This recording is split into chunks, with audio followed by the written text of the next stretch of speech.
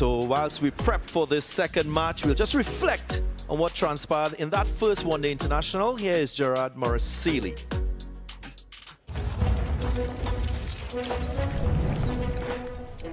Every team hoping to make the World Cup has to make investments. And for the first ODI, it was West Indies who saw the returns on theirs. Darren Sammy handed Vital Laws his ODI debut, not because of what he is today, but because of what he could become. The teenager didn't blink. 3 wickets, smart plans, composure beyond his years. On a day the bowlers stuck relentlessly to their roles, Laws showed exactly why left-arm wrist spin is such a valuable weapon. Then experience took over. Alzarri Joseph cleaned up the innings with 4 wickets, making sure New Zealand never escaped after their promising start and leaving West Indies a chase they believed was theirs. The reply wasn't explosive, it was intelligent. Casey Carty rebuilt his confidence with a patient 95. Shai Hope did what captains do best. He stayed in control. Together, they never allowed New Zealand to feel back in the game. Every single, every boundary, they were winning the chase long before the winning runs arrived. Then the hometown boy arrived.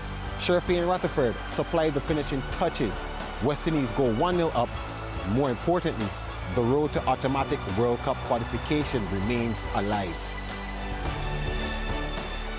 One investment, one complete team performance, and one reminder that sometimes the biggest victories aren't just about today, they're about what they could mean for tomorrow.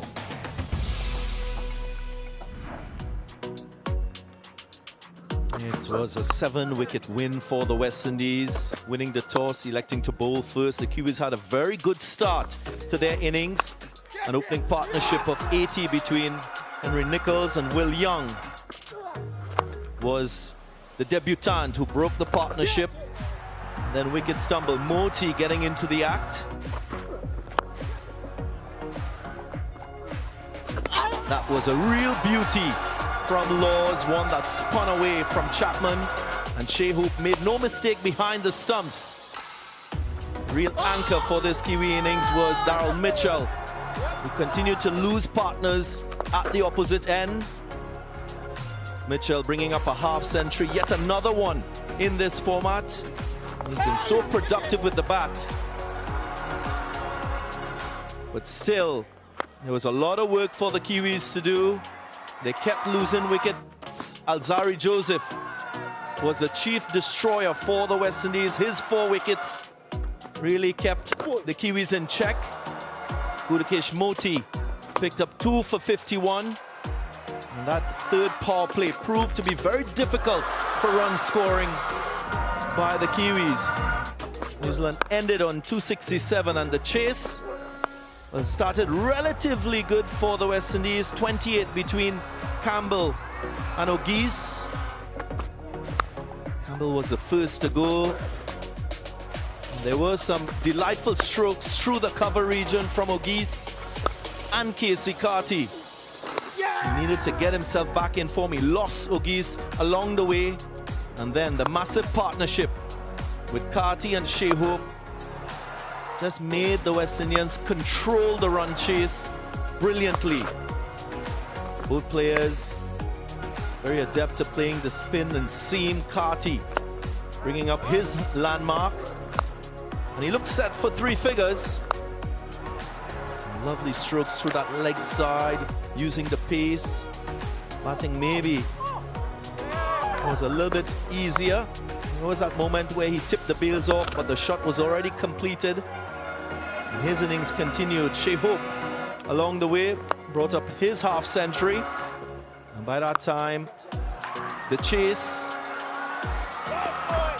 was in good hands. Sherfane Rutherford came and gave the innings the finishing touches for the West Indies to win by 7 wickets in the first one-day of the series. So how will this win propel the West Indies for the second match? I'm sure lots of confidence in all departments of the game. New Zealand, on the other hand, will have quite a few learnings from the conditions and the outcome of this fixture. So back live at the National Stadium here in Providence, Guyana. West Indian openers making their way out. It's my absolute pleasure to welcome Stacey Ann Adams. We've spoken a lot about the conditions here. Did you have a chance to look at them? Have they changed since that first one-day international? Well, I suppose it's a matter of finding out really soon, Darren, but it does look relatively similar to what we had in that first ODI, but all eyes will be on later on if the conditions will change significantly, if they'll be due to assist the batters on the surface. New Zealand winning the toss, bowling first. Part of it is, yes, eyes on the conditions, but also taking West Indies out of their comfort zone. They have chased so well in recent times.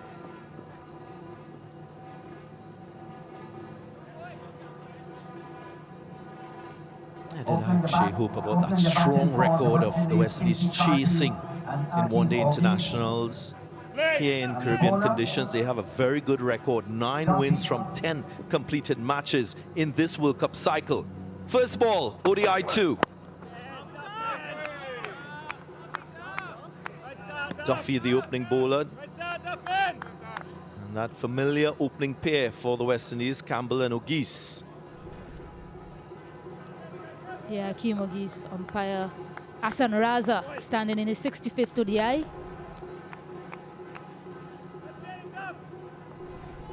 And Zahid Basarat, standing in his 2nd ODI.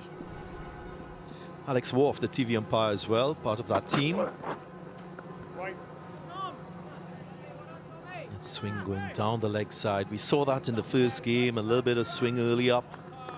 And when the ball wears, there's very little lateral movement in the air off the surface. But I'm sure these two will want to assess the conditions. So too the bowlers. Below average bounce, quite significant when playing at this venue. Driven delightfully through that point region. And it's a boundary for the West Indies.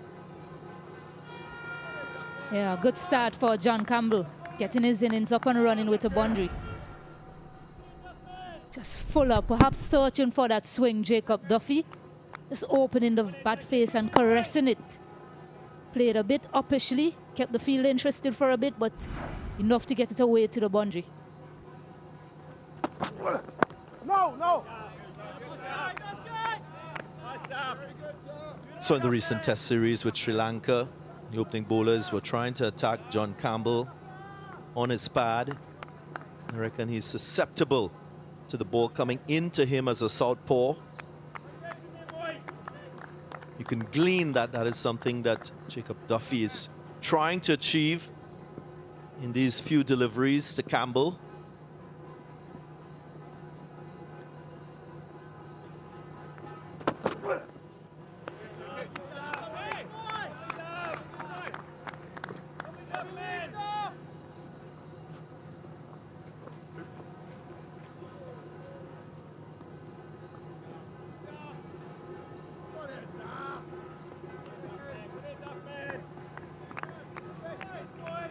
Watching to see how New Zealand adapts and adjusts to the conditions here. Maybe their bowling plans too.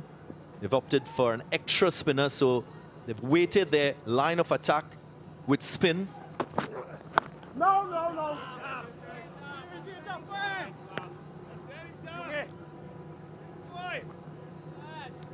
Nathan Smith, right-arm medium pacer, missing out of the 11 today. Going with Dean Foxcroft, who's a right-arm off-spin option. Of course, left-arm spin options available to Jaden Lennox, the skipper himself, Mit Santner.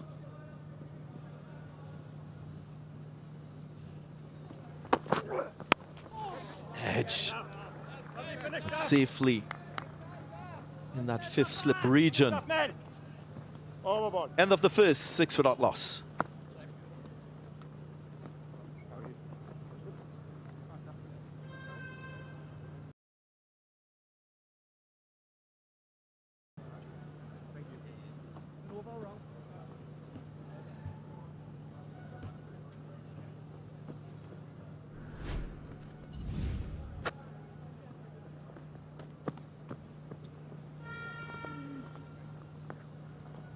Kevin, over to you.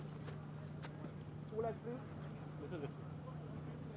It's 2 legs there. Thank you. West Indies batting lineup wasn't really tested in that first one-day international. They won by 7 wickets. So they should be high on confidence with this option to bat first. What's a good score batting first? That's a trick question.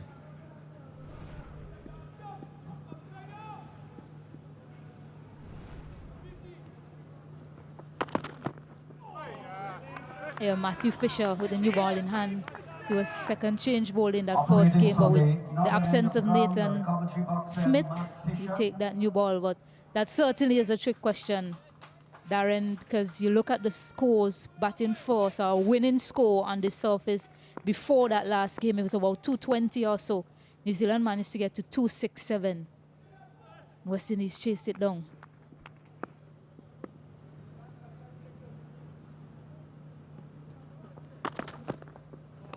So because it's a day-night game, it is difficult to assess how much you need to get in this first 50 to set the team to chase in that second half. I suppose when New Zealand batted in that first game, that was part of their assessment as well. Got to 267, that wasn't enough. So West Indies might be thinking more.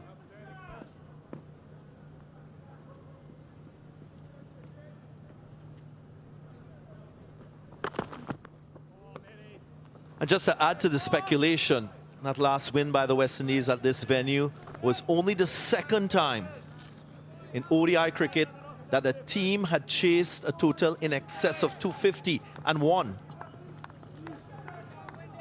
So it tells you the teams have struggled to find the appropriate scores batting first at this venue for one reason or the other.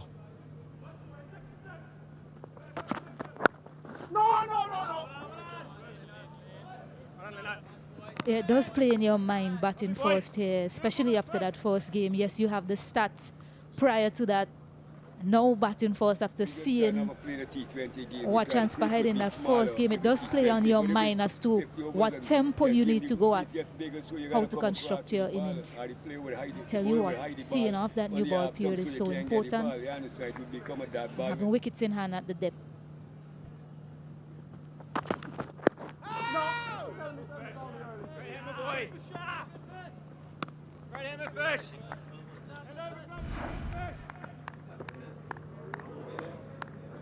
Nathan Smith in that first match attempted a catch.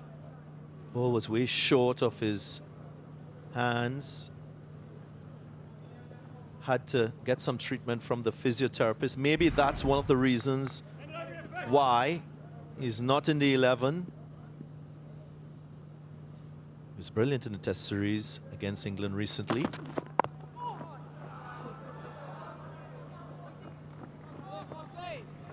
Yeah, but just staying with that challenge of knowing what's a good total batting first, I'm sure it's condition-based to some extent. 7 without loss.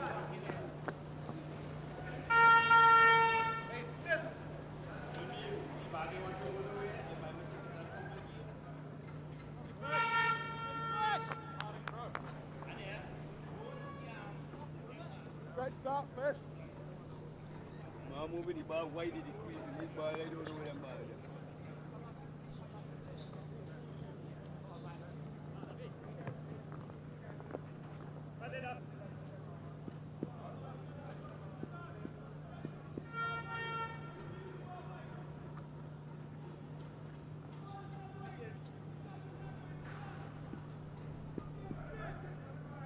Second slip in play.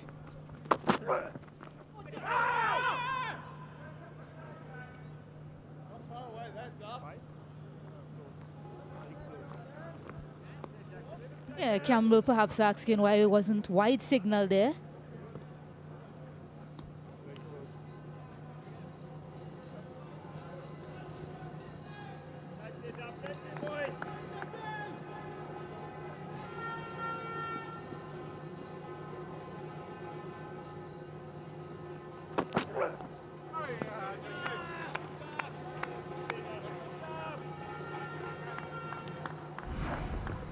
Two balls ago was a delivery down the leg side. Umpire Hassan Raza did not signal wide. Maybe he felt it touched something on the way through. Yep. There's a little white rag at the back of John Campbell's back. Yeah, the targets in that area of John Campbell. Front pad. Almost played that one back on as well. So some clear plans against John Campbell from the New Zealand bowlers.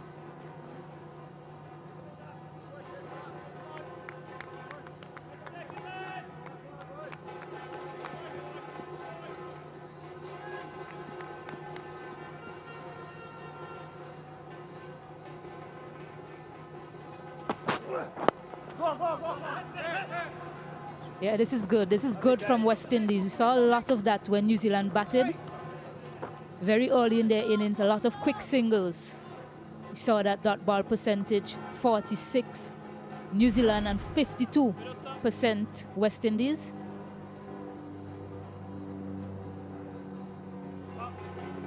Confirmation that there wasn't any contact with that first delivery of the over, so Campbell well within his right to look quizzical.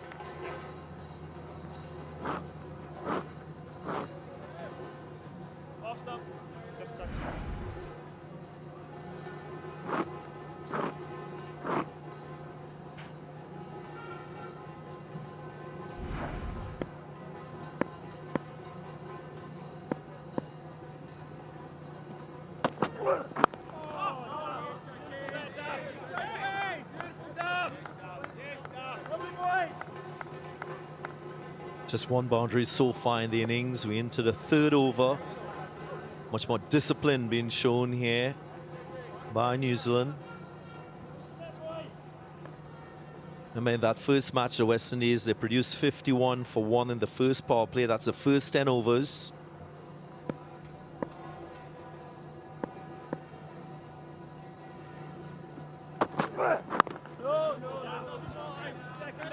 Five dots in the over, 8 without loss.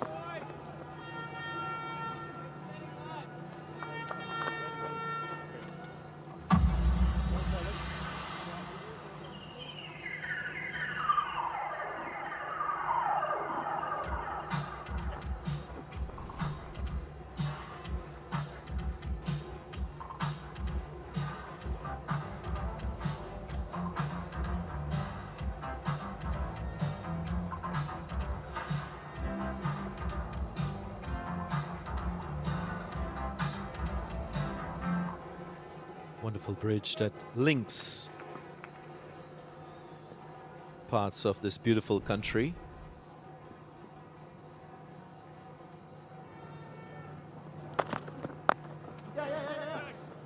Big single. Good running, good communication.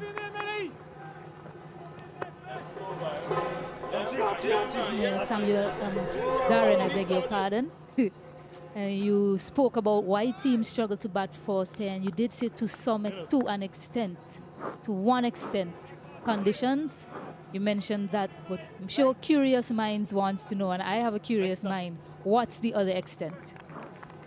I reckon with white ball cricket, a lot of teams are much more comfortable seeing a target, pacing themselves by knowing what the required rate is, using that as a guide so they can tempo their innings accordingly. You alluded to it. You also need to give credit to opposition bowling units. The quality of teams like West Indies, they're more familiar with playing here in Guyana, so they use a lot of spin. Some foreign teams might not have that deep knowledge of this venue, so they're at a slight disadvantage. They need more time to learn, to understand, to adapt.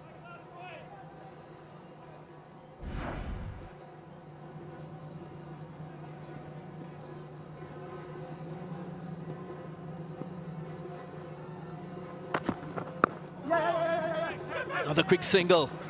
Gets in. Outstanding, lads. A marked difference in approach between these two early on. Yeah, and that's necessary. You know, boundaries aren't flowing easily. The next best thing is to get your blood pumping, get those feet going by getting those quick singles. And I think the judgment has been sung so far. Yeah, he got in quite easily, John Campbell. Good communication between these two.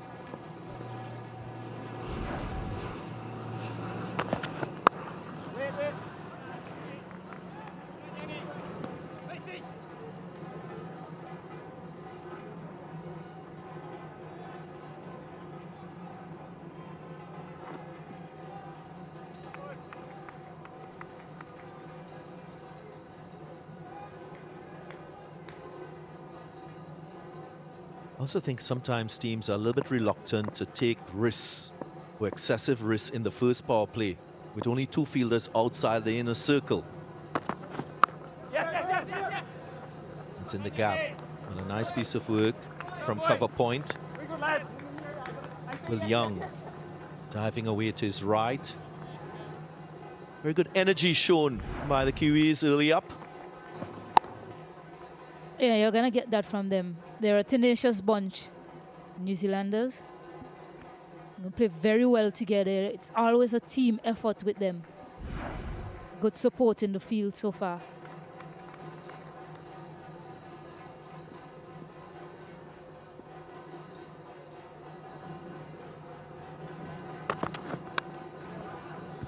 Bottom edge, sneaks through.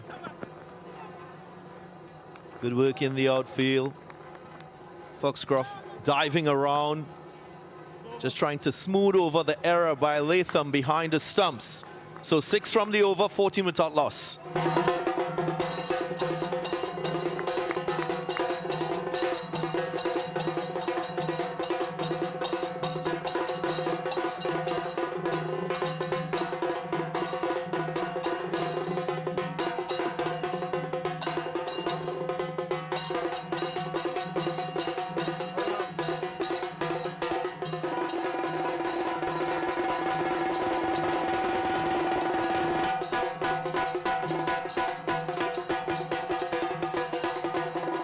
An element of the Indo-Ghanese culture in this country.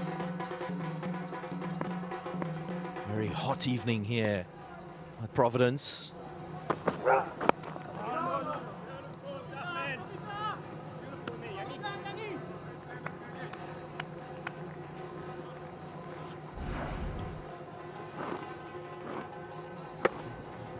This one just keeping a little bit low, skidding through, not excessive bounce.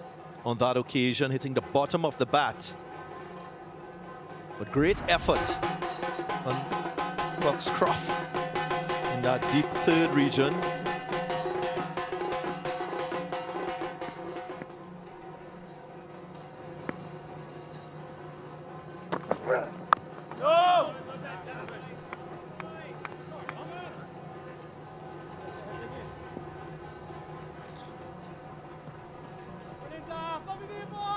Hakeem Ogis will see this as another opportunity for him to get a start and push on. Did look very comfortable in that first game. 38 from 58, 4 fours in that innings. There was one occasion where he played a rash shot, didn't make any contact, but appeared a little bit frustrated. Has to find a way to manage that frustration if runs are not coming.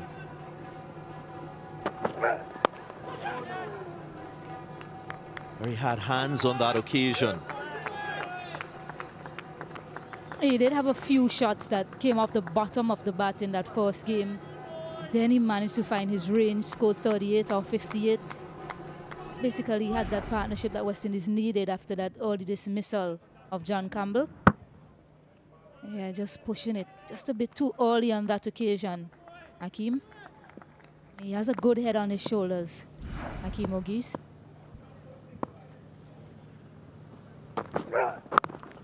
Did captain West Indies under-19 team in 2022. Come through age cricket quite well. Plays for Windward Islands. Should be able to manage a tough situation, Hakeem Ogis. Yeah, they're up and about the Kiwis.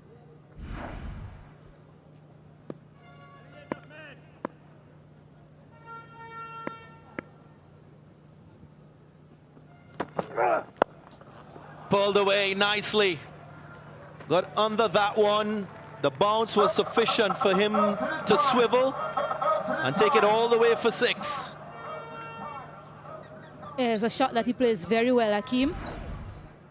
Picked the length quite early. It was short. Just testing out the middle of the pitch, Duffy. Very balanced position on contact.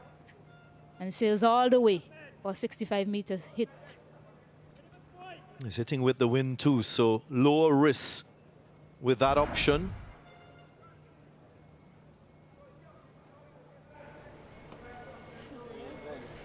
Few fans already in the stadium supporting the West Indies. Ah! 20 without loss.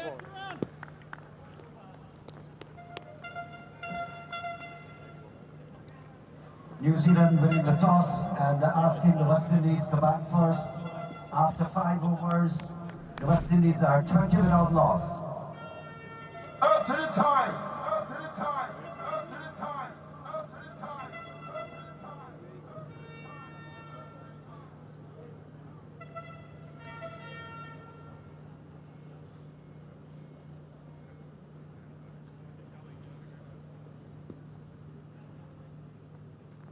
Fisher now for his 3rd over.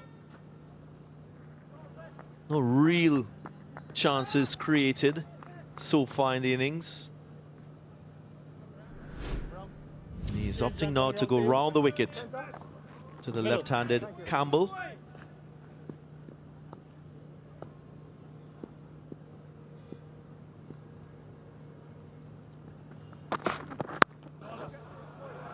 Up and away. Sufficient bat, good velocity in that swing from Campbell, and he gets 4. Yeah, that's a really good shot from John Campbell. It was intentionally done. He didn't try to keep it down. Just over the head of the fielder, Will Young. And decided to get it up and over the infield. Just barely though, but enough to get it over Will Young. Plenty of conviction in that stroke, that back leg dipping to get the elevation.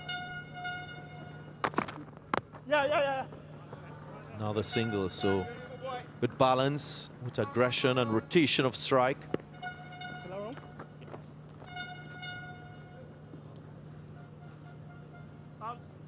Middle. That's middle. It's an opening pair that is forging a relationship. These two, Campbell and O'Geese, 2 lefties at the top. The real challenge is to make sure they capitalize on the power play, but at the same time, stitch together meaningful partnerships for the likes of Casey Carty, Shea Hope to come and play their natural game. Look at Shea Hope in that innings that he played in the last game. 87 from 92, he remained unbeaten, but his strike rate at the start was around 50, 60, and then he finished in the 90s. So a gradual acceleration with his control and his fluency for run scoring.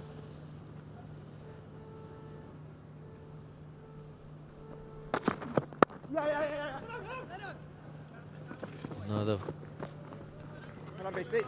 nicely weighted stroke from Campbell, making the early call.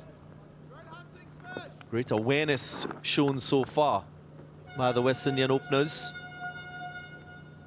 So that balance of capitalizing on only 2 fielders outside may require you to take a few more risks early in your innings, which is not ideal. Many batters are very vulnerable early on. You're still working out the conditions, the opening bowlers. Whilst we're still at Providence Stadium, we're on pitch number 4 for today's game. We played on pitch number 2 for the first game. You still have to assess.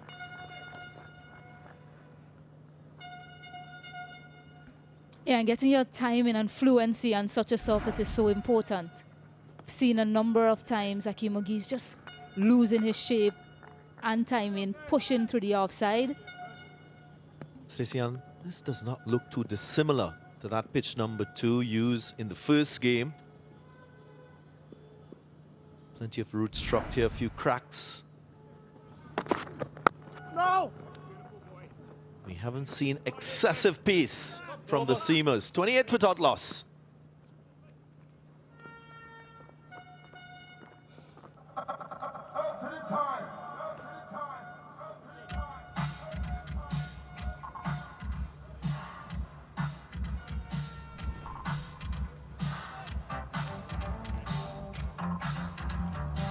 DJ Kiefer.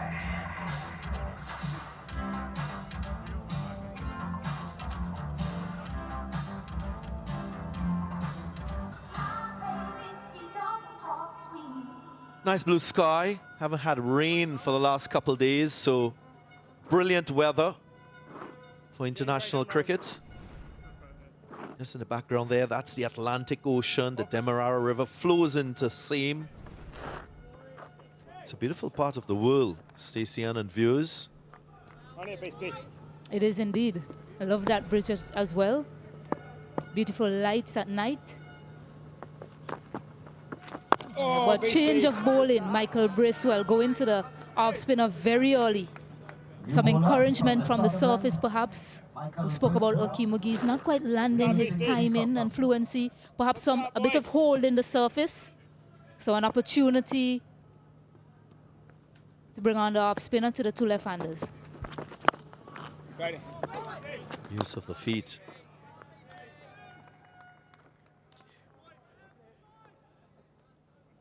Bracewell was brought on in the 32nd over in the first game.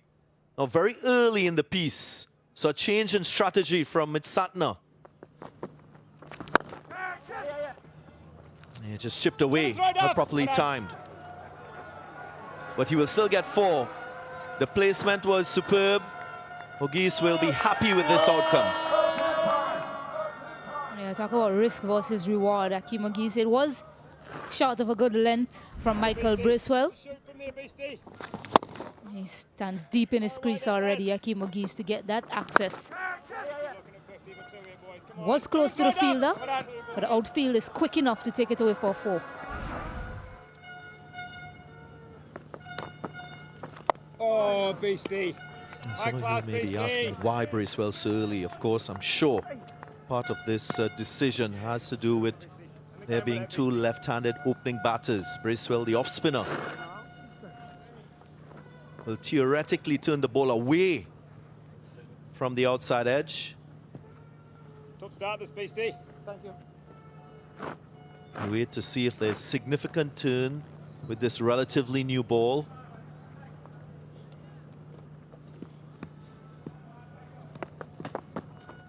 Yeah, there's some turn there. No slip in play, surprisingly. Game with that, beastie. That's beautiful, boy. Campbell just trying to stand beside the line of the ball. Not sure that's ideal. Keep your eyes on his front foot. Yep. Front foot goes outside the line of the leg stump. That's high risk. Oh, beastie. Much better defensively from Ogis. 6 from the over, 34 without loss.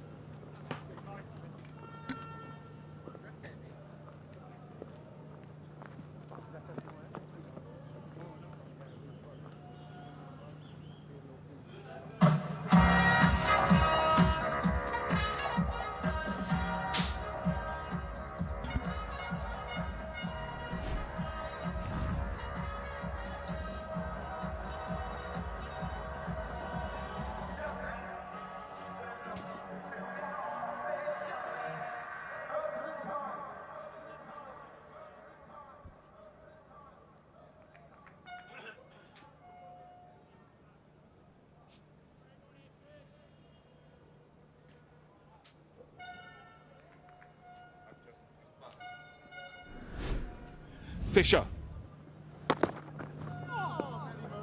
Ball with a little bit more nip and zip today compared to a couple of nights ago. And using the angle round the wicket to the two left-handers.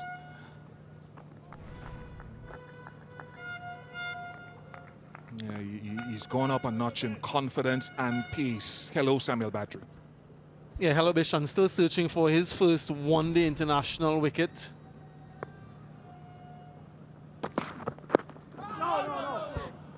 It's been a sort of watchful start by the West Indian pair, trying to gather information and intel. It's not their preferred modus operandi. They love chasing. In fact, they've won 9 out of 10 since the 2023 World Cup, chasing at home. An incredible record. It's batting first. It's setting a total where they found great difficulty. A win percentage of just 25 while setting a total. So this platform here is crucial.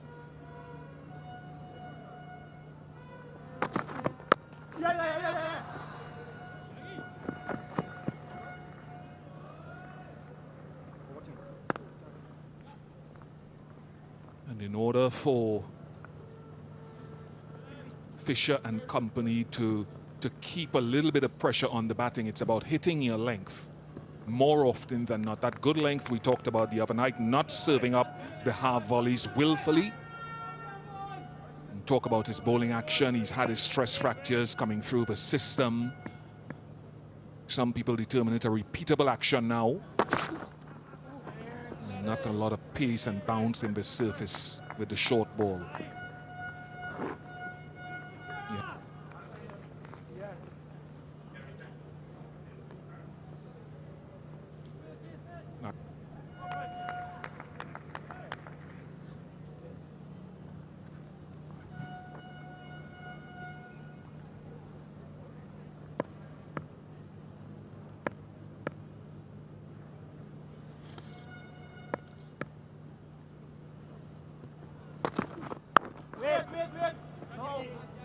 They're looking at him as a 25-year-old with great intelligence, to be someone that can fill the breach when guys like Matt Henry, who a lot of New Zealanders will be compared to. It's a nice action. You look at Alzarri Joseph and the differences. The front leg locks across the back leg. Fisher's alignment slightly better. The front leg is inside, run it on Hawkeye. That back leg, and you can see how Alzarri crosses himself off. Fisher's alignment slightly better, and then they come over the top. Both of them have had injuries, and both of them have a uniqueness. Fisher brace front leg, high action, a lot more repeatable now for him. And that's the delivery. He wants to stay away from that half volley. So it's quite interesting how different actions are, and Fisher can swing the new ball. When we talk about the front leg, the ideal of the front leg, it's not absolutely necessary. Alzarri does collapse a bit more than Fisher does, as Fisher comes over his front leg quite nicely. So well done to our analysis guys downstairs. Some good hard work.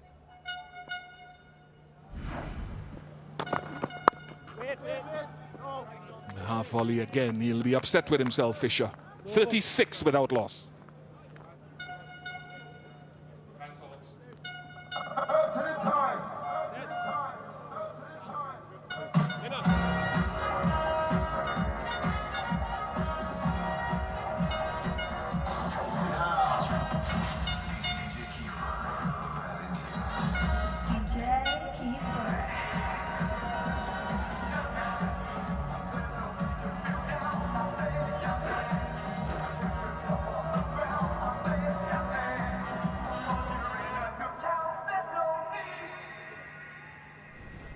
Great weather here in Guyana for this all-important ODI. Every ODI for the West Indies until the cutoff date in March next year will be very important.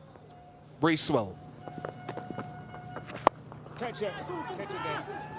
In the air, Des! Well done, well done. He intended to hit it, but he gets two, John Campbell. Oh, Beastie. Very good, Beastie. You can sense a level of anxiety out in the middle. That last over, Akeem Ogis found the fielder on a few occasions with some juicy half volleys. And they're just sensing as they get closer to the end of power play 1 Are they where they want to be from a scoreboard perspective?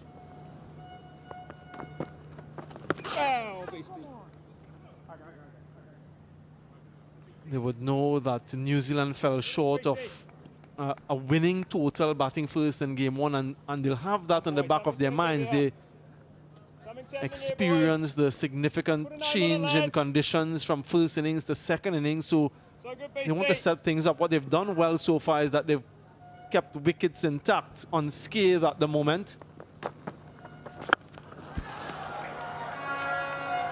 Lovely aggression and the ability to reach that delivery from John Campbell was very important in striking against anticipated spin.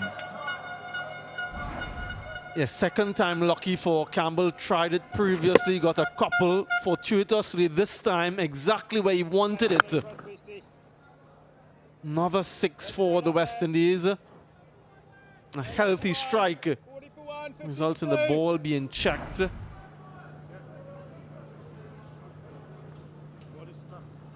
Now, where do they want to be at the end of the first phase of the innings? Remember, they have the 6 specialist batters, so to speak, and then the all-rounders bowlers. So a lot of responsibility on the top half of the batters. Oh, beastie! A couple more runs in Foxcroft into the New Zealand team today to offer them some additional off-spin. That's beautiful, beastie. Close that, beastie.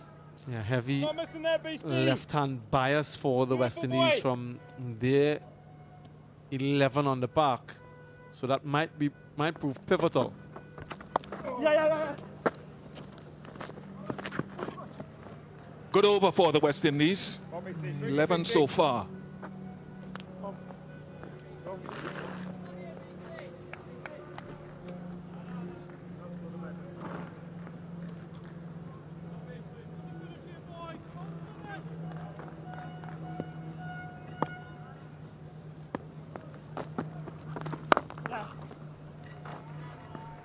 Happy beastie. Nice point. 12 of that over, 48 without loss.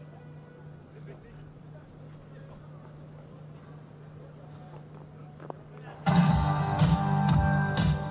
we go up the same field like the last couple of balls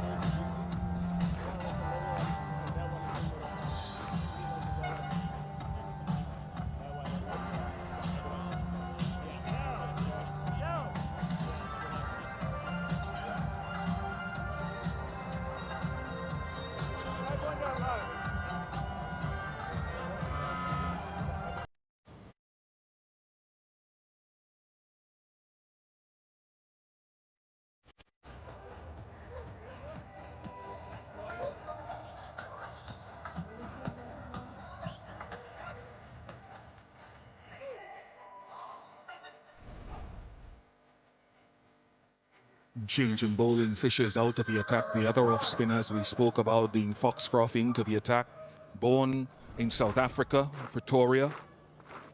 Played in the Under-19 World Cup in 2016 for South Africa. And a couple of years later decided that he wanted to play international cricket, so he moved to Napier in New Zealand.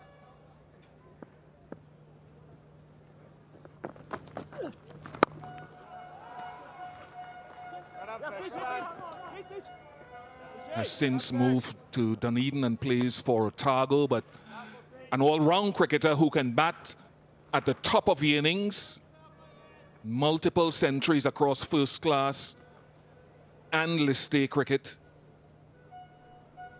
Bats very high in T20 cricket as well. Made his test debut against Ireland. So we get a chance now to see what he brings with his off-spin.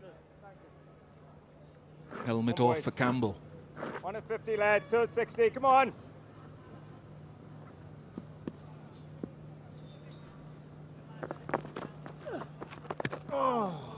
That'll bring up to 50 for the opening partnership. It looks a good stop, but the umpires might want to have another look. Yeah, very skillful from John Campbell, just using the angle and the pace of the delivery.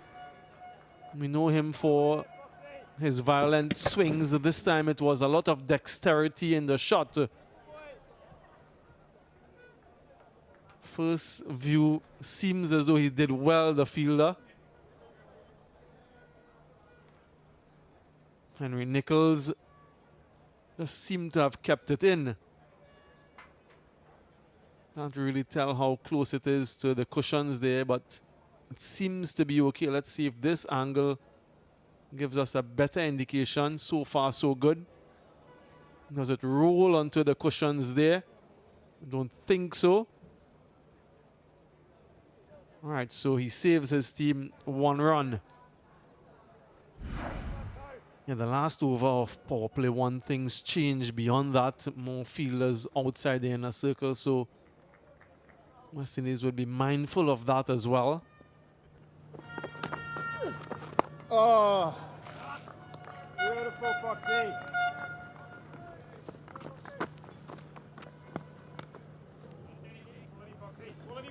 Had an interesting journey after moving to New Zealand. He went back to South Africa, Foxcroft, to finish his exams. He's big on his education, and he got trapped in South Africa by COVID. And for 2 years, he had little issues with visas and stuff. And that's good from John Campbell. He's a sweeper and showing his full range.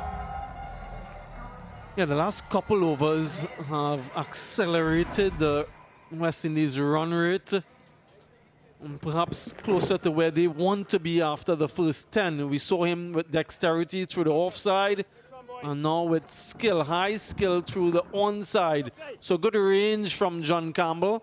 9 from this over so far, after 12 from the previous.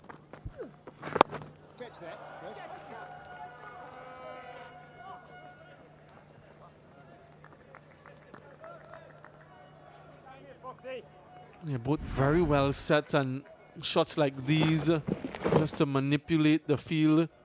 But it's beyond this over, when the field is changed and able to spread a little bit more when it gets interesting. Yes, Foxy, it's beautiful, boy. It's over. First power play complete, 58 without loss.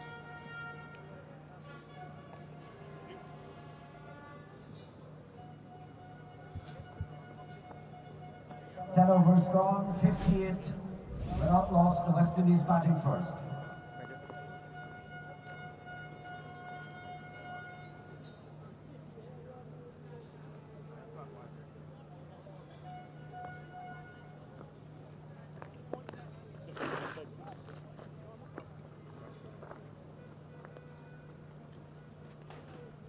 In front, Foxy. Good start again from the West Indies. Got what, something like 55 in the previous power play, Happy with that angle? in the previous game. Good weather conditions though.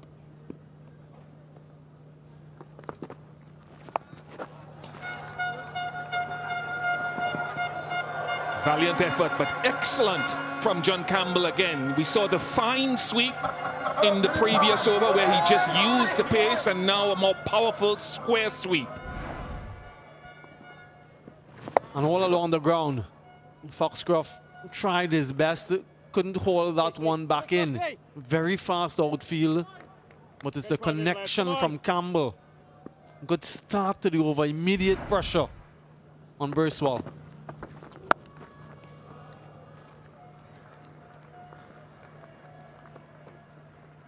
Just wonder the thoughts on Akeem Ogis. He doesn't have a century at any level of senior men's cricket yet, and I emphasize yet. He's good enough, and he will get it.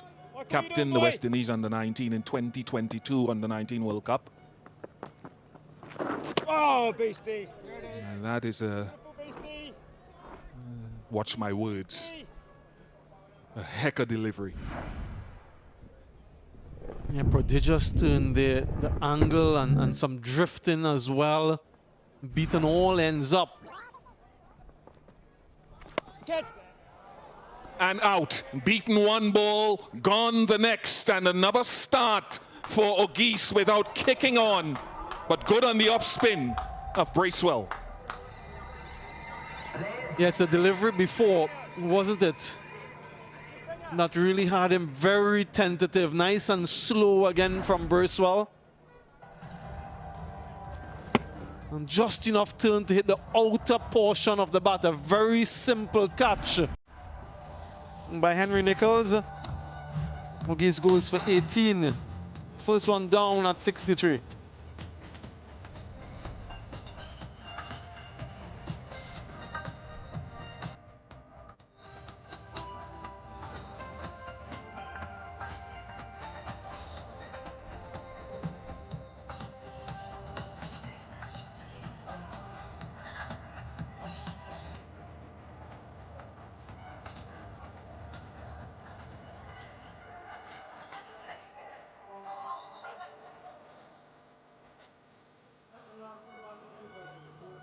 The West Indies losing their first wicket. John Campbell made 16. Casey Carty makes his way after his wonderful knock 2 nights ago, right here at Providence. He spoke glowingly about being happy of returning to form after some 12 innings of low run scoring. One of the bright young players in this format of the game in the last couple of years. Talking globally since the last World Cup.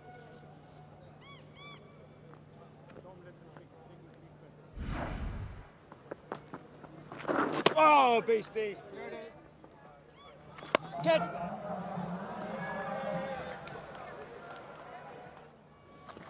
Good.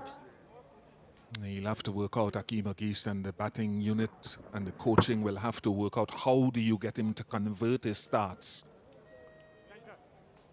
And maybe he needs to rack them up at domestic level a little bit more to understand what it takes to counter different types of bowling for longer periods, as Carty has started to understand to do in the last couple of years. You also understand that the scenario of the game changed after the power play. Things were different. And how does he change his tempo from one phase of the game to the next? Still a work in progress. Akeem Ogies, and no doubt will learn from the experience.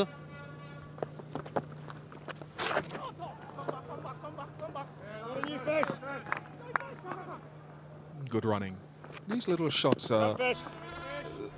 Look, there's an element of risk in it. We've seen it from John Campbell. We're seeing it from Carty. Carty is trying to expand his range of strokes because the rest of the world is also playing little sweeps and dabs, and they're not without risk, but they were trying.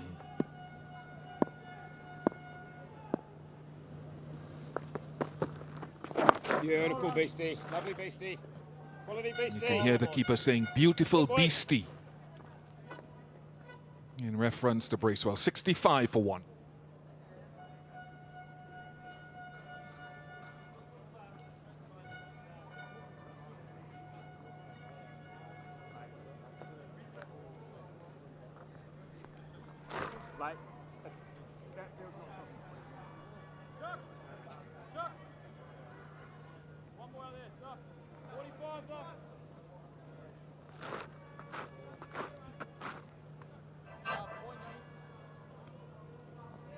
Now, lads, come on. Bowling change. Just like we said, one period. I'm not sure which is more enticing, the pool at our lodging or the view from the bridge. Anyway, with Carty's entrance, the left arm spin of Santner into the attack. Come on, boys, and again. Beastie, a bit straighter. Yeah.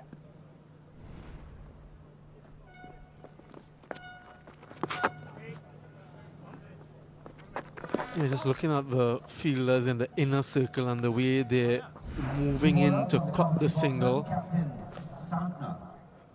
Even though he's well set, if you're in that inner circle, there should not be any easy singles available.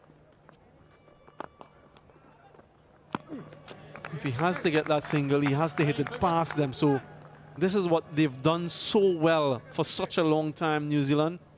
understanding that through these overs, you don't want to give any easy runs away. Every one of the 5 of them inside there are coming in quickly. Beautiful set. Lovely set. Lovely set. Swing that boy. This is where the dot balls will potentially build.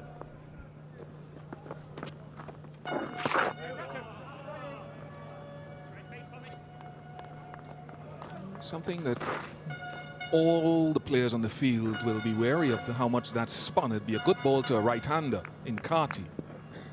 And he needs to just bring it towards the off stump now, Santner. Yes, Mitchell. And he does bring it towards the off stump, on the off stump, which is lying flat on the ground now. Whether it kept a little bit low or whether Campbell should have been forward, we will get a chance to look again. Yeah, again, another wicket set up by the previous ball that spun sharply. This was the arm ball, or so it appeared. Just sliding on to the stumps. Wonderful wizardry from Santner. Striking in his very first over. Both openers now gone for the West Indies in quick succession. Campbell for 43, 66 for 2.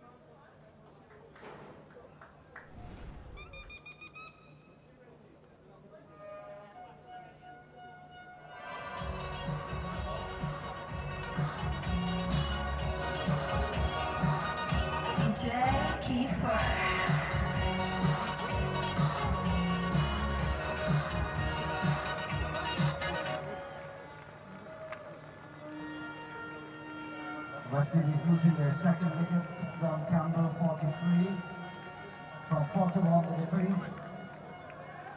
The New Zealand captain Santner got that wicket, 66 for 2. A magnificent ODI career for Shea Diego Hope. Captain Shea Hope has come out to the He too played well in that partnership with Carty in the first ODI. Worth reflecting again on the ball before and then the wicket ball. So much information was gleaned from that by Mitch Santner. Straightened the line, didn't bounce all that much. Yeah, definitely kept low. So again, it's a surface that offers that. Yep, Santner's enjoyed it.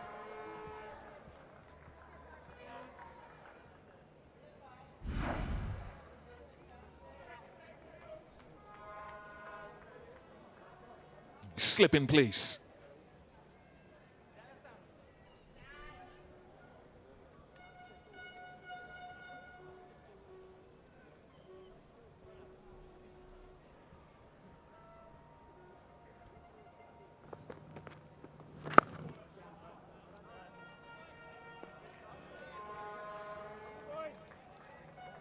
There's so much rests on his shoulder now.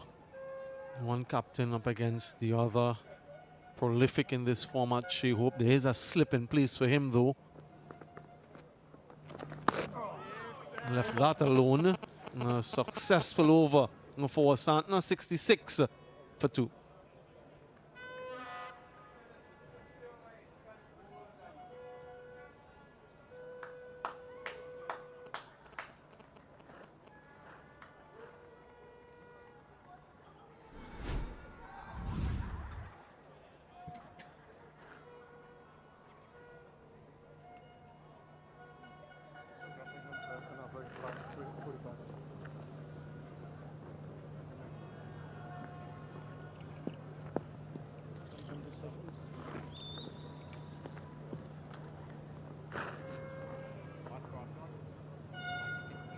Come on here, Beastie. Come on here, boy.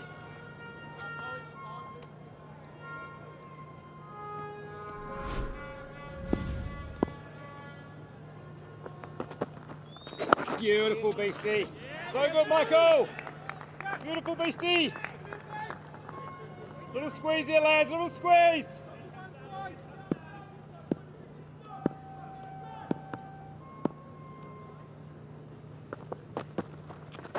Right.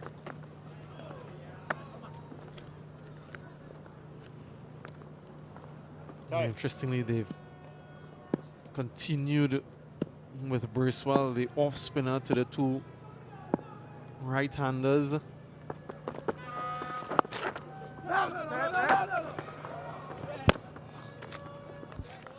have another left-hand orthodox option, who no doubt will be introduced in the not too distant future. Carty wanted it, it was non-existent.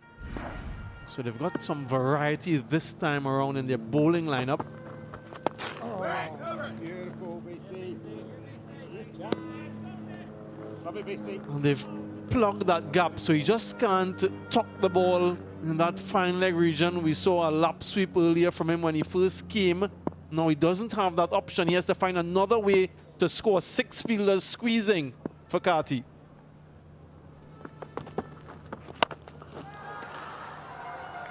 Lovely response from Casey Carty. Silky smooth and filled with power. Yeah, that's the shot that they want him to play. Not for 6 though. They were hoping that it goes up into the air because they are squeezing him. No singles available. So they want him to play sort of a release shot. But he's equal to the task on that occasion. All the way off the bat of Casey Carty. So a few dot deliveries and a 6 inside there. Do they change the field? Yes, they do. So mid-off now to long of 5 fielders in the circle now. Down. Hold on.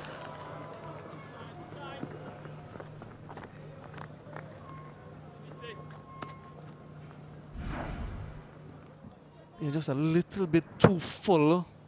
Allows him to get close enough to that one, and he knew that he just needed some elevation. Does even better than just beat the fielder, clears the boundary. They enjoyed it. 3 lads. 103.4 sounds good. Come on.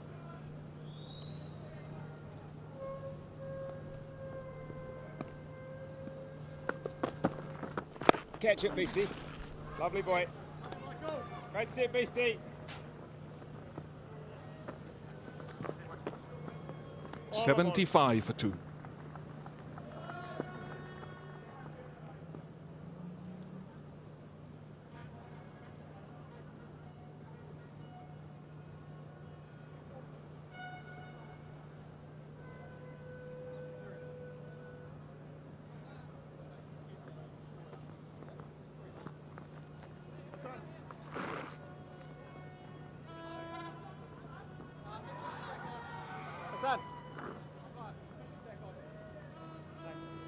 Come on, boys. Go to 3 here. Come on, Mitchie.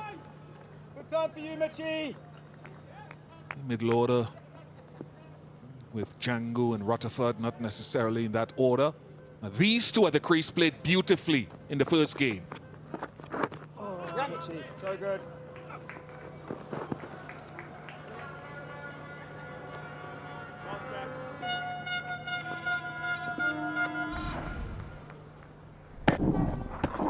Lovely, Mitchie. Lovely boy. Yeah, the dismissal of John Campbell, that ball before going down the leg side, spinning and bouncing much more than the one that got the wicket.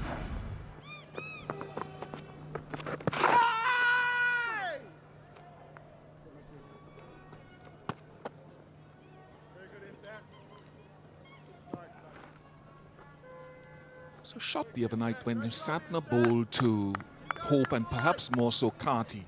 They played back in Carty's case a number of times, one inside edge and one very tight LBW shout to the one that just ran on with the arm. So you're looking to ask him 2 questions. Can it spin away from him, but can you also look for the inside edge?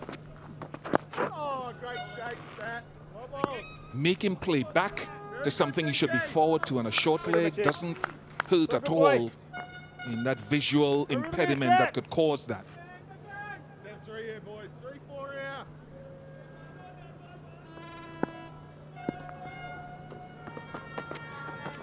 Beautiful, Mitchie. Beautiful, Mitchie. So good, boy. So guileful, isn't he, Mitch Santner? And he has such great control. Great stuff here, boys.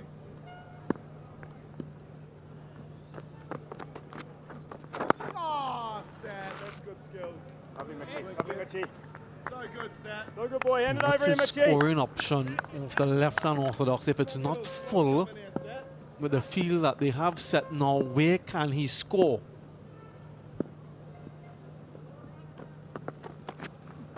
Oh, Mitchie. Great skills. 78 for 2.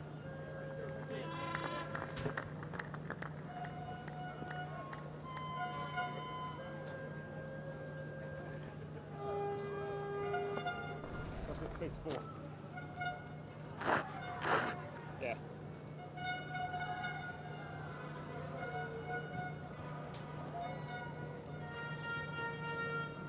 So what are you doing?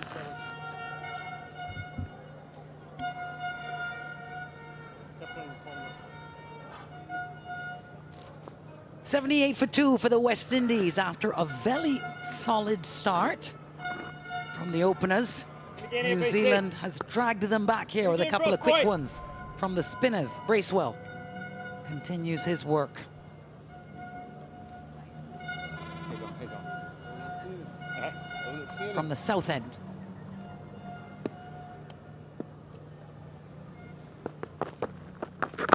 Beautiful, Beastie. Much earlier introduction of spin from Mitchell Santner for the Kiwis today, Darren, and probably unsurprisingly, huh? Yeah, understanding the conditions, Come on, Beastie boy.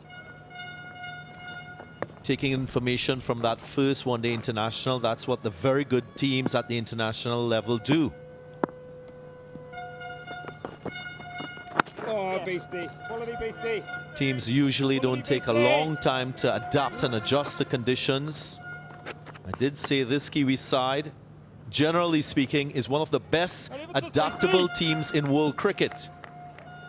They can compete in foreign conditions and be very successful. We saw that in the Test series against England recently. Catch that. A good turnover of strike here for the Windies. You'll remember in ODI #1, these two, Hope and Carty, added 131 runs. It was quite a partnership. Yeah, smiling Santner. So he should be.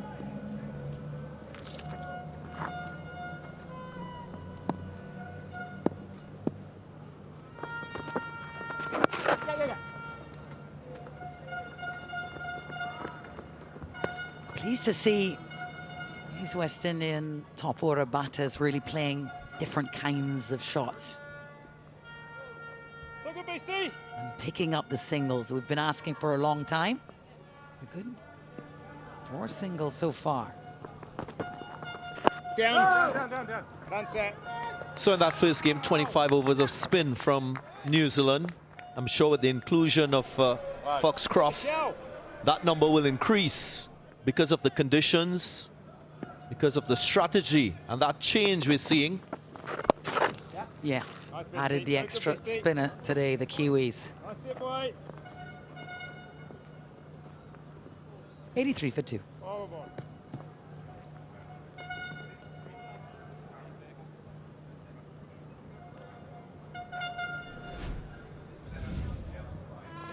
Lovely, lads.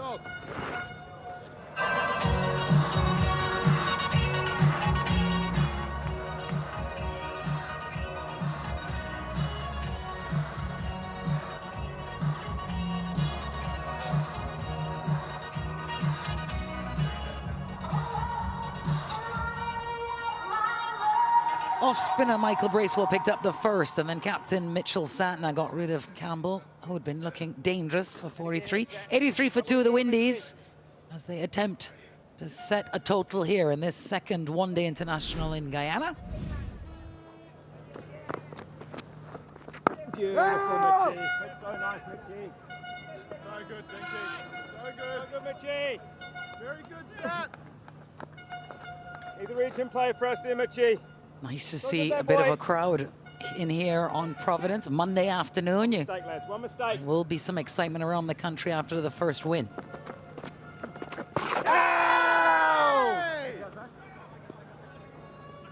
Half-hearted. Santner wasn't interested. Might be wondering what he's searching for. He's searching for that little blind spot for the right-hander, just between middle and leg, where you're unsure if to break your blade to play on the onside or play with a straight bat back to the bowler. That's what Santner is after. Down tight. We saw that with the dismissal of John Campbell. Of course, this time turning into the left-handed Campbell. Look at the revs on the ball, the seam position, angling to that leg side, revs in that sort of direction too, and then the straighter one, the seam is totally square. Oh, Mitchie. Beautiful that boy. Arm ball, hoping that it hits the smooth side of the ball to slide on. Gives you the deception that the ball is going to turn down the leg side. It goes on straight. So that's the guile. That's a deception that he can show. And that's why he is so highly rated. With Santner, he's matched it with impeccable lengths too. One goes straight, right of screen. The other one turns, left of screen.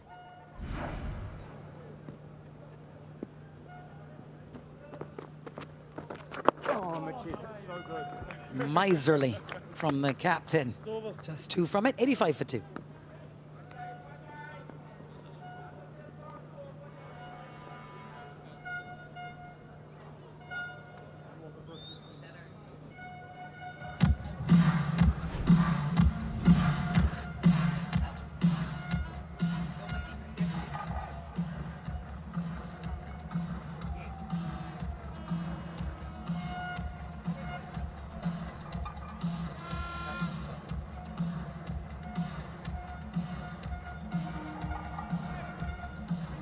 A good power play from the West Indies, and wickets falling in overs 11 and 12, respectively.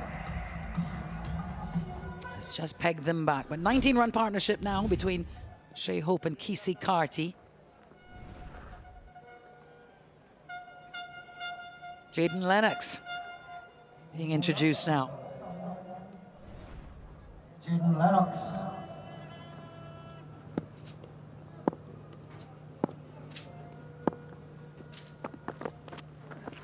Down. Start, Leno. Start, Leno. Nice start, boy. Just staying with that line that we're seeing from left arm spin of Mit Santner. I'm sure the same line will be deployed and used by Jaden Lennox. That middle and leg line probes at you as a batter. Makes you think about clearing that front leg, because those two bowlers, especially bowling to right-handers, they're searching for a mistake. Again, sometimes erring down the leg side, but ideally, they'd like to pitch that delivery on leg stump, middle and leg.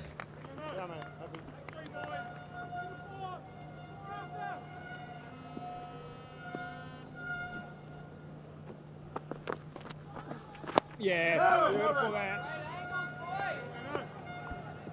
What you don't see, Alex and viewers, from Shai Hope very early in the game Beautiful, Leno. is Beautiful, Leno. that hitting across the line.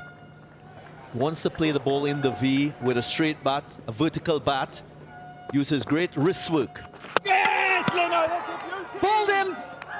Poles go flying, and Jaden Lennox now into the wickets for the Kiwis. And there was a little opening. The reason why the line is straight is because if Shai Hope makes a mistake and closes the blade, doesn't get the angle right, bullseye for the bowler, as on this occasion. So smart, so wily from Lennox. So the bowling change has worked, and the big fish has to go. Hope, gone for 7, 86 for 3.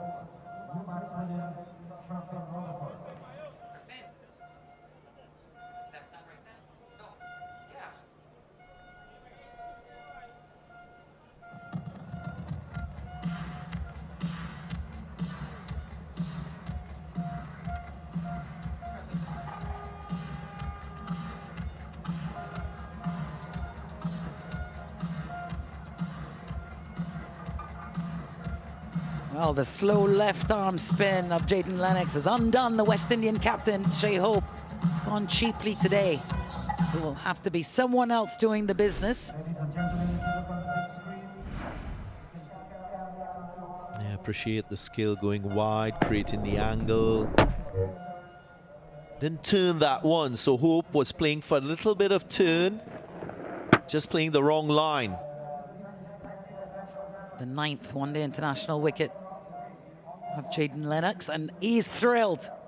Santner approves. Fellow slow left armer. He will be delighted to be in this camp and learning from his captain. Sherfane Rutherford, the new bat for the Windies.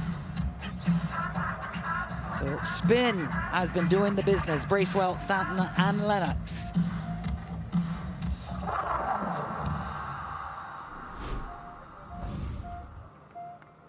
Just friction, just. Yep.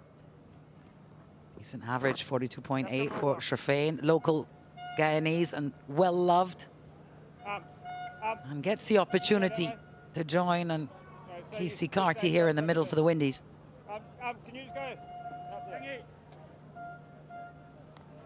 go? Yeah, they love their cricket here in Guyana. With their Guyana Amazon Warriors shirts, they're ready for the CPL come summer. And the Global Super League first.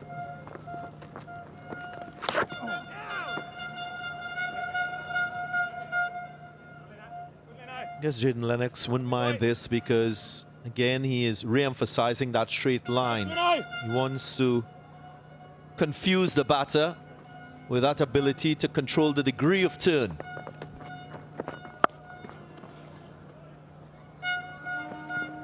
Cracked square by Sherfane to get off the mark with a couple.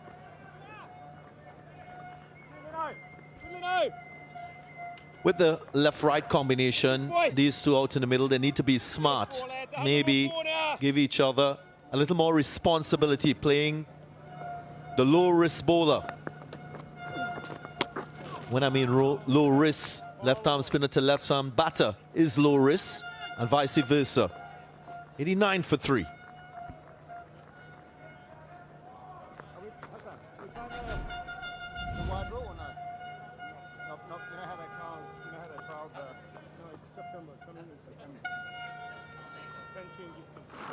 Changes. What's some of the other ones?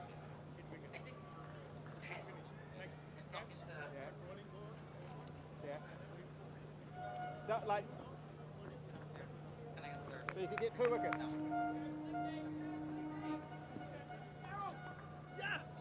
Well, New Zealand won the toss today and sent the West Indies in to set a total 89 for 3 after 17. It's been the slow left arm of Mitchell Santner and Jaden Lennox for the Kiwis. Santner continues from the north end.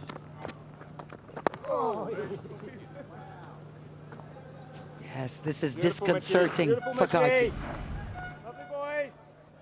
It will be a massive challenge because right now as a collective, the Kiwis, they hand confidence with their spin. So impressive to look at because after that first game, they've now mastered what the conditions warrant. With the lines, the length, the style of bowling that they feel is a greater threat to this West Indian batting lineup. And so far, so good. 3 wickets to spin. Deeply disciplined side. The Black Caps. Never get too excited, never too high, never too low. Just going about their business. Oh, set. And a coaching stock looking at the conditions and looking at the unfolding of events, we into the 18th over, will see. Batters, use your soft skills. Floyd Reefer, right of screen, he's a stickler for that and training that proficiency in players, especially for this type of condition where the ball turns, it's slow, spinners are on top of you. You have to find a way to take the pressure off you.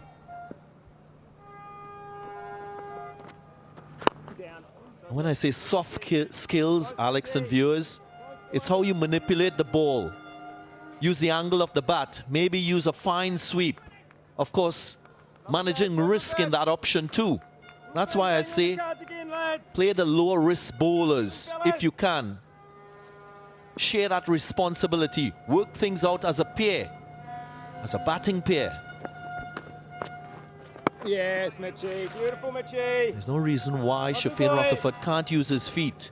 Maybe for a couple deliveries to Santner, just to transfer some pressure back on him.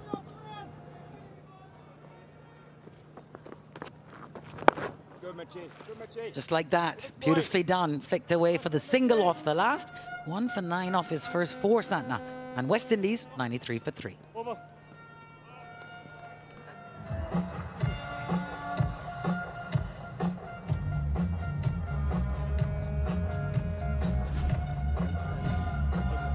And he can follow you.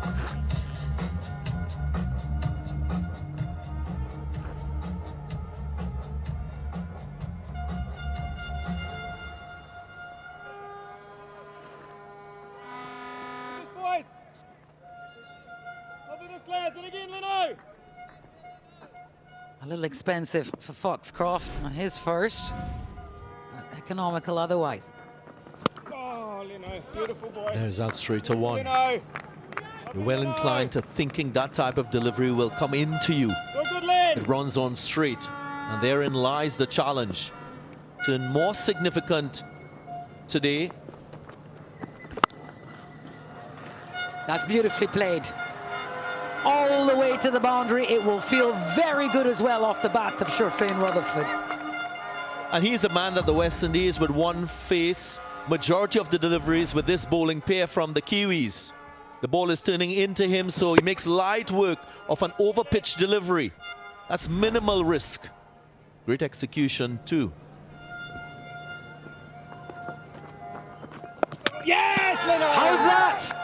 The very next ball. Well, the Kiwi spinners making inroads here in Guyana.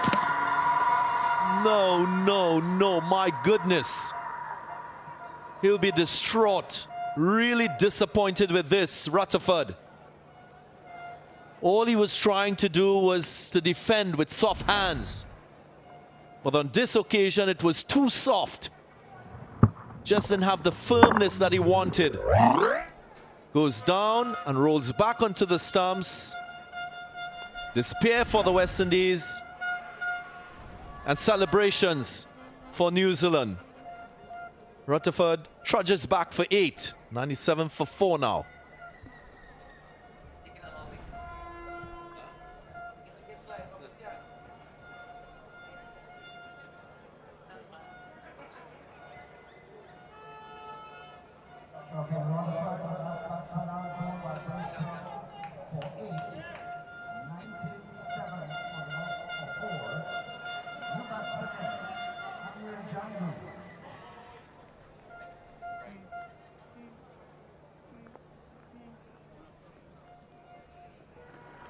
A look of concentration on the face of Amir Jangu as he walks out to the middle, keeping the left-right combination for the West Indies. He'll understand the position they're in here in early trouble in this second one-day international at Providence in Guyana. Very unfortunate for Shafeen Rutherford. He was looking so good, played that beautiful shot through that extra cover region, used the depth of the crease, but just didn't have the right angle of the bat. Too soft hands too. When I was a youngster and used to play golf with my father, he would talk about good mistakes and bad mistakes. Good hungry, youngie. That's a good mistake. He was trying to do the right thing there, Shafeen. Come on, boys. He just did not execute. Halfway now, 100 for 5. Come on.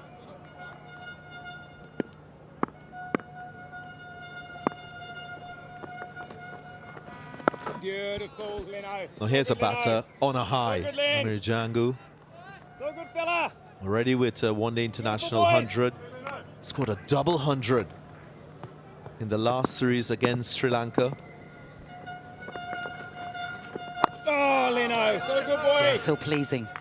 So amazing for West Indian fans to see him reap his success. He's been a patient man, a trying man, and a lot of bench warming in the CPL over the years. He's gotten his opportunity. Oh. He's really delivered in the maroon. 19 gone, 97 for 4.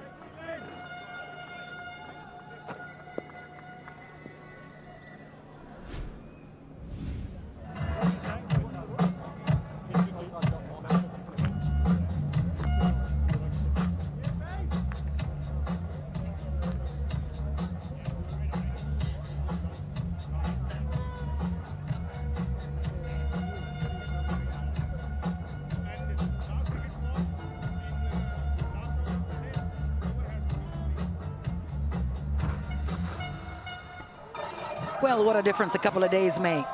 97 for 4, the Windies in early trouble here, having been sent in to set a total by the Kiwis.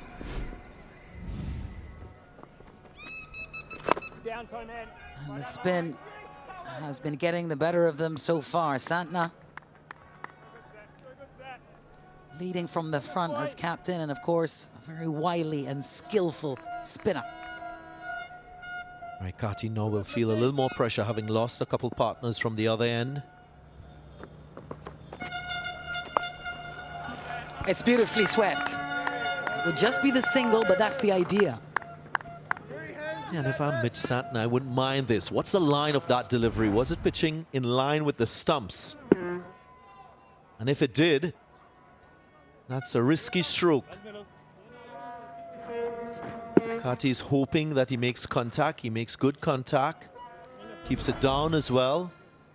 So he offers Django now the strike. Django should be much more comfortable playing the left arm orthodox bowling of Santner. Need to steady themselves here, the Windies. 40 for 4 since the power play.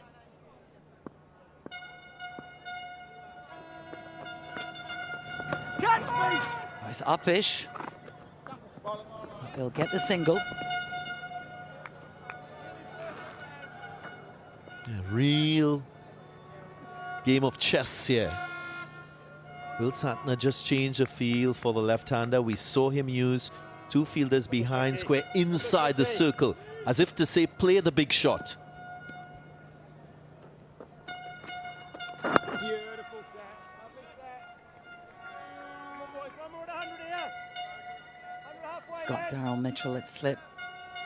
Their voices will be up and their tails up here, the Kiwis.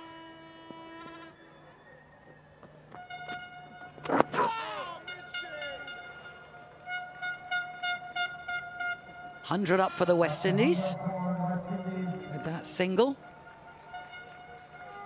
100 for 4. A different kind of innings for them. Everything having gone so well in that first one-day international. Opportunity here for Django and Carty. Keep your eyes on the backward square. He's not way back onto the boundary line. He's somewhere halfway positioned. It's Bracewell. There he is running forward to keep it to a single. 4 off the over. 20 overs gone. Windies 101 for 4.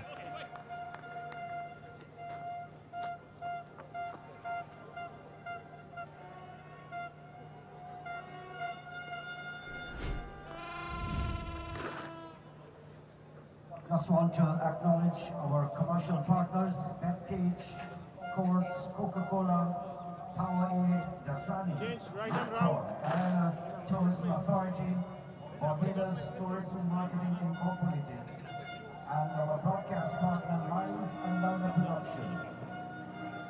Well, 13 overs of spin of the 20 overs bowled so far. It's been some real success for the Kiwis here as they look to level things up in this second one-day international in Guyana. They came early to Guyana, had a lot of practice and got a sense of the ground and the conditions. It's very hot and steamy out there, even though there's a consistent breeze here at Providence. Oh, Foxy. Still in there, Foxy.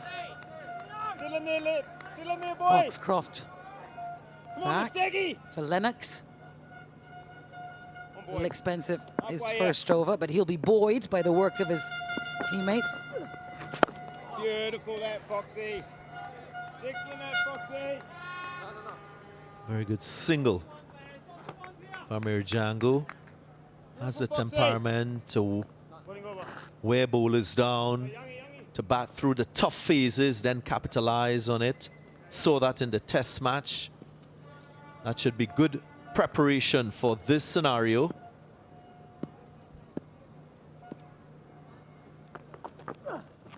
Down. Yeah, 10 runs off Foxcroft's first over, which was bowled from the north end. He's trying him at the south end now. Great shot there of the stadium here at Providence and the Bharat Jagdeo Demerara Bridge in the background. down. Well done, Jack. Great running, Jack. Well done, boy. Good job, mate, Foxy. And this is a field I was making mention of earlier. There are two fielders behind square, cutting the single, enticing Carty to play the big shot across the line. Yeah, this side's against it. Slaps it into the offside for a single. And that leg side boundary a little longer today on a different pitch. These ladies locked in.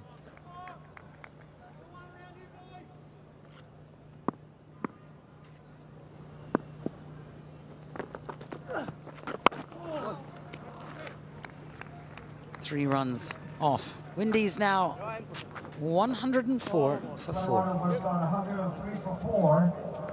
Ladies and gentlemen, it's time for trivia. Now I want you to scan that QR code on the big screen. We'll give you a question, and the following over, we'll give you the answer. The question is, which Guyanese cricketer holds the record for the second most test appearances for the West Indies? The suggested names are Carl Hooper, Courtney Walsh, Shivnarine Chanderpaul, or Brian Lara. Behind, Beastie. Yeah, slow cruise for the West Indies post that power play. It's been a stranglehold by New Zealand. Santner in particular has been very frugal. Just 13 runs he's conceded in the first half of his quarter, and he will continue for another. Just wants to make sure his fielders are in the exact position. Oh. Good toe, good toe. Come on, boys. 3 dots to sit here. 3 dots Yeah, to the sit, challenge lads. of setting a total, and more so from a West Indian perspective, in conditions that are helpful to the spinners. They'll look for 2, they'll push, they'll get them comfortably. Stacey and Adams alongside me. What have you seen from the first 21.2 overs that gives you an indication of what type of first innings score would be competitive? Don't get too close, Beastie. Don't get too close.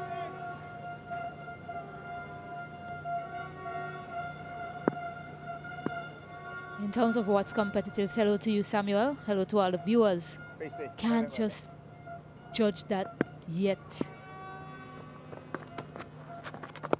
Because we have seen the conditions change from that first ODI. Nice, Mitchie. Beautiful, Was boys. some dew formation on the surface, Lads. which assisted the Good batters. set.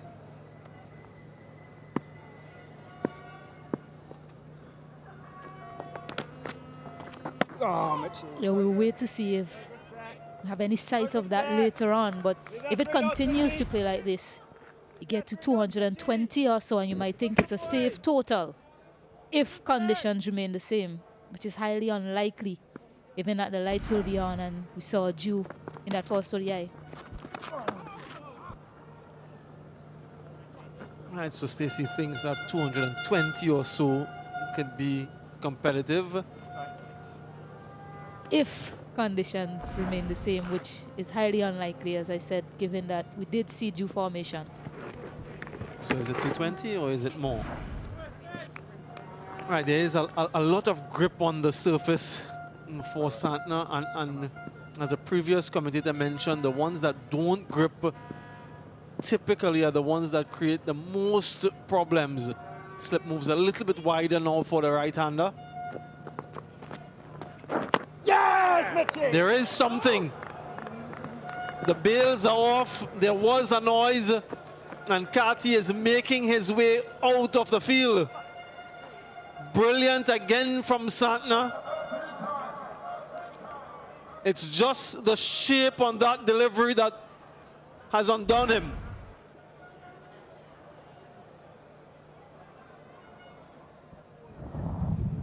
Just a bit of spin, actually. That just takes the off stump of Casey Carty.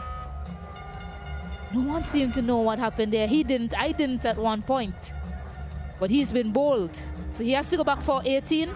West Indies slips in for the trouble. 108 for 5.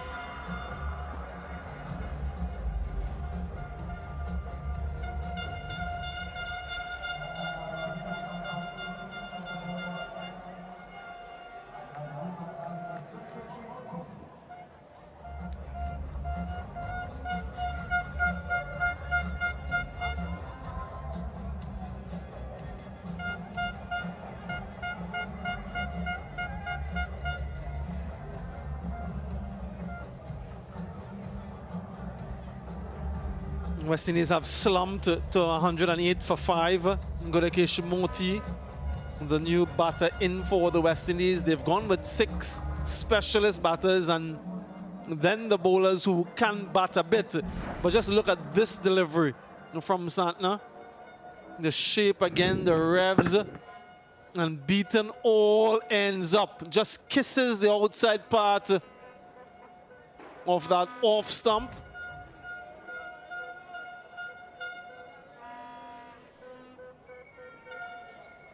Just enough for the bails to be dislodged as well. Not much he could do about that one, if we're entirely honest. It's a peach of a delivery.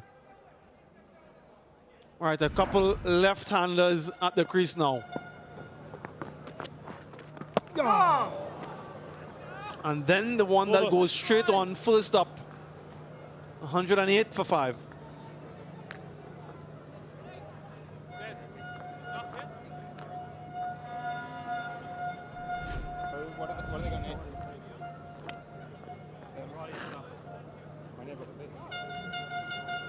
Let's come back very quickly to that trivia. Which Guyanese cricketer holds the record for the second most test appearances for the West Indies? 48 persons voted correctly, and that's a total of 71% getting it right. The answer is Shipman China Ball. Starts for Campbell, Ogis and Carty. No one pushing on the importance of making sure when you get going, you get set, you push on for a significant score.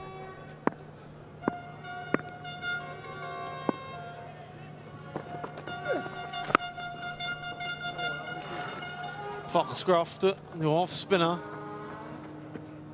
will fancy his chances against these two left-handers. Yeah. Yes, straighter one there from Mitchell Santner. So close it was to the edge of Gudakesh Moti. Yes, Foxy. Yeah, Moti, a left-hand orthodox himself, he'll be looking for any sort of visual cues. But just that seam position, it's so markedly different when he wants to get the turn as opposed to when he wants to get it going straight. Oh. Excellent, lads. So good, boys. So good, this. Yeah, the hustle and bustle in this country in recent times. All of the economic activity taking place here. For now, the only activity out in the middle for the West Indians has been a procession of wickets. 66 without loss to 109 for 5. Yes. Beautiful, Foxy. Beautiful, Foxy.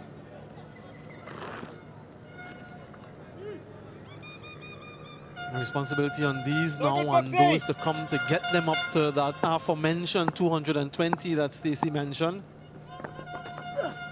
Yes, Foxy. Yes, Foxy. Just the one run from that over. 109 for 5.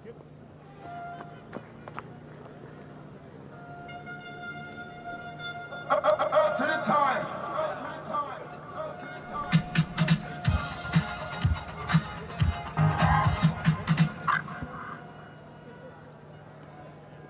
Yeah, that evidence of that good opening stand and then that fight back from New Zealand. Santner in for his 7th now. Catch it. Hey. Close to a return catch. Beautiful, Mitchie. Get us one more in, I lads. think it carried. 120 for 6.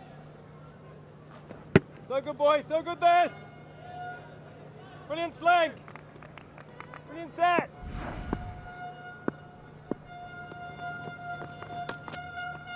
Oh, Mitchie. Beautiful, Mitchie. Yeah, I like the feel that they have for Amir Django. He really has to be precise in where he places the ball to get the single or try an expansive shot. And for Gudakesh Moti, they do have that leg gully in position for the catch. The deep backward square comes into the inner circle, so they don't want to give him an easy single either.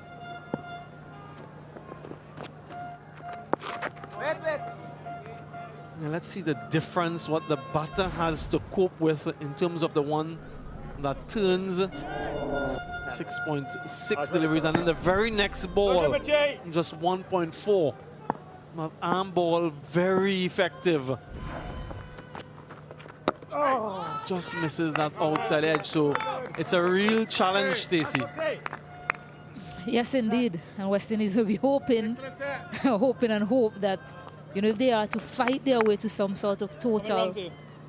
Shea has been dismissed, okay? No hope.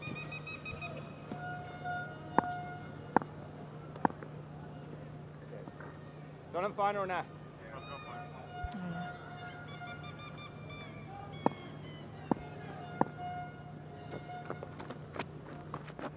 Oh, yeah. One more spin again, and they have that leg slip in place in case there's a tickle in weight. But yeah, certainly they'll be hoping that, yeah, they're having a look at the surface there. Darren Sammy and company inspecting it. Yeah, well, as I said, it's about what conditions you'll have to offer later on when lights are on. Did see that got better for batting later on. It's just hoping, as I said, that perhaps it could play quite similar to what it is right now for West Indies.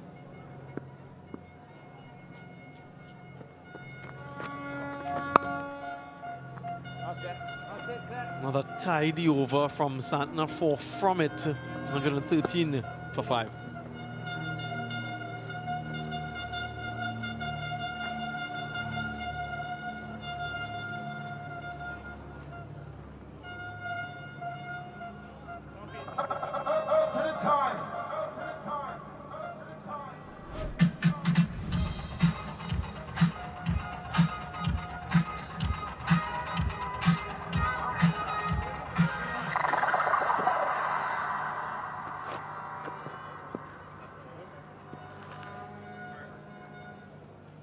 Yeah, that power play was very good from a West Indian perspective. They got to 58 without loss, lost a wicket immediately after, and then one right after that. Good, Foxy. Since then, it's been tough going. Yeah, right now it's about recalibrating for West Indies, and the most important thing that be in the back of their minds is how can they bat out the rest of the overs. Still 25 after this one remaining.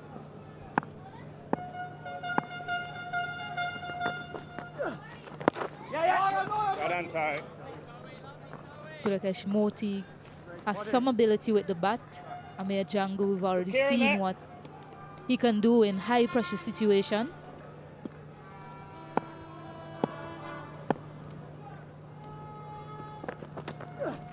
Oh, Foxy. But certainly for them, the score that they had in mind, perhaps coming in to the start of this match, has certainly changed. Had a good start, but it just fell away quite quickly.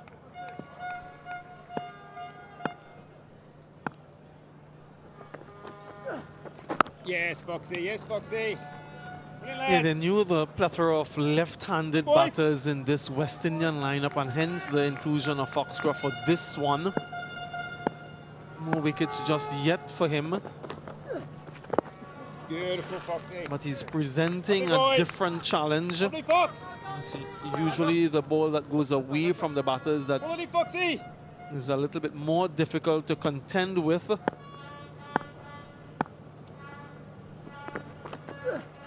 Yes, Foxy. Have a good set. Over ball.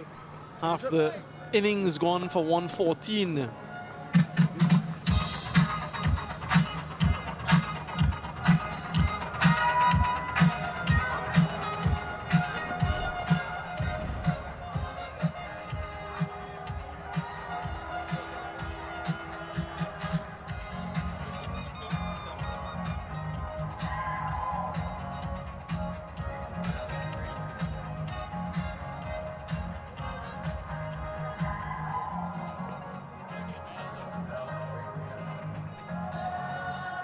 3 overs for Duffy, 4 for Fisher, and then it's been the spinners. Spin introduced in the 7th over of the innings.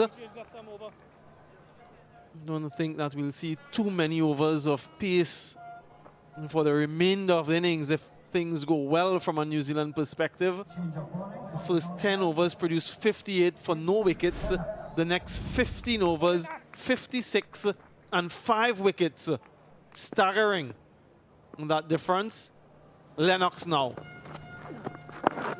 Yeah, credit to New Zealand as well. Just adding Dean Foxcroft to the lineup. Just give them that tactical flexibility. They were able to use Bracewell very early in the power play.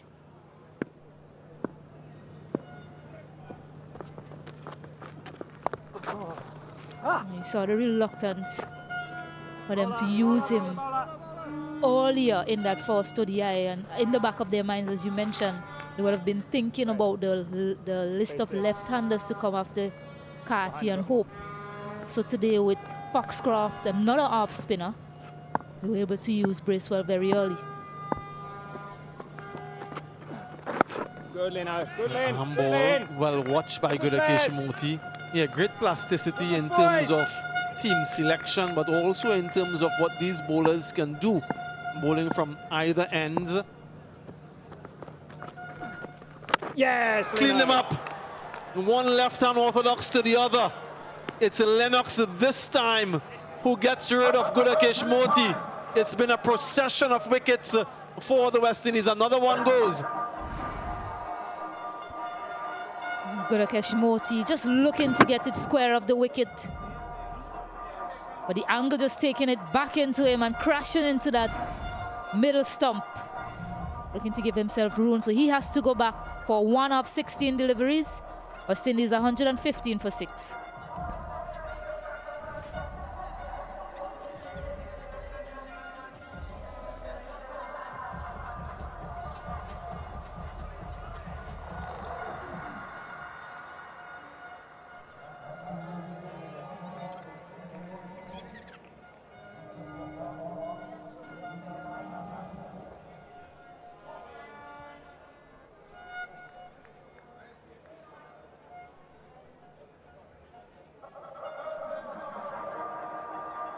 Matthew Ford has some batting pedigree. The new batter for the West Indies, right-hander. The best of 58. Wouldn't they love something around that region from here on end from him? Reintroduced into the attack, replacing Santner, but nothing has changed. Really good seam positioning again, good energy on the ball. Yes! And importantly, finishing on the stumps. A little bit of an inside edge, it appears as well. A real good bowling combination for New Zealand.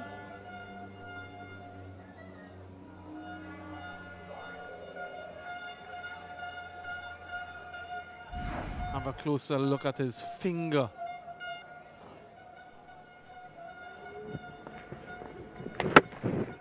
Yeah, that index finger doing a lot of the work.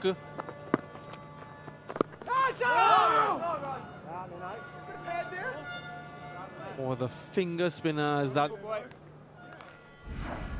terminology suggests, that index finger doing a lot of the work.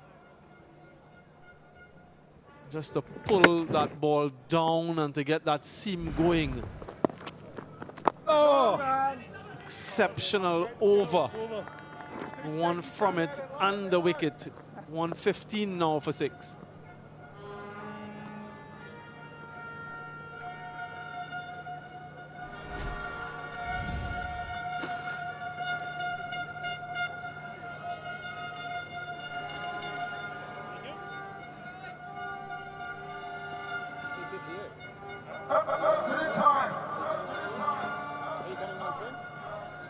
The CD boys are happy, the CD boys are proud.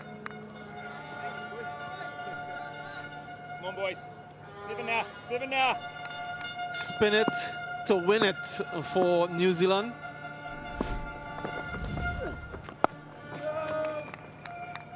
The last remaining specialist batter, Amir Jangu. Can he form some partnership with Ford and those to come to get the West Indies up to a competitive total. What might that be is another question altogether. Beautiful, that But Fox. 5 wickets down, Lovely, Fox. Stacey, the Not first winning that port of set. call will be to bat the overs out. Yeah, certainly. Morning, And boys. just giving your bowler something to bowl at.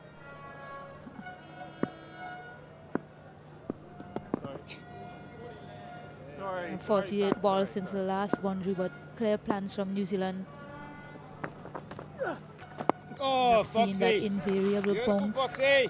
Keeping the stumps in Excellent, place. boy. 6 batters dismissed, 5 of them bowled. Outstanding, this lads. Well, they're going All nowhere. spinners getting the wicket as well.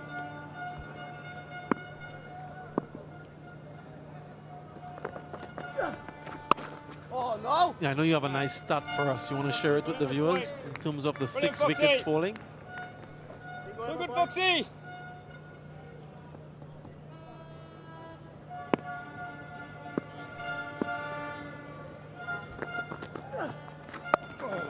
Yeah, I mean, New Zealand known for their pace bowling, certainly, but this is the first time in New Zealand's ODI history that the spinners have accounted for all of the first 6 wickets in an opposition's innings.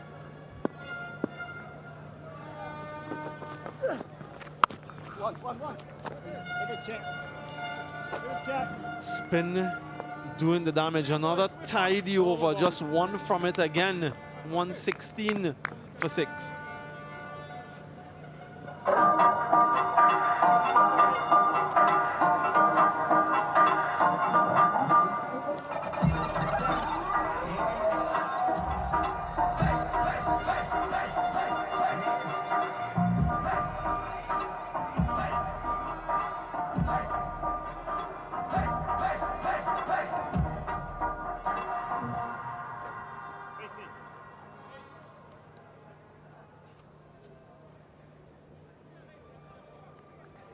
Come on, Lennox. Yeah, you can understand the number of dot deliveries given the conditions, given the number of wickets that have fallen. Lennox will continue. Good, Leno. Good, Leno. Lovely boy. Let's have a look at the biggest turners from the innings so far. Just getting the ideal pace on these deliveries. So important to extract the maximum from the surface. Yeah, they've really spun prodigiously.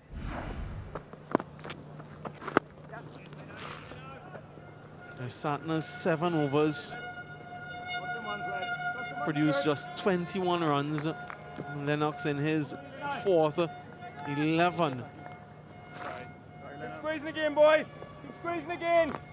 So quite miserly.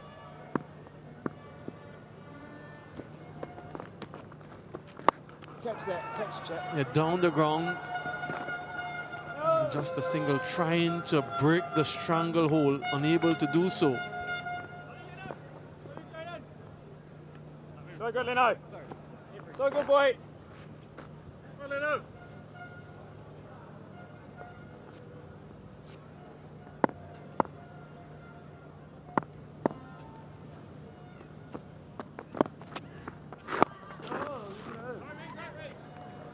And even when you get a loose delivery, sometimes you're in a boys. Lots of defensive good. mindset. You can't Little put bang, it bang away. again. Free flow of traffic, vehicular and otherwise. Yes. Clean them up. Another wicket for Lennox. Couldn't put away the full toss of the previous delivery. A hoik across the leg and stumps into play again. Another batter bowl. On target once more, New Zealand and Lennox. His best bowling figures now 4 for 12. Stumps everywhere. Matthew Ford putting out the big shot. Cannot make connection. 7 wickets down now. He goes for 1. West Indies 190.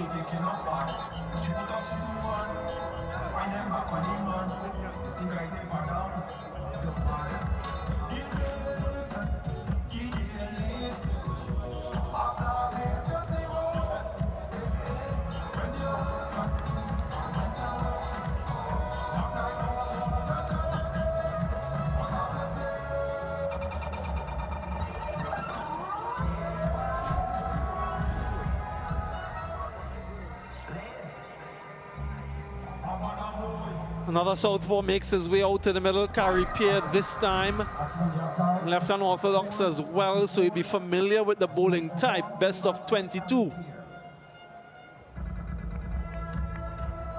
But what damage has Santner and Lennox done? Career best figures for Lennox. On target again, very simplistic this plan. And the conditions, as well as some of the decision making in favor of the spinners and the bowlers.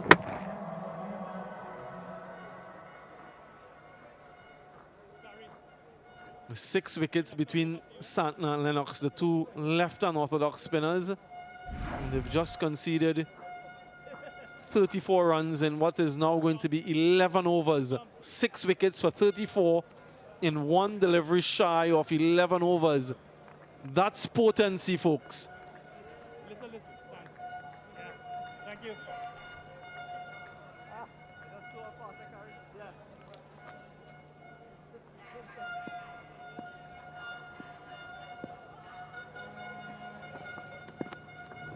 Oh. 3 runs, another successful over, 119 for 7.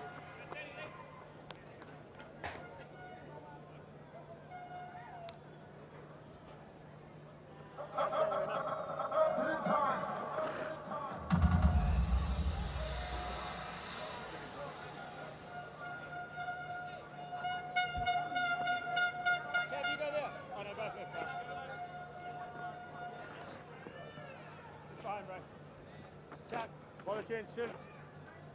Right hand round. West Indies batters at sea in an absolute turner here at Providence. Jaden Lennox with 4 for 12. Rampaging with his spin. It's been left arm spin primarily.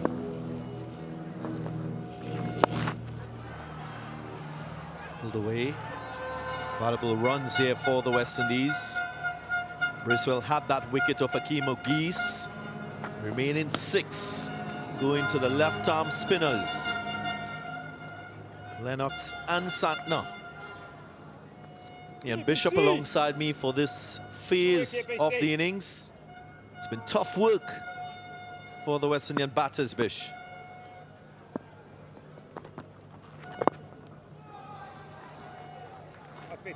And I think the teams acknowledged that. Mit Santner, who had to bat first in the first game, acknowledged it. I think he said it at a toss that it plays totally different in the day compared to the night. It almost sticks in the surface.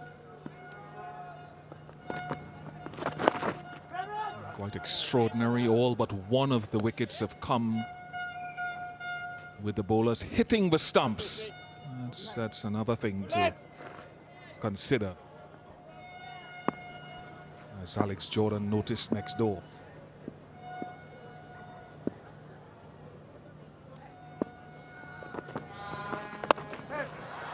Pulled in the gap, and that'll be 4. Using the depth of the crease, it wasn't very short from Bracewell. With a welcome boundary to Django.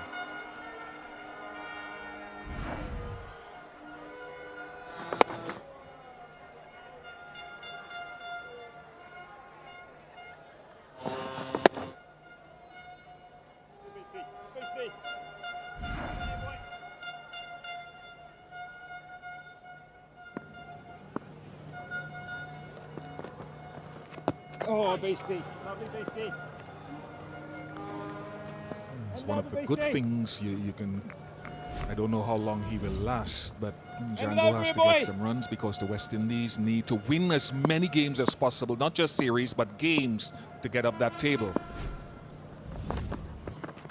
Hey. 6 from the over, 125 for 7.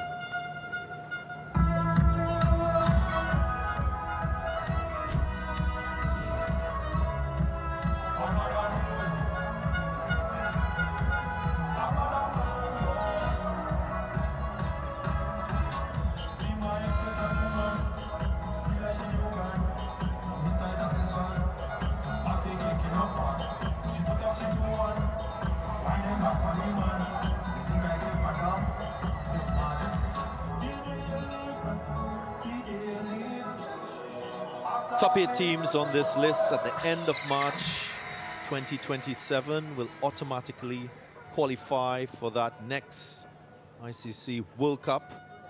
Boys. Keep standing up here, Of course, lads. host countries, South Africa and Zimbabwe, will have automatic qualification. Oh, Lino, beautiful. Beautiful, Lino. So good, Lino. Career best figures for him in ODI cricket. Previous best, a 2-4. Oh, Lino, beautiful boy. Beautiful, Lino. So this, boys.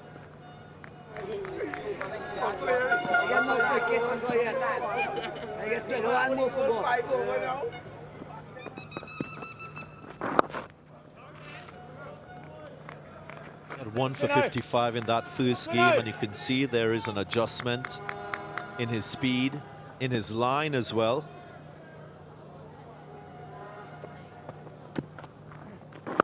I asked a fellow New Zealander about him over the last couple of days, actually. Logan van Beek, who has played for the Netherlands, the grandson of Simpson Gillen, who played for the West Indies and then New Zealand.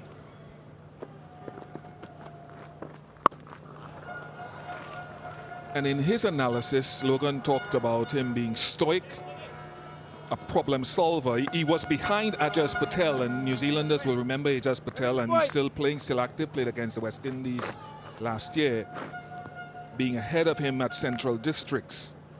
He's got a good change of pace, and he's now jumped ahead of Patel at CD, as we call it.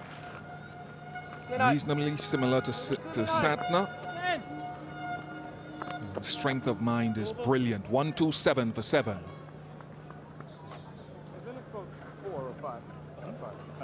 30 overs gone, 127 for 7.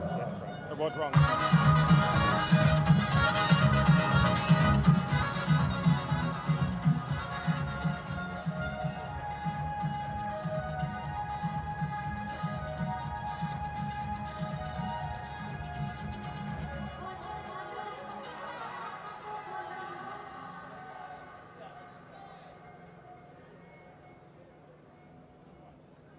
Largest partnership of the innings was that of the openers. Nice beastie. Beautiful Put on beastie. 63 before the spin took effect.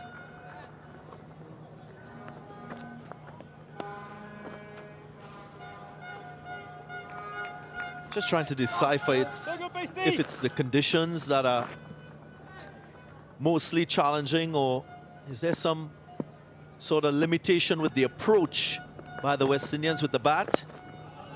Did see a couple times the use of the fine sweep, the paddle sweep, those soft hands that I spoke about, which is so essential for run scoring when you're playing on turners and against bowlers with impeccable lines and lengths. Yes, beastie. So good. So good, that beastie. How do you see it, Bish? Come on, beastie. That's fine, that's fine. Something's coming. Something's coming.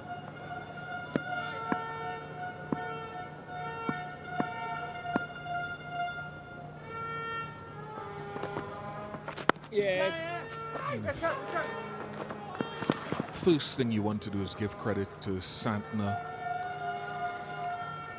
and Foxcroft and company for the way they've used the surface. You have to use the surface well, but there will also be a couple of batters who will look back and ask whether they could have been forward when they played back. Hakeem Ogis with a loose shot. So I think it's a mixture of both, actually. Yes, beastie. That's beautiful, boy. What Django is doing here for me, for example, is someone who's looking to get forward. I'm not saying he's going to be out there for the entirety of the innings, but when I look at how he gets forward and then he gets back, Carty, for example, tended to stay back in the crease quite a lot. Oh, beastie, that's lovely. Again, there's that depth. Looking the ball through the onside. An easy single to end the over. 130 for 7. To the time. DJ Kiefer.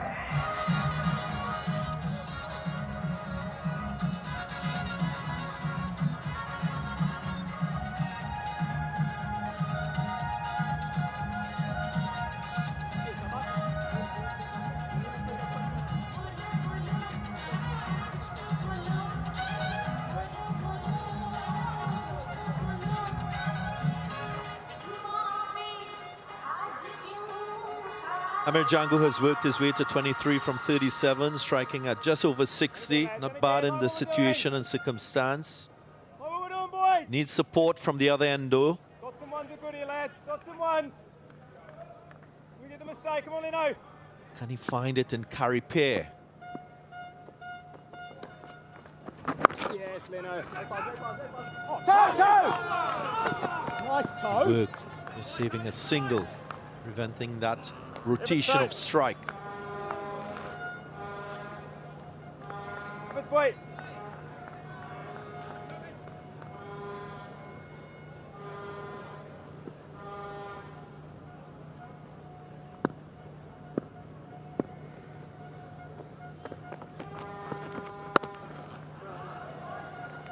Check.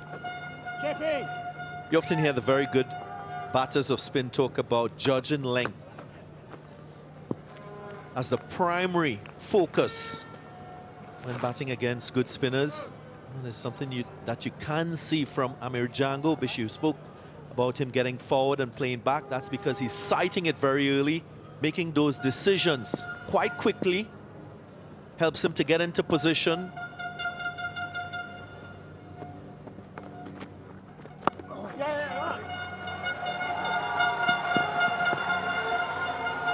Runs here for Harry Pair.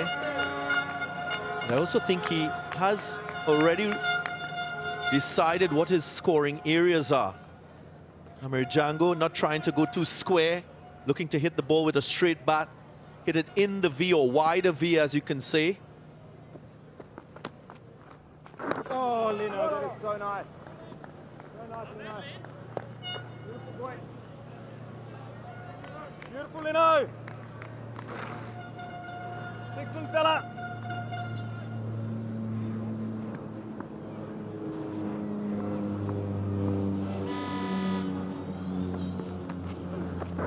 Good.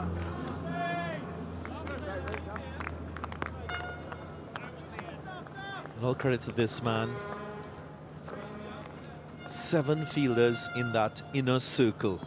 So pressure being applied with great bowling. Catch it, Duff.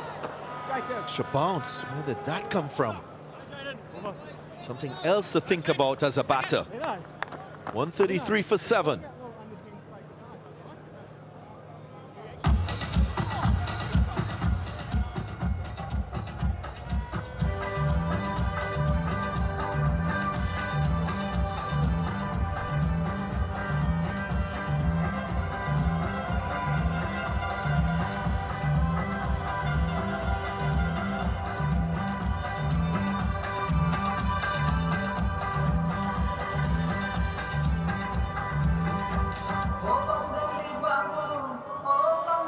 So many deductions you can make from that stat on screen.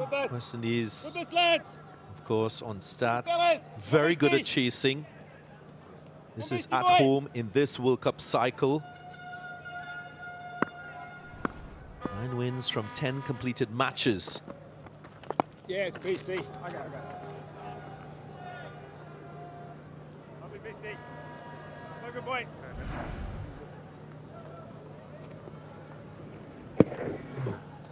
So good, Beastie.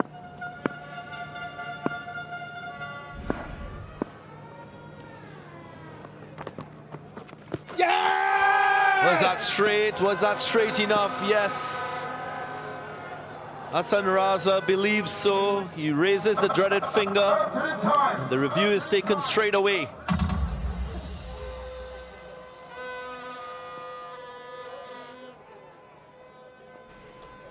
TV umpire to director. We have a play review for LBW. The original decision is out. I've checked the bowler's feet and it's a fair delivery. Can we go to front on when ready, please?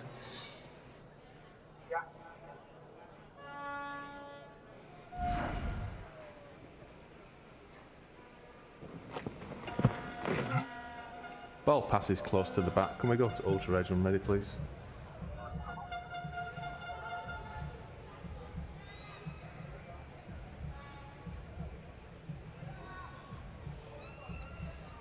Yeah. Ball passes under the bat. Go to ball tracking when ready, please.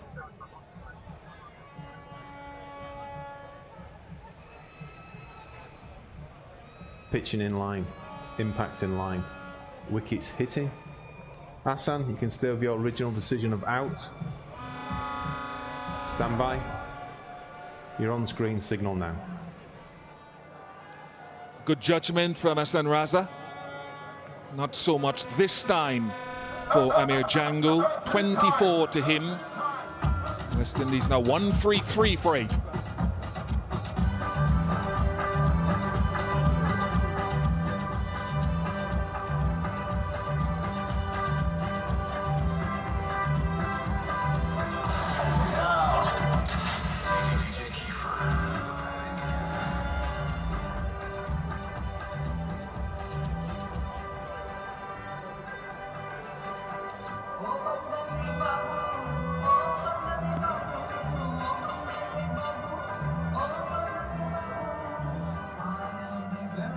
Difficult situation for Alzarri Joseph with the bat. Strike the ball a long way. But statistics suggest that he's quite capable in this role. They're not negotiating this one properly, going across the line. Hitting over that delivery, Amir Django. Spoke about him using the vertical bat to good effect. He went across, chose a wrong delivery on that occasion. Well, just bring him up.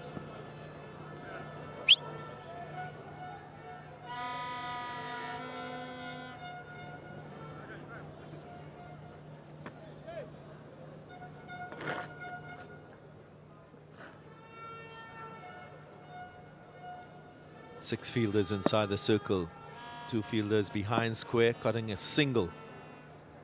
So straight away, they want to put pressure on Alzarri Joseph, entice the big stroke.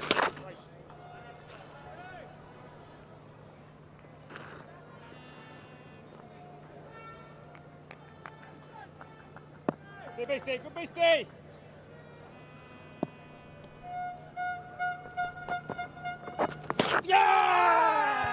There's an edge. Stifled appeal from Bracewell. Wicketkeeper also going up.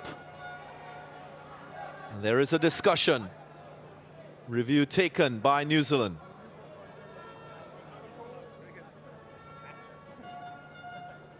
They smell nice.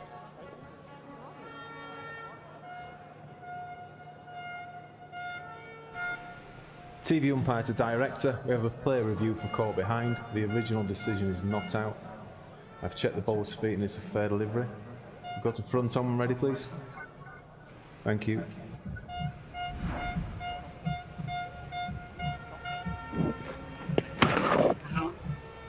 Ball passes close to the back. Can we go to ultra edge, please, when ready?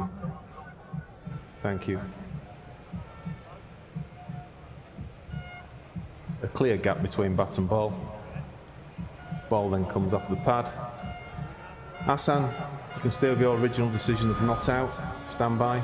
You're on screen. Signal now. Another good decision. I mean, it wasn't a great appeal, to be honest. Alzarri was asking them what were they appealing for after they went for the review. But Hassan Raza has made another good decision. He's had his history being caught up with the terrorist shooting in Pakistan years ago. And every time I see him, I say to him, it's great to see you, because unfortunately, it could have been so unfortunate for him. But he survived and he continues to do his job with a degree of excellence.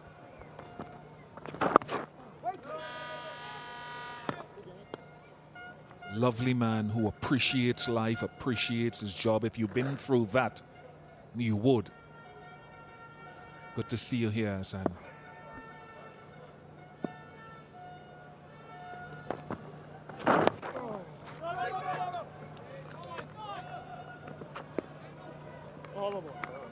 $134 for 8.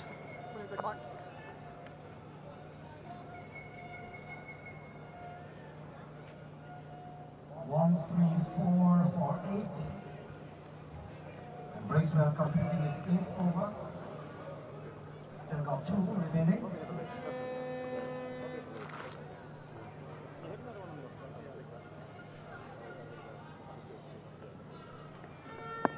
You have to have 4. 1, 2. Come on, boys. 140, bang, bang.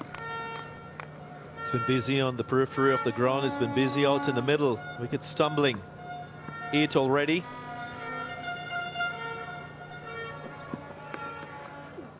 Oh. And if you follow the West Indies team, you'll know that at the moment they're on the risks of achieving their lowest total against New Zealand in ODI cricket. That current record sits on 154. So good this point. And that was achieved in Georgetown in 1996. So there's a little stat for you.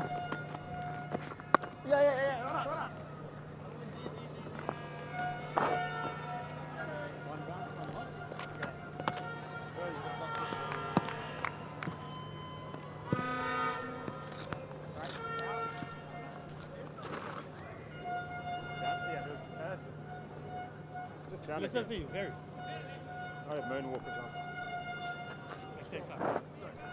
I'm a left arm wrong to you, huh?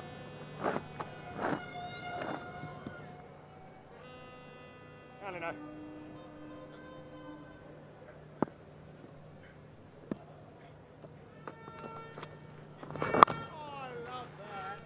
Lovely Lino. Last 5 overs, only 14 runs from the West Indian bats. Just 1 wicket though. There's another delivery that turned significantly, so it's been very tough. West Indies batters being pushed out of their comfort zone.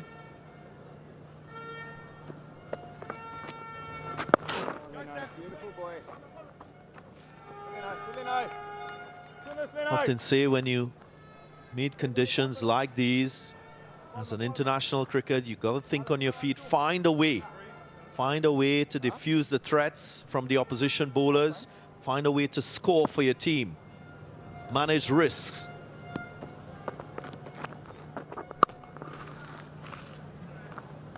It's over. Many will say it's easier said than done. End of the over, 135 for 8. Now maidens 4 for 18 so far. Who is it? It's the plumber. I've come to fix this.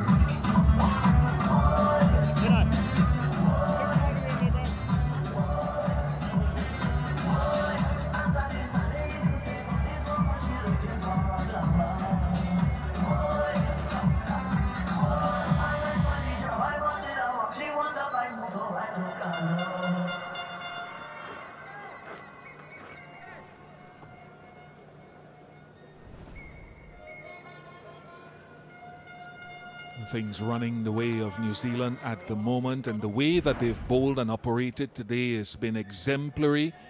With a number of times they found success with a very direct line at the stumps, and that generally is the way the spin has gone. You know, if the West Indies by some stretch can get a few more runs on the board, never know. They're up against it, but if they can.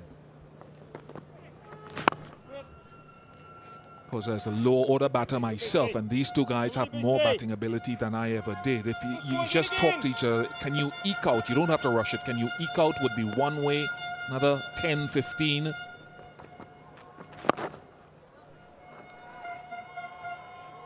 There are other people who might say, play aggressively, have a go, have a dip, because there's one with your name on it.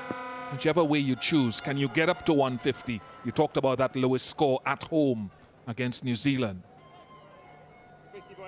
You never know later on if the dew doesn't form, if we get that deep.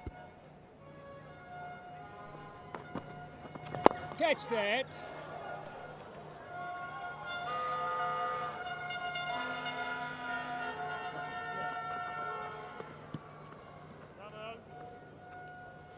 In that dressing room, you can never say that the ship has already sailed. You still have to battle.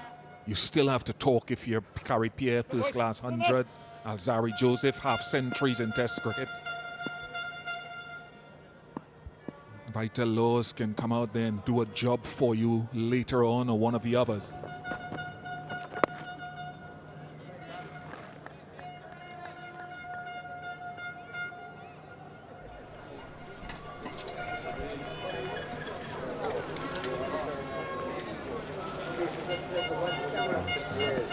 Looking on. It's been very eventful.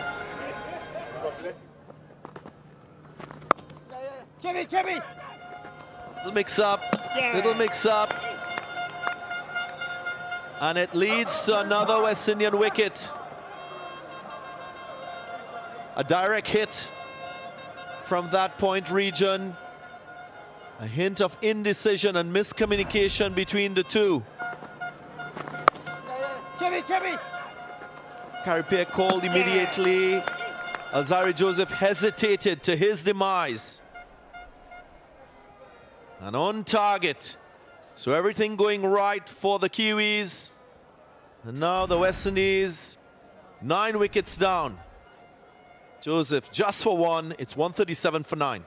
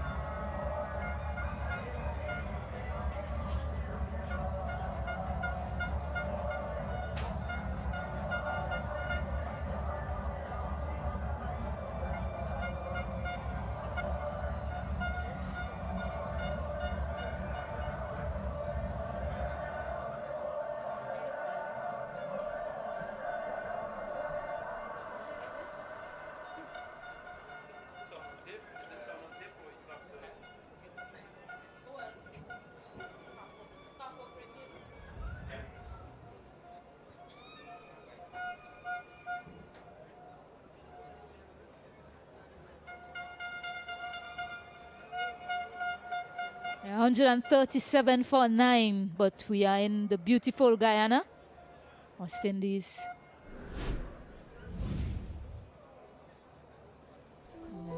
So the adventure awaits you here, this destination full of wide and adventurous landscape, from horseback riding to ATV adventures. Yeah, the nature and wildlife, showcasing the array of wildlife found in Guyana, including a number of species of birds, amphibians, reptiles, mammals, and much more. So it's a lot to discover. Yeah, man, beastie. On good pace, boys. Yeah, Vital Laws about to have his first bat in professional cricket. Go, beastie. Come on, beastie. Nice defense to end the over. West Indies 137 for 9.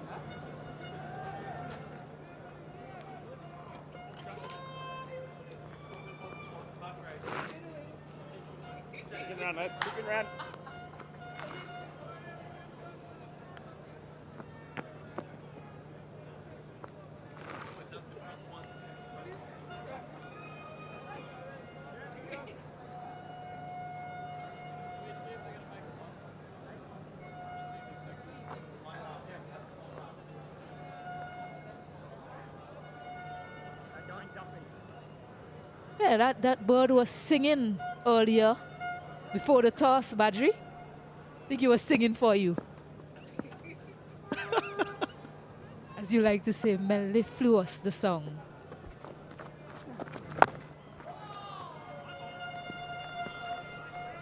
Yeah, you're in great mood. West Indies would dearly love to soar to a total of competitiveness.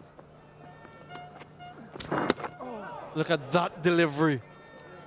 This has been a wonderful exhibition of finger spin bowling from Lennox and from Santner in conditions that are turning quite significantly. That arm ball, so effective.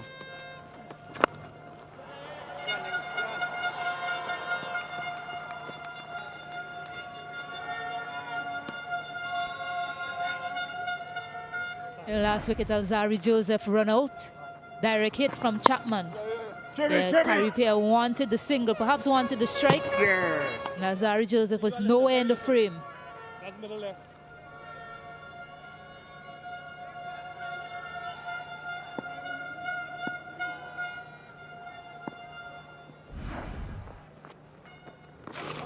Looking for a big one. Laws didn't get connection there. Yeah, I think Caripia needs to go down and have a little chat with him.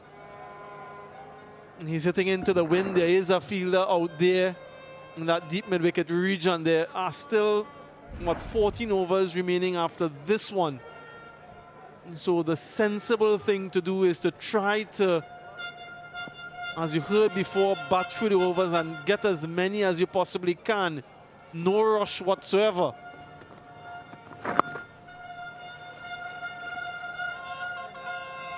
What a debut for the young man.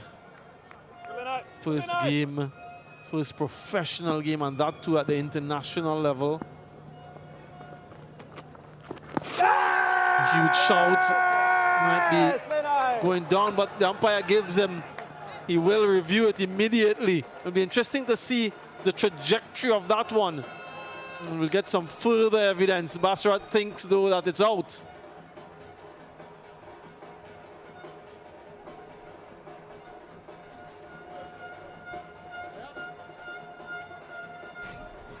TV umpire to director. We'll play a review for LBW. The original decision is out. I've checked the bowler's feet and it's a fair delivery. We've got a front on when ready, please.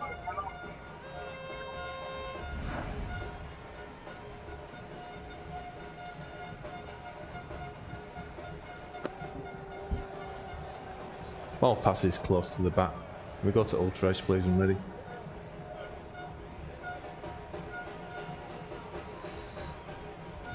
There's a clear gap between bat and ball. Go to ball tracking when ready, please.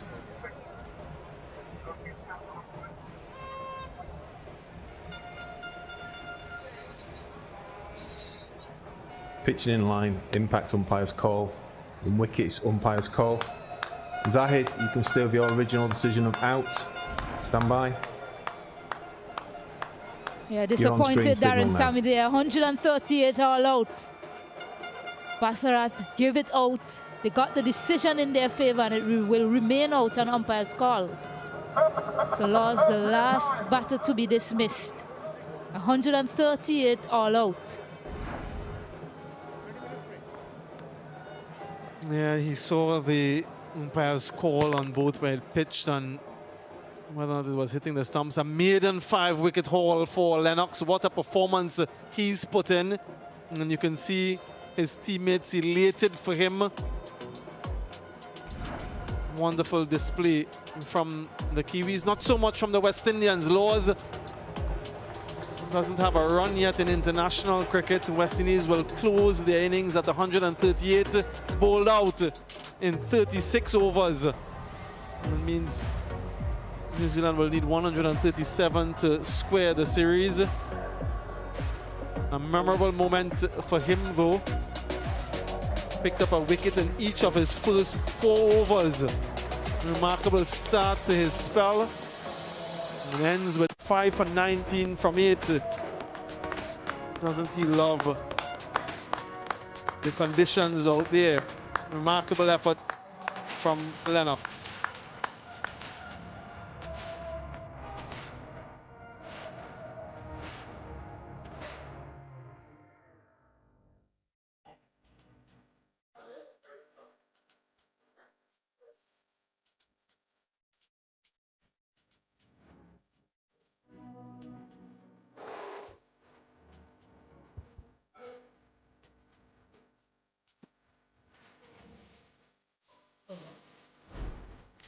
Yes, another good day if you're a West Indian fan. 138 all out. A best score 43 from Campbell. Not a lot of support throughout. 138 all out. This is for their lowest total at home versus New Zealand. Yeah, that man picking up a 5 for his best figures. 5 for 19. Santner, Bracewell, all wickets going to the spinners and 1 run out by way of Chapman. Direct hit from him. So let's see who Gerard Morris Seeley has for us. Yeah, I've got Michael Bracer with me. Michael, you took the first wicket. How important was that for setting the tone for this innings? Yeah, they got off to a pretty good start there. The openers came out pretty hot. Obviously, probably the best time to score out there is with the new ball, so they came out and brought the game to us. And yeah, it was lucky to get that wicket, and then the other spinners in particular, came on and bowled really well. Was it always in the plan to bring the spin after the 6 over, or did you see something that you felt would have made the spinners effective early on? I think we saw in the last game, spin was very effective in the power play, so we back our fast bowlers to do a job up top, but yeah, when we see a slow surface like that, we try to bring the spin in as early as we can. Yeah, 5 wickets for Jayden Lennox. Just how good was he on this day? Yeah, he was outstanding. He's made every post a winner when he's come into the black cap shirt, and yeah, really excited for him getting his maiden fifer. And how satisfied are you with this total that you will have to chase now? Yeah, look, it doesn't look like an easy wicket out there, so we'll have to go out and set the platform like the West Indies did, and hopefully a couple of partnerships should be able to do it. All right, thank you, Michael, and well bowled. Thanks so much.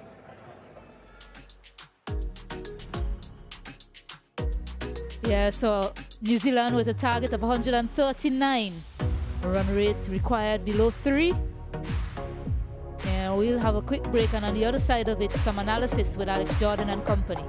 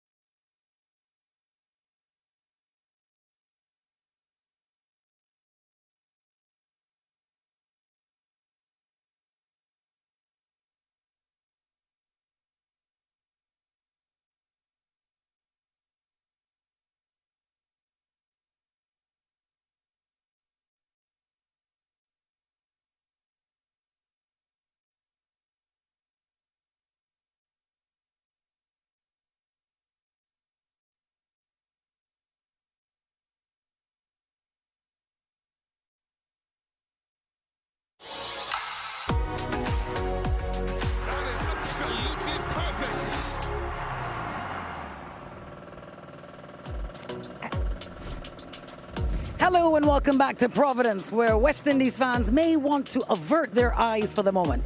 138 all out. It was the Kiwi spinners who made their way through this batting lineup. West Indies forced to set a total here in the second one-day international. Well, I've got beside me Darren Ganga and Samuel Badri. It was a good opening partnership, and 63 runs from them before everything went badly. Yeah, it was a good start. Both John Campbell and Akeem Ogis showing that they had the skills to contend with the opening fast bowlers. But then, once the spin was deployed, it created a lot of problems for this pair. Pace off the ball. Akeem Ogis was the first to be dismissed. The off-spin of Bracewell accounting for his wicket. And then the setup from Santner, the captain, just paving the way for the Kiwi spin to come in and show its real potency. West Indian batters with no answers to the deliveries. Lennox in the act, the other left-arm spin option available to Santner. Shafin Rutherford will be disappointed because that was a soft dismissal. No problems there. But Samuel, the spin was threatening all the way through. Real high-quality finger spin from the Kiwis. The selection plasticity to bring in the additional finger spinner. He didn't get any wicket, but he did give an additional option. And these two through the middle tried to get a little partnership going. A run out for Alzari Joseph, direct hit. It's usually that's the case when the lower order operates together. The final wicket, a 5-wicket haul for Lennox, the first in his career. Third best one-day international figures for a Kiwi. And it's remarkable to see what he's done here. And you can see all the wickets fall into spinners. The one run out, and you add to that, and Lennox the standout there. It was stumps and more stumps, wasn't it? They went flying. And I'll stay with you, Badri, for this one. How much evidence then of the difference in conditions between night and day here at Warner Park? Yeah, and in addition to the difference... At Providence. In addition to that, the difference from the first game to this game, West Indies chased down 267 with 7 wickets in hand. And that's chasing. That's their preferred modus operandi. Today they had to set a total, and they've struggled setting totals. They've struggled assessing conditions. To be fair to them, the conditions were a little bit challenging. A lot of deliveries turned quite significantly. And it's the one that didn't turn as well that posed a lot of problems. But if we have a look at some of those deliveries that really spun viciously off the surface, that's evidence of what you get here sometimes at this particular venue. Just look at how much these balls are turning, the degrees there. And that last one, prodigious from the surface. And then when you put into that there, DG and AJ, the ones that go straight on, DG, you would know better than most how difficult it is. Yeah, I was just going to say, gangs, we were on air together. You were talking a bit about the skill required to handle a turn. Now tell us a bit about this surface. Well, when you're facing bowlers that could control the degree of turn, whether it's because of the scale, the technique, or because of the surface, it's always very difficult because you're guessing, you're speculating where to position your body, where to position your bat, what shot to play. You're trying to manage risks as well. And when you look at that West Indian scorecard, only 4 batters getting into double figures. Now, you can't fault the other guys who didn't get starts, but that was one of the issues that the West Indian batters faced. The other issue was, again, that spin. If I can take you to the crease, this pop-in crease here, what's the difficult thing with the lines that the Kiwis bowl? If I'm a right-hander batting here, it's the line that is a little bit of a blind spot. That is a spot that you don't really have great judgment,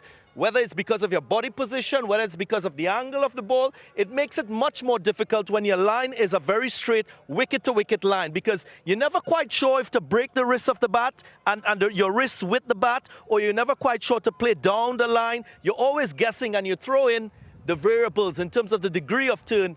That's a concoction that is deadly, and the West Indians just couldn't contend with that, Alex and Samuel and viewers. Yeah, Mitchell Santner added the extra spinner today, introduced spin in the 7th over, and it was the left arm spin that did the business, wasn't it, batters? Yeah, the first 10 overs, West Indies looked largely unperturbed. It's after power play 1 when things really got very tricky for them. The opening batters looked comfortable, but then when they tried to take a little element of risk, they lost their wickets, and then the middle order, the middle order of the West Indies, they looked at sea. Best bowling figures for Jaden Lennox with a 5 for here in Guyana.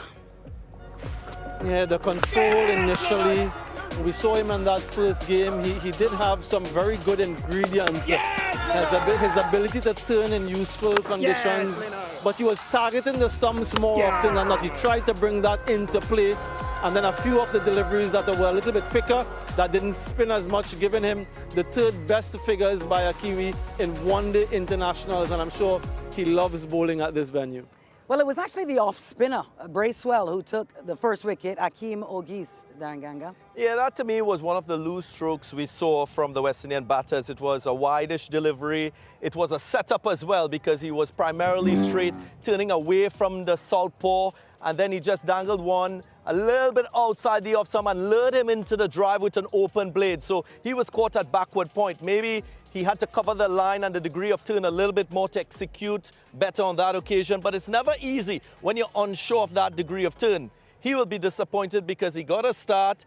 And I think his judgment and assessment of the pitch wasn't where Darren Sammy and team would have wanted it to be. Sometimes when you're on a surface, you have to play the percentages a little bit more. You got to make sacrifices. You got to try and drop your ego too, because when I looked at dismissers like Shea Hope, like Jangu, these were guys who were playing against bowlers who had that positive matchup. So sometimes it's better off to have your partner on the other end take more of the deliveries or bat that bowler out and bat you to safety. So those are little things to reflect on. It's now history though, but there are learnings to be had from this experience. Indeed there are. Bracewell took the first wicket, but it was Captain Mitchell Santner who took the baton from there and got rid of a good-looking John Campbell. Yeah, a little different for John Campbell as compared to his opening partner, Akeem Ogis. This time, the ball spun before quite prodigiously, and then the next one, it just went straight on and kept a little bit low. So no fault here really for John Campbell. We've spoken in the past about him giving his wicket away, but we really can't put this dismissal down to it being soft. It was high skill from Santner. Just look at the seam position in that one that spun quite viciously. He wanted it to spin, and the seam position, the overspin in the other one, that arm ball that just kisses off the face of the delivery, the face of the ball, and slides on. It keeps a little bit low as well and completely flummoxed John Campbell. Yeah, well, C. Cartney as well. Kissed the off-stump. Santner continued his brilliance against the right-hander. I don't think I could fault Casey Carty with that delivery. That was an impeccable delivery. He decided to play back. He tried to cover the line of the ball, which is something that you will do as a right-handed batter facing a left-arm spinner. He's covering his off-stump, but he just allows a little gap that is taken by Mitch Santner. Again, that prodigious turn from that good length area. He was targeting the stumps, creating that facade that the ball was run on straight. It just spun sufficiently to beat that outside edge and to clip that stump. I don't think he should worry too much or lose sleep tonight with that delivery. Come back again stronger for the third match. All right, well, the West Indies will have to look to defend 138. The youngster, the left arm wrist spin, well, happy and welcome to his second day of ODI cricket. Yeah, it's a different challenge every time you play, and I just see the finger spinners warming up here next to me. I don't know what that messaging would be like in the dressing room. They should have some level of belief. It's international cricket. You're representing an entire region. So I still want to see some fight from them. Early wickets, you never can tell. Some panic in this New Zealand batting lineup, conditions that are helpful to the spinners. I want to see when they'll introduce the spin. So many little things to look forward to in that second innings. All right, thank you, gentlemen. It hasn't been great news for you here, West Indies fans, but worry not. We've got a classic match to show you.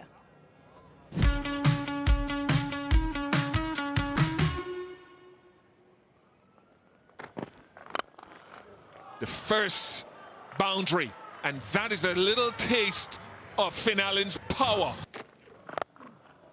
Now he goes full onto leg stump, and Finn Allen says thank you. First 6 of the contest into the wind. Goes full again. What a glorious shot. The presentation of the bat face, it went as high as it did far.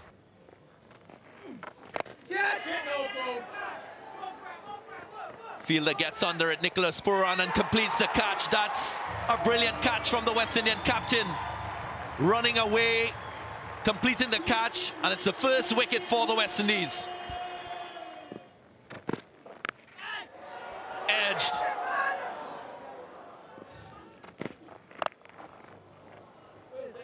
pulled and in the gap. We'll get 4. Edge and another wicket. Superb stuff from the left-arm spinner.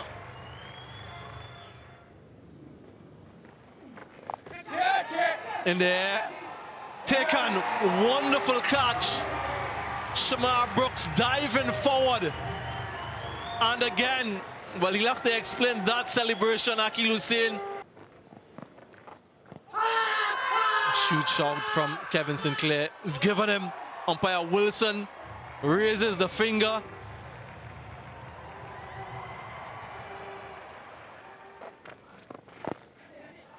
The shot he plays very well. Edged and gone. What a wicket that is for the West Indies. Alzari Joseph, what a bowler. 2 in the over and the West Indies on top here at Barbados.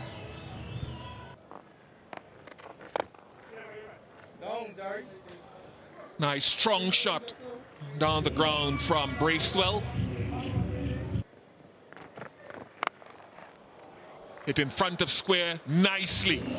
And that's the danger with Santner and Bracewell.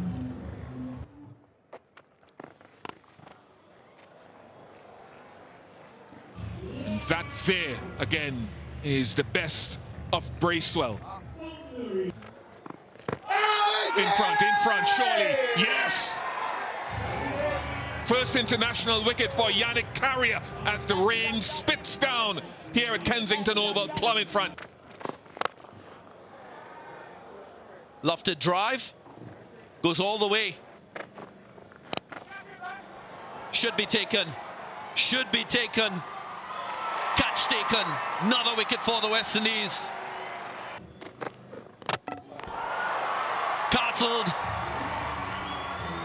Just moving too early, exposing his stumps, trying to open up that leg side. Jason Holder saw that. Chopped on. Alzari Joseph adds 1 more to his tally. 3 wickets in the match. He finishes things off for the West Indies, and this is a fine effort from all the bowlers. New Zealand shut out for 190.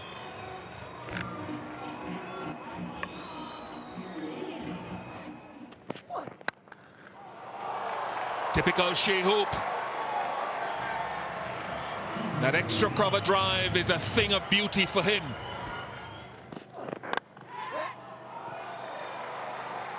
Just finds the gap through the offside. That's a gap. And this should please you, Ian Bishop. Exaggerated movement, could find the outside edge too. And he finds it.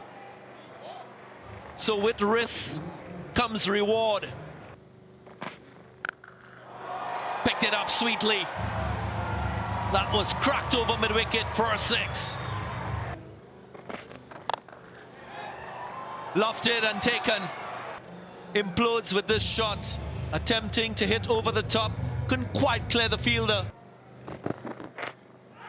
Oh, that's quick. That's 4 more. It's an inside edge. That's flicked away fine. That'll race away. The extra pace helps. Proving to be an expensive over. Nice shot from Cardi. Oh, that's close. That's really close. No, shake of the head. What do New Zealand think of this? Ball jacking coming up. Pitching outside off, in back in line, wickets hitting. And we go back to Greg on field. Oh, that's flicked away. What a shot that is. Has it gone all the way? It has for 6. It's pulled straight for 4. Got onto Edged and gone. Nicholas Pooran looked quite awkward in completing that stroke. But more importantly for New Zealand, they've gotten the breakthrough. Just 2 balls after the resumption.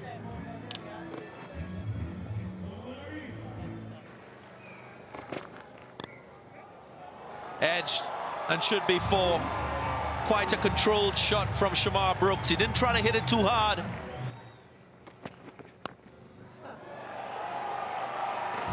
That should be another boundary. Gets it. Looked in full control, Shamar Brooks. Clean him up. Trent Bolt gets the wicket, gets the breakthrough. A light strike for New Zealand, just the angle from around the wicket from Bolt. Shamar Brooks outstanding with the bat, 79. It should be a match-winning innings, and the West Indies are 172 for 5.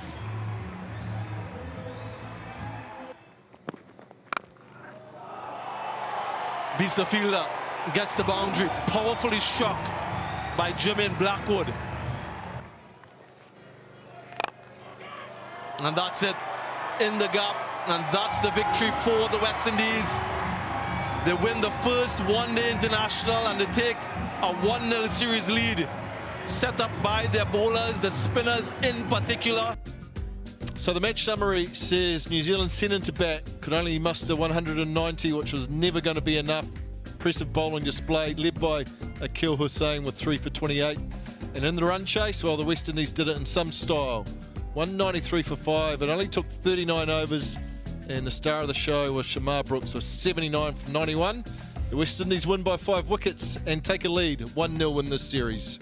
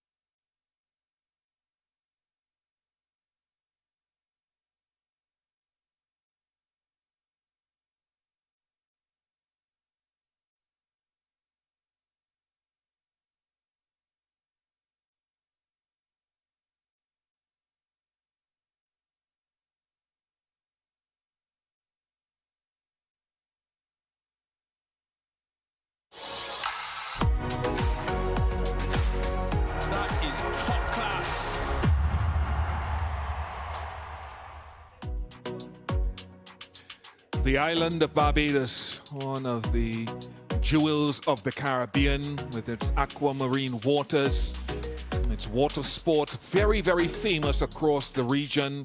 And one of those countries where you can go to relax.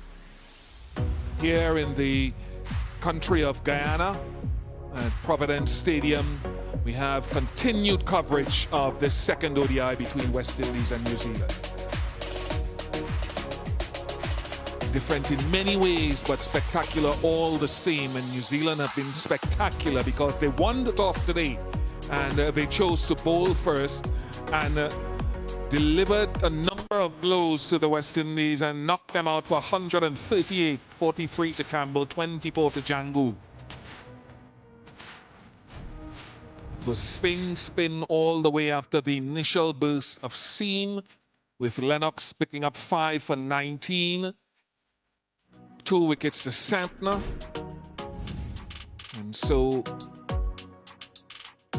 Henry Nicholls and Will Young will make their way out to the middle to try to even the score and level this series. And the West Indies will need everything to go for them to please those fans. Vital Laws will need to be at his best. I wonder how early Shai Hope, who walks next to him, will get him into the attack and get the spin in. Carey Peer was very, very tight last game. Henry Nicholls and Will Young, they were solid initially. Darren Ganga was down there. We haven't had the full extent as we had in the first game, where we had a vast difference between night and day when the both innings were played. There's still daylight here, so he will be hoping the ball still grips in what is still decent sunshine. And if you follow the weather conditions here in Guyana, you'll know that last couple of days it was all sunshine, no rainfall. Very different to a couple days in the build-up and lead-up to the first ODI. So conditions today much drier than that first one-day international. Hence, we saw so many deliveries turning significantly. And that trend will continue, surely. The other interesting thing is, out of the 38 overs bowled, Bish and viewers, nearly 22 to 23 of those overs were dot deliveries. Display, gentlemen. Carey Peer. New Zealand are away. They look to be busy because they understand that batting is not straightforward, even though the new ball, as we heard from Bracewell, is an area that some teams will say it comes on better than when it gets a little softer. Left arm wrong for you. Maybe that's something that New Zealand might try to exploit. Be ultra aggressive against this new ball, because the West Indies, they were 63 without loss and bowled out for 138.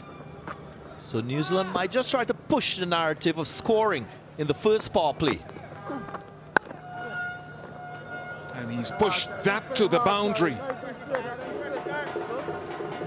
Carey Peer was hoping that that could perhaps angle back into the stumps. Didn't get his angles right. These two, they understand each other very well. They produced 80 in that first game. They're seasoned campaigners, you can say, and they'll know that putting bowlers under pressure early on will be an advantage.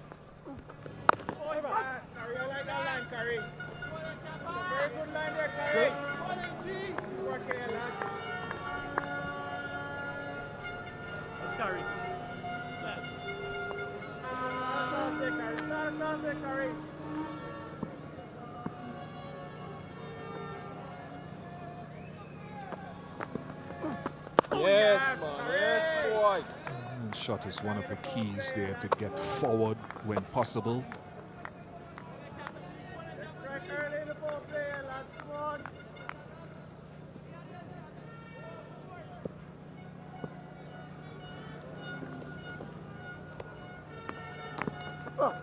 Yes.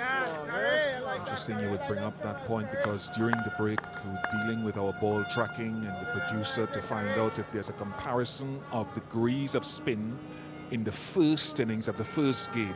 2.9 degrees. Today, 3.5 degrees of deviation. Oh, yes. It's over.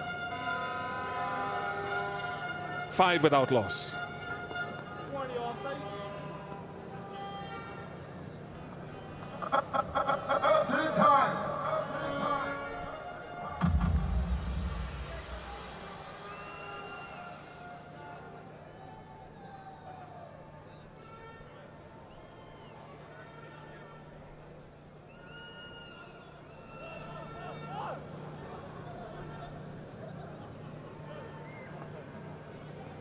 Right them round. Center. Bowling from the southern end. Lights will begin to start taking some effect.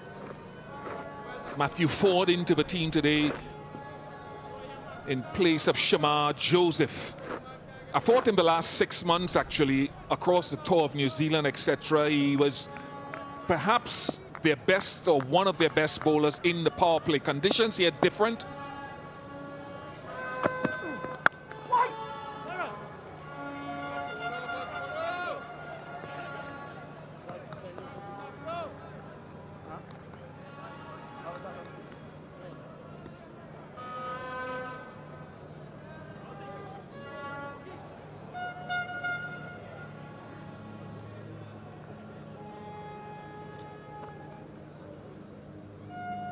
Certainly put on some bulk. He looks stronger. He's been working hard since the middle of last year on his strength.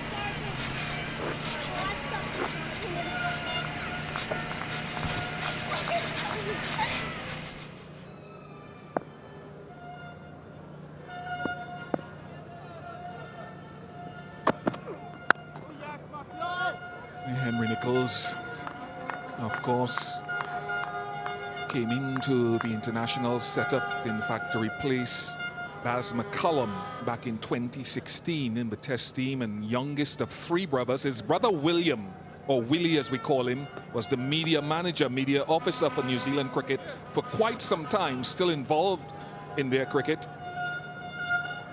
And Henry grew up, of course, playing schools games against Latham and company. Matt Henry.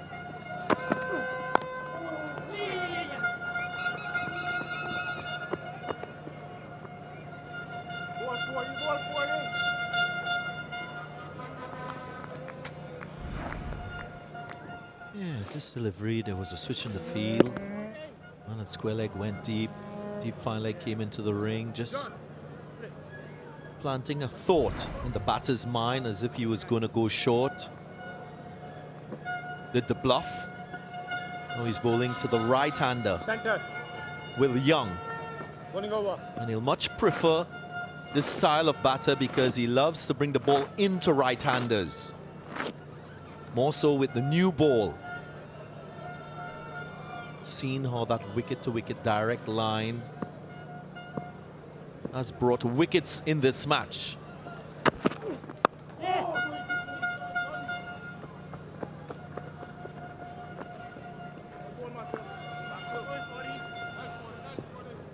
Matthew, I like them lines, Matthew.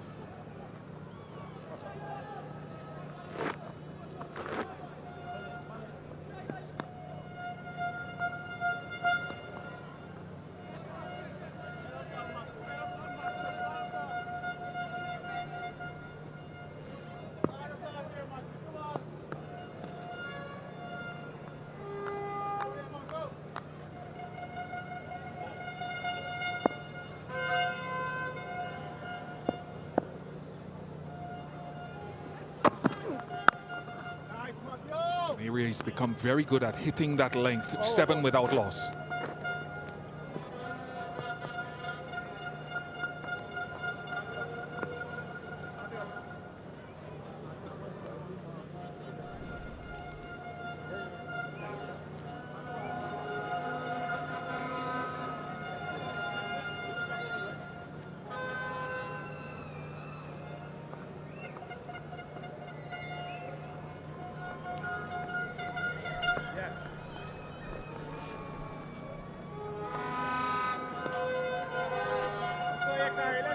You just joined us. West Indies bowled out for 138, so 139 for New Zealand to level the series.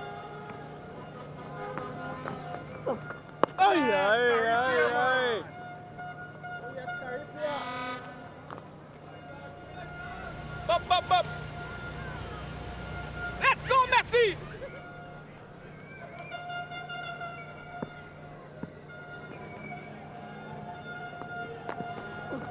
Yes, what's going through the mind of Shea Hope?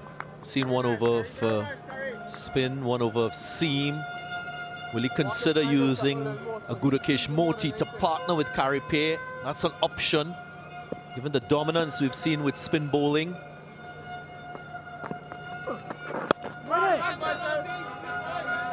That first over from Matthew Ford didn't really produce significant swing.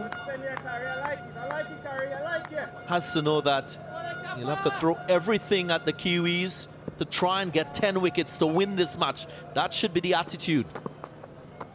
Nice, boys.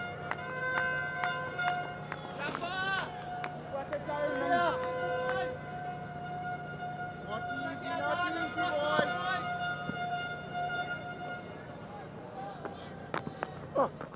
What is this? Don't mind us at all.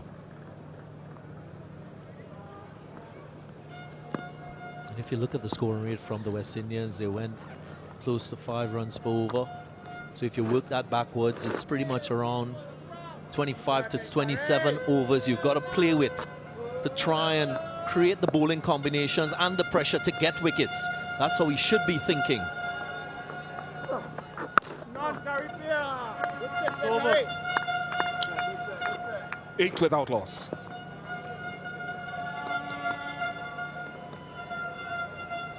Up to the time.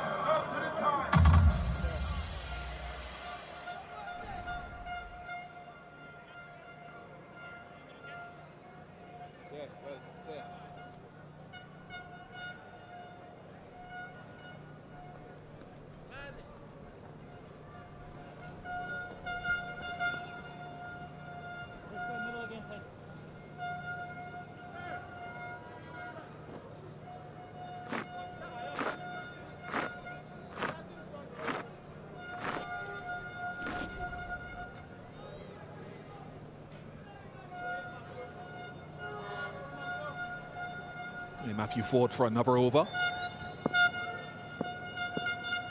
Keeper up to the stumps.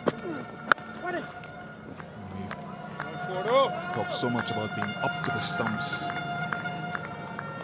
You mentioned the conditions very different from where Matthew Ford was plying his trade very well in New Zealand last year, for example, and back to the Caribbean. Looking to hit that length and just short of it, perhaps needs to creep up into the front of that good length and see what happens.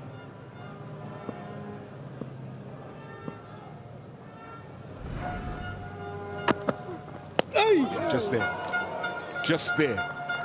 So I have no problem with Shea Hope giving him another over. Eventually he might have to turn even to Vital Laws, who got Henry Nichols dismissed in the first game, but just to give Ford, as he creeps a little bit closer, one more chance, hoping that he doesn't give away too many runs and can create an opportunity.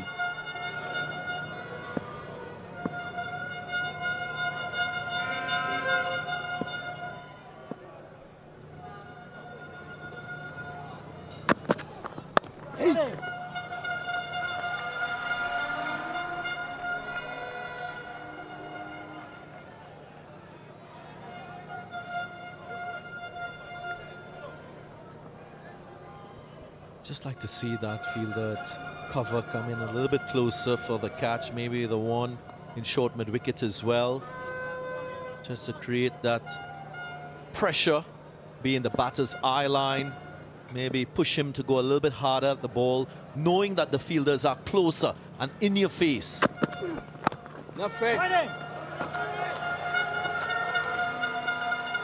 Something that you see very often when playing against an Australian team. Fielders in your face with a lot of energy, just making you aware of their presence, showing you a positive body language.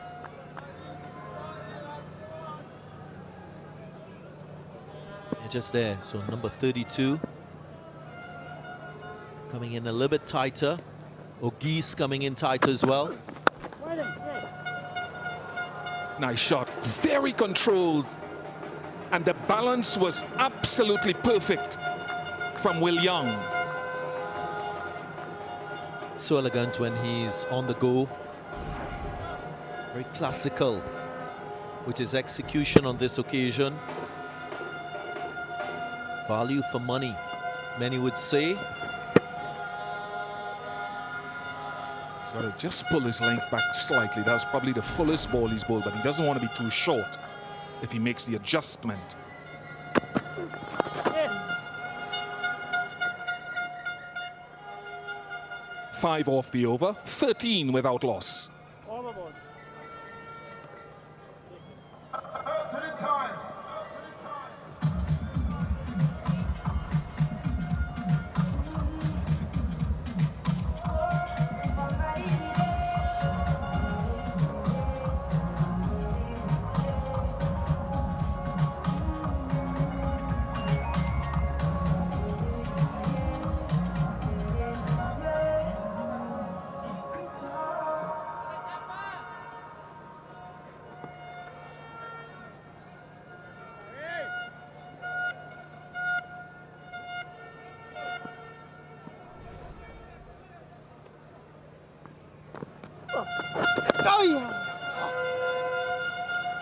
Trying to stay within the stump line.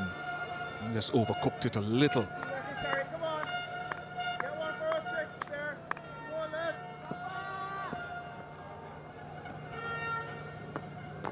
Oh, yes, Carrie, man. Oh, yes.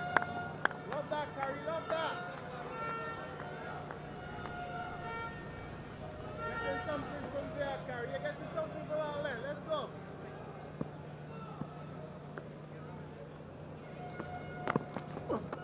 Yes, yes, yes. Keep working, Carrie. Keep working. Keep working, Fia. Carrie. Keep working, fella. As a bowler in this situation, one of the things that should be uppermost in your mind is how do you make the surface work for you? Seen a lot of turn, an ability to vary turn, that should be a strategy. That was going home. I suppose we talk about spin, and you mentioned Gudakesh Moti. The finger spinner will obviously have a little more control than the wrist spinner with the 2 fielders outside the circle. So that's something that Shea Hope will weigh up when he chooses to go to the second spinner. How much confidence he has in Vitell Law's control. He pulled them down a little bit in his early spell in the first game. But I think he's worth coming into the attack, actually, sooner rather than later, but it might be behind Moti.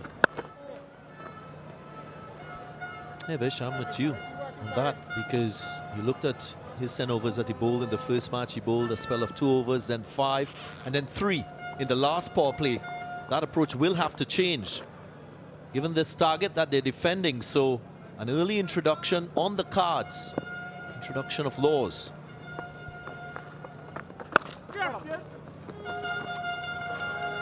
Gonna have to bowl them out, New Zealand. Not saying it'll happen. 17 without loss. 5 overs gone, 17 without loss, New Zealand. Looking for 139 to the million.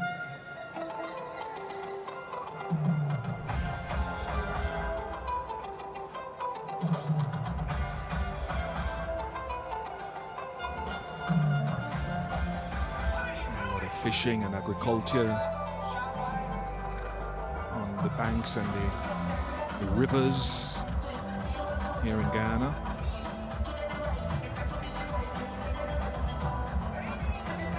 Shrimp fishing, fishing in general.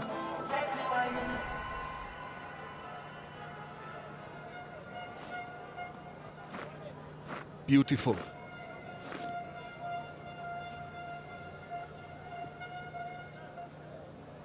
And the New Zealand take flight. Another one for Matthew Ford. He needs something to happen.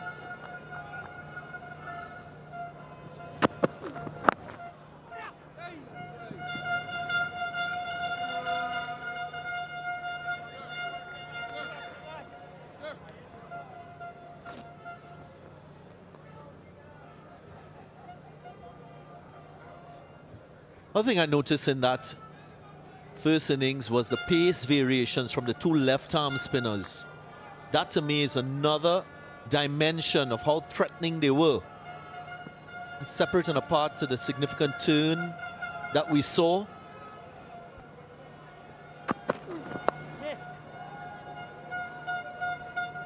And I reckon Kari Pear, Budakesh Moti has to adopt a similar approach. Seeing Matthew Ford operate now. But if you have a surface that is allowing you to turn the ball, you also want to vary your pace of your deliveries. Vary the wicket-keeping position. Shea Hope was up to the stumps in the previous over ball by Ford. He's back, and that allowed Will Young to run down the pitch at Matthew Ford, the previous delivery. It also allows Henry Nichols to run down the pitch there as well. And that's why Shea Hope was up to the stumps in the previous over to try to stop that. Because on this pitch, they want to get down at Ford, who's not coming very close in his length with the unpredictability of it.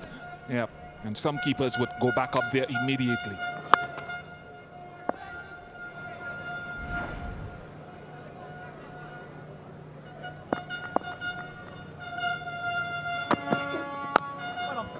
Out of his crease there again. And I think the other thing that Shea Hope remembers is, and why he's given Matthew Ford a little bit of a run when spin could have come in, is Matthew Ford dismissed. I remember that. He dismissed Will Young twice in the series in New Zealand, nicking him off.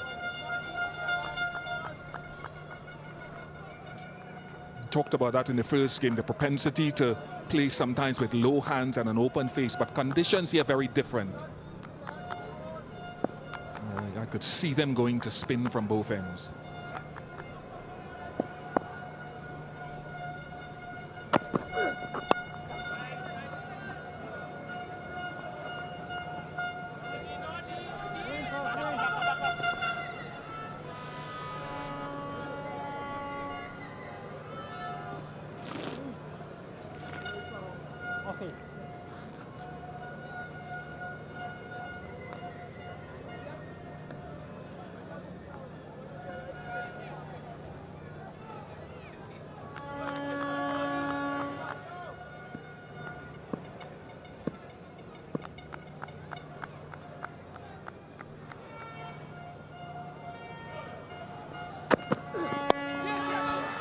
Down the pitch again, just over mid-on, but the footwork there of Will Young tells you, and I was hoping Shea Hope would come back up to the stumps. He didn't. 23 without loss.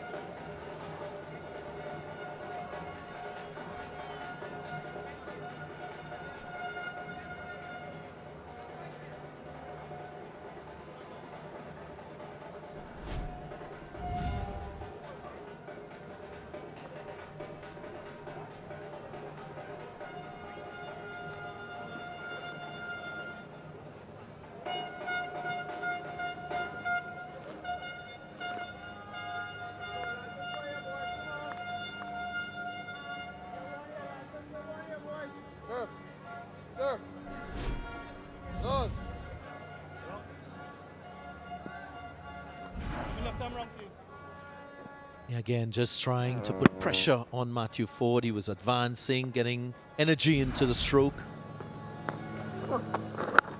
Come here. And I'm keeping my eyes on the speeds of deliveries from Carrie Pear. I did mention one of the strengths of the two left-arm spinners from New Zealand was that variance. The fastest to the slowest, just about 10 to 15 kilometers per hour.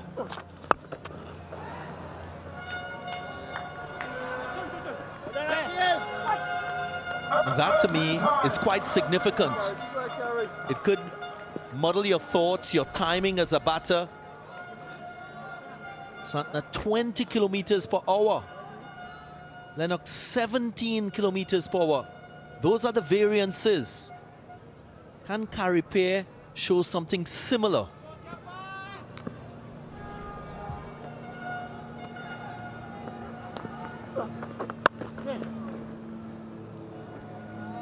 So far, all three deliveries hovering around 81 to 82 kilometers per hour. So not a lot of variance in speed from Carrie Pear.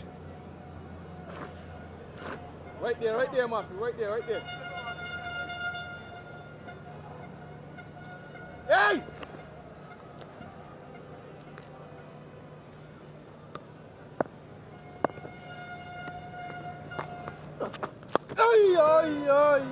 One of the things New Zealand have going well is the left-right combination. So depending on which spinner comes on, at least with the left-arm orthodox, you can counter and switch. It looks like it'll be Alzarri Joseph to come into the attack next.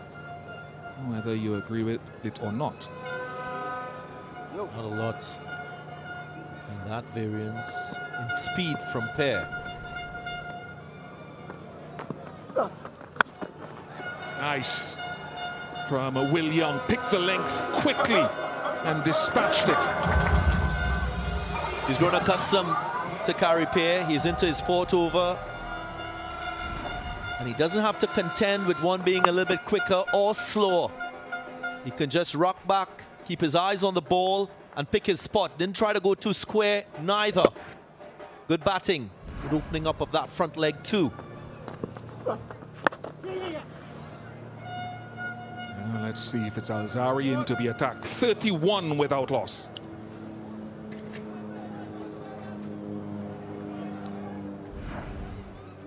Talked a lot when the West Indies batted about picking length, when to go forward, when to stay back. And that is the great test, that the best batters are able to do that.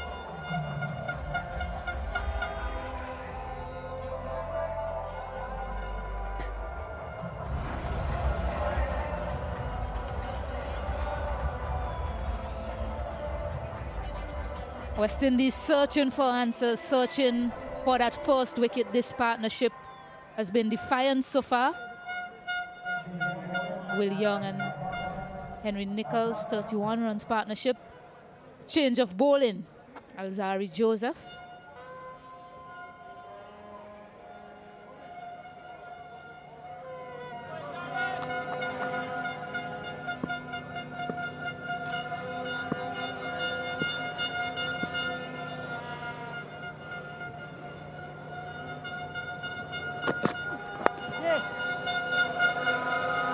Nicely picked off. Should get to the boundary, and it does. So timing continues to be excellent from Will Young and Nichols. Boundary of the last ball of the previous over, boundary of the first ball from Alzarri Joseph. The balance at the crease stands out again. The timing exquisite. Nice little platform being laid here, not dissimilar to what the West Indian openers did. It's beyond the 10 overs when things change drastically. Nice little play area for the young ones. Wonderful to have at the venue. Let's speak about the difference of setting a total and chasing one. New Zealand in a comfortable position. Know what they have to chase, just 139 more to get. It's 139 to get rather. Vital Laws, when is he going to get the ball in hand? Yeah, I was just making the point in our breakout room about his importance.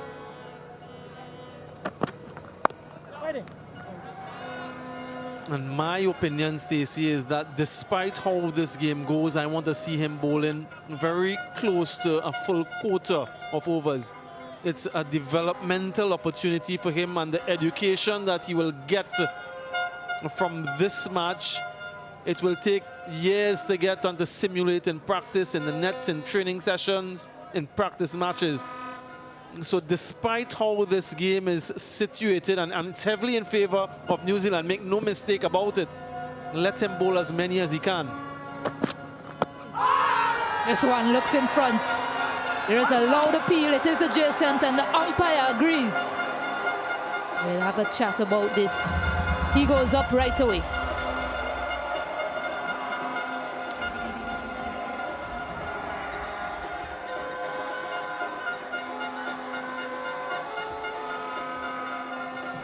TV umpire to director. We have a player review for LBW. The original decision is out. I've checked the bowler's feet and it's a fair delivery. Can we go to front on when ready, please?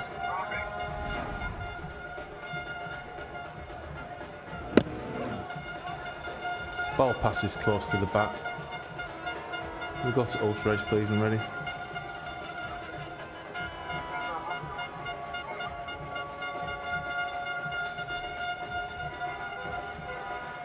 Clear gap between bat and ball. Go to ball tracking when ready, please.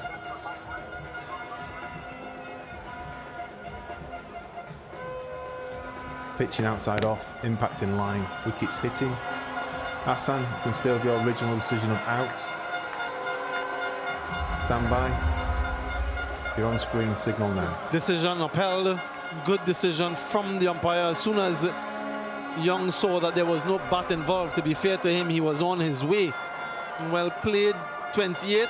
First one down for New Zealand at 35.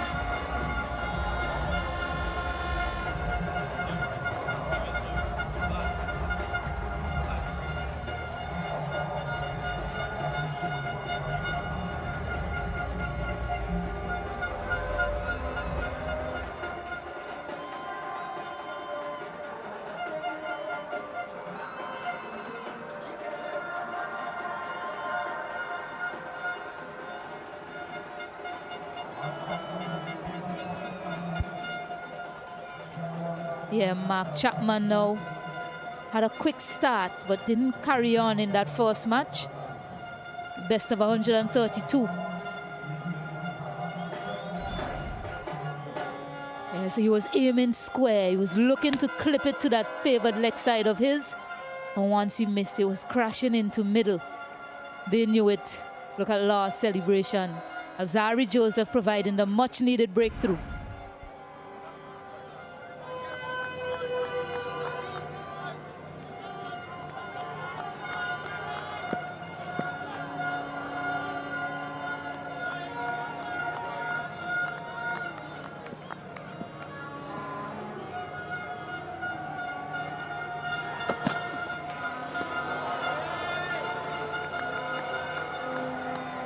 Yeah, absolutely no pressure for New Zealand with that required run rate under 2.5. So you have the luxury of time and to understand what the conditions are like. Absolutely no rush. The onus is on the West Indians to get these 9 remaining wickets. You just feel as though once New Zealand bat the entirety of the overs, they'll get to the target score.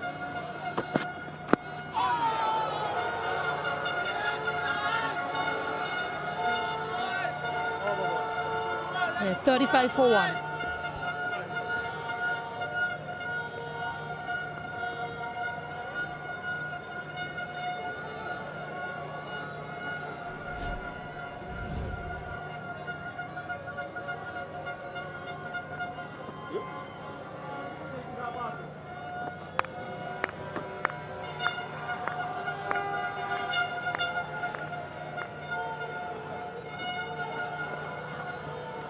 Bowling change, left arm over.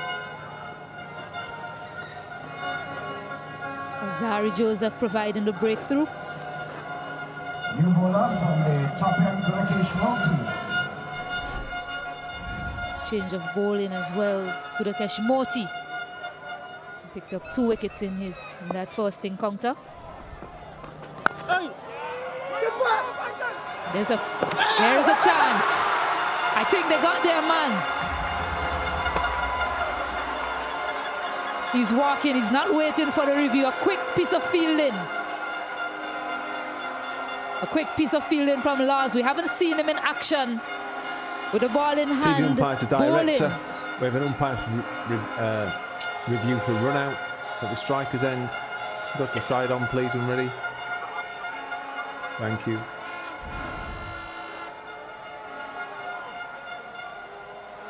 Yeah, freeze it there. I've made my decision for the big screen.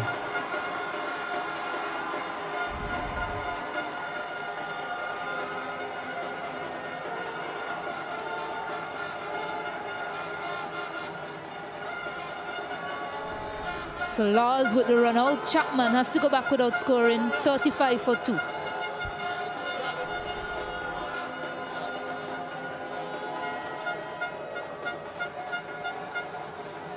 Second wicket going down, the score still on 35. New Zealand using the second wicket. Nichols, run out, a short run out.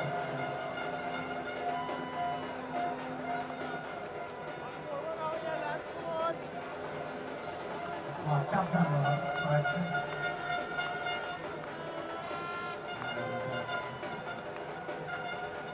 Mitchell, begin back for you. Daryl Mitchell, 65 in that first ODI. An average of 58. Tells you that he stays and bats for a long time. And suddenly 2 wickets gone down. Vital Laws. Not spinning it, but sharp walk. Quick return to Shea Hope.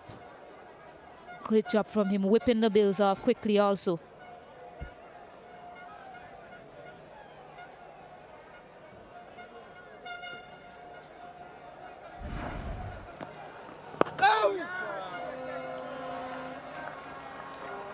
Yeah, Chapman, with that little confusion, brings Mitchell out to the middle.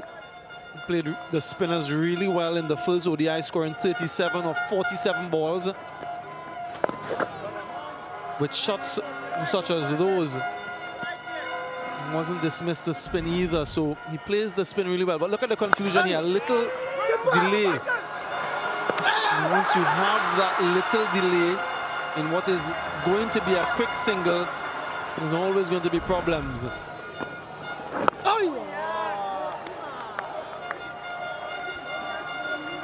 Daryl Mitchell, certainly a man for this occasion. He has the highest average amongst batters since 2023 World Cup against spin.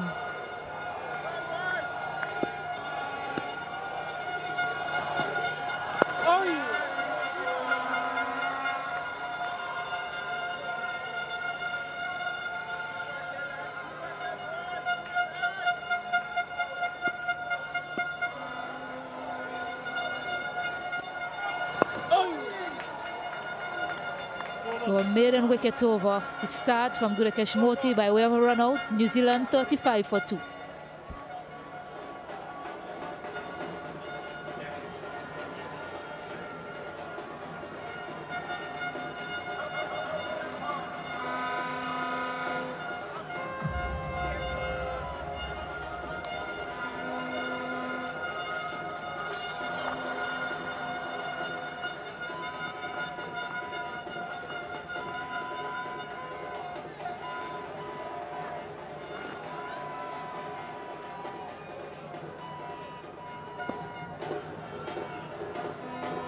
Been hunting for wickets, West Indies. They've picked up 2.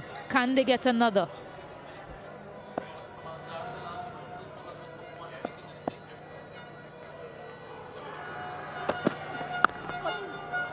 For New Zealand, they're still well placed. It's just a matter of calming the storm. 2 wickets in quick succession. 2 experienced batters in the middle.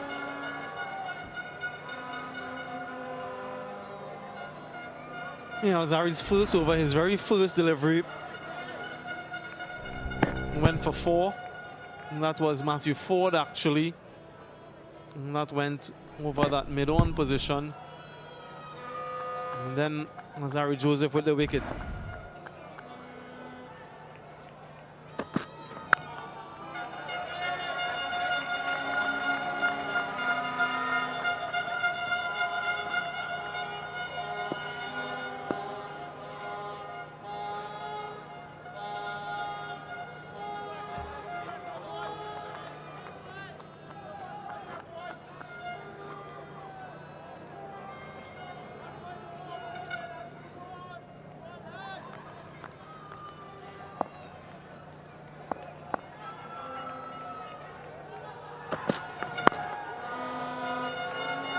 35 without loss to 35 for 2. So a nice little passage of play here for the West Indians.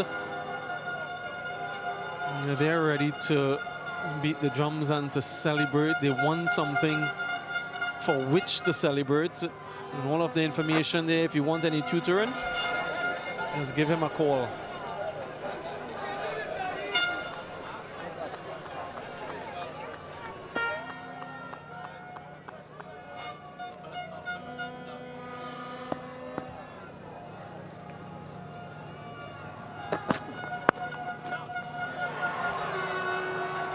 Whipped away. It's a chase on for the fielders. Think he does well, Laws. You definitely want to have a check of that. A very good effort from the young man and the bundle.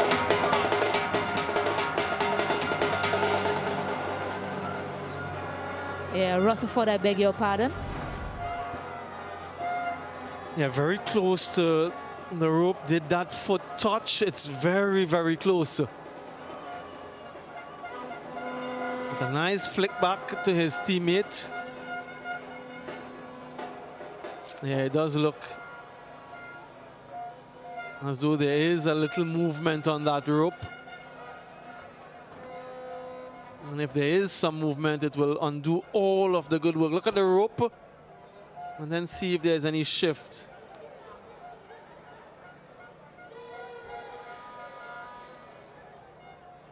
I'm waiting for a zoom in.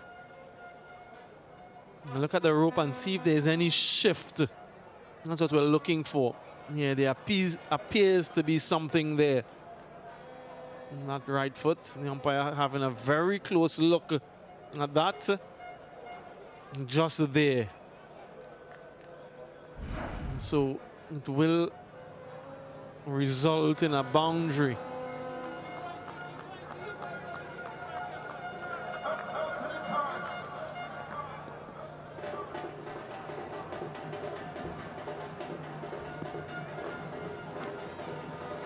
Exactly 100 needed now by New Zealand.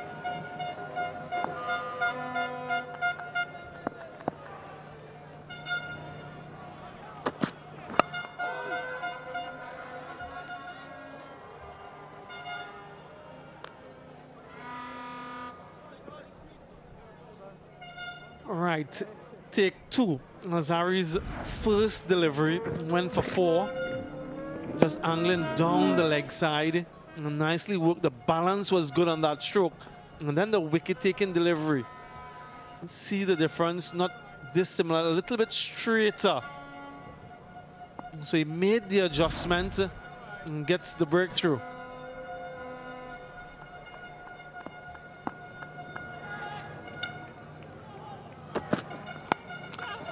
So one is edged.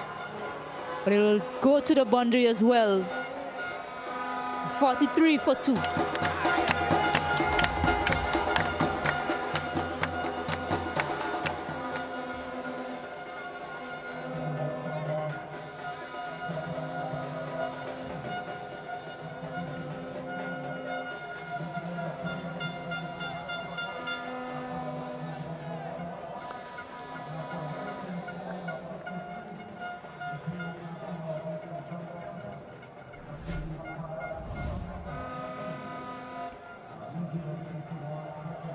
West Indies on the hunt for 8 more wickets.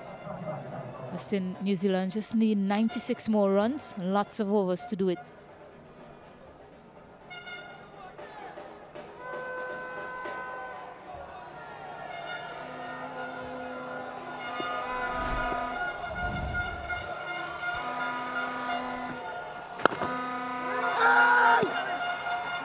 There's a loud shout from Hope. Try and get that in. Quick single taken. Daryl Mitchell off the mark. Yeah, went quickly to Alzari, but they set off straight away. Last ball of the previous over. A thick outside edge. No slip in position and raced away for 4. I don't think that there is a need for a slip on this surface. And I don't necessarily think that the West Indians are looking for too many wickets off the Pacers. It's the spin that will produce the most potency. And if I was Shea Hope, I would consider investing in someone close to the bat, maybe a silly mid-on, silly mid-off, because you need to get 8 more wickets. There's absolutely no way. I shouldn't say there's no way. Stranger things have happened. But there's a very small chance that you can bowl 50 overs, not bowl out New Zealand and win the game.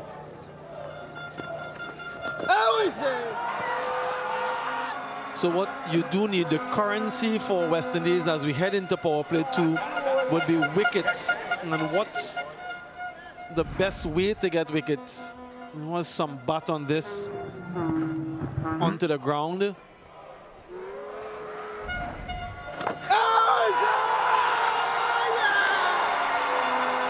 This time he gets his man, Moti. And in fact, Darren Mitchell goes up for a review.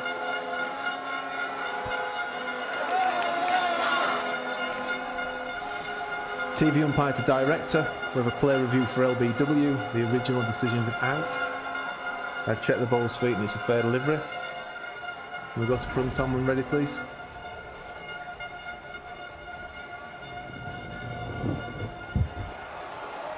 Ball passes close to the bat.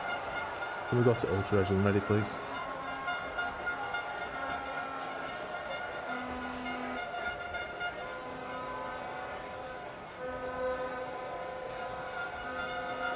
Yeah, there's a clear gap between bat and ball. Go to ball tracking when ready, please.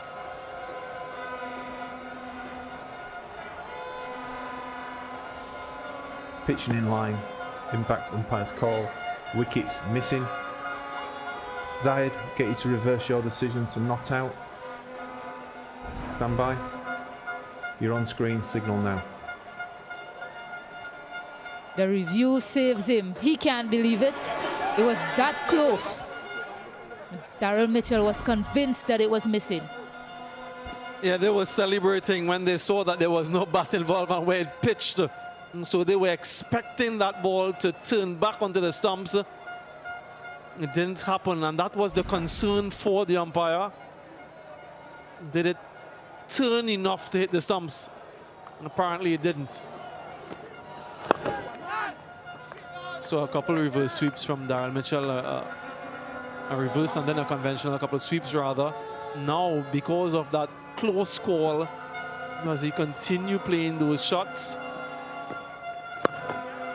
Goes more conventional with the full face of the bat. 2 from the over, 45 for 2.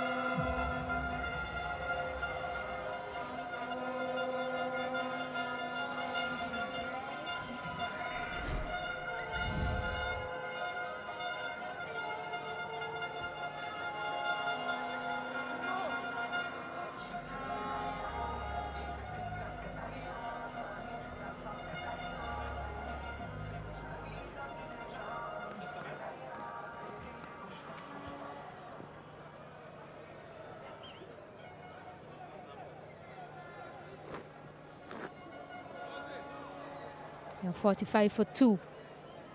Lawrence with the run out, Alzari Joseph with the LBW. And he'll continue.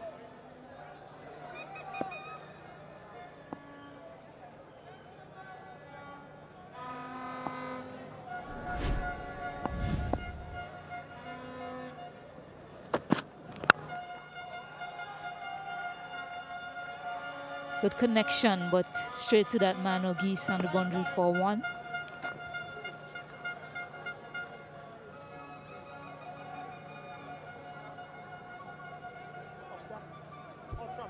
Yeah, the wicket of Mitchell is so important for New Zealand. You mentioned his prowess against spin and his average post the 2023 World Cup, averaging over 115 against spin. Good strike rate as well. And in these conditions, that exacerbates his importance.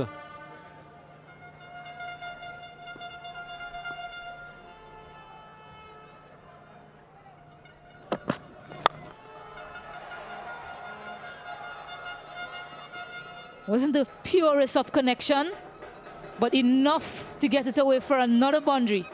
50 up as well for New Zealand.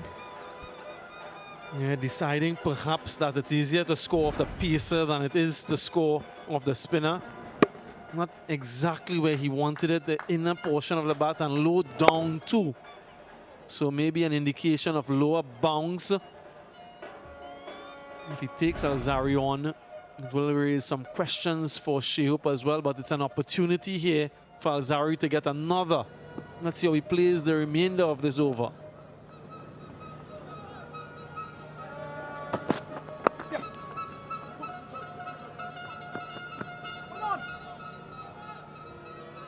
Yeah, he wanted 2 there as well, Mitchell. Zari Joseph did dismiss him in that first ODI. Yeah. 3 ODIs here, but then we head to beautiful Barbados. From the breezy south coast to the calm turquoise waters of the west coast, Barbados offers incredible aquatic experiences for every level of adventurer.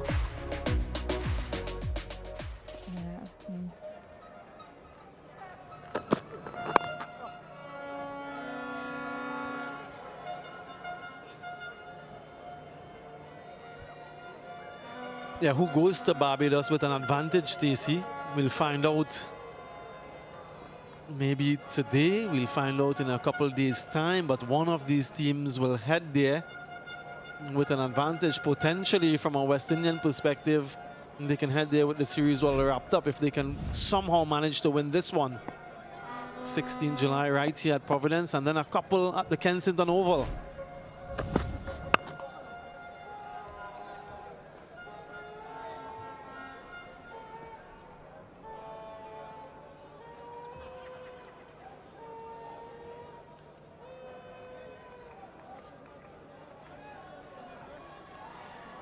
Yeah, lovely views of Guyana overhead. Bridge will be lit soon, Samuel. I love to see that. Yeah, you've been to Jamaica, Antigua, and now Guyana. I'll ask you which is your favorite in between the overs, though.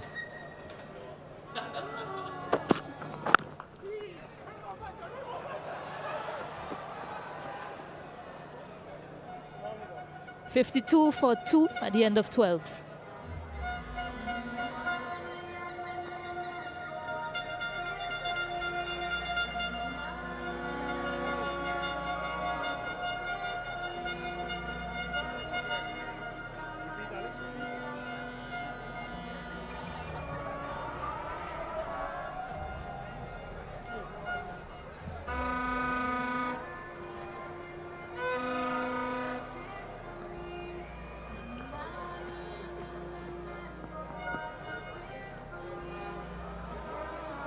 Yeah, 52 for 2. Still on the hunt for wickets, West Indies. That's what they'll need in this encounter.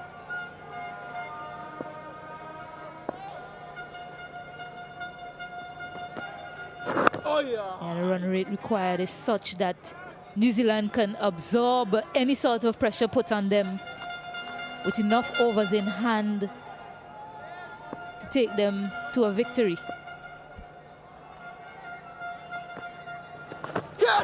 Sweep in, and straight to John Campbell.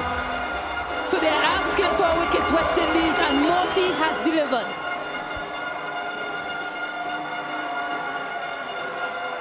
Magical Moti strikes again, keeping the West Indians in the hunt. Wickets the currency, and Moti the bank. Little top edge, and it is Amir Jangu with the catch. The hometown hero delivers. Nichols goes for 17. 3 wickets down now for New Zealand.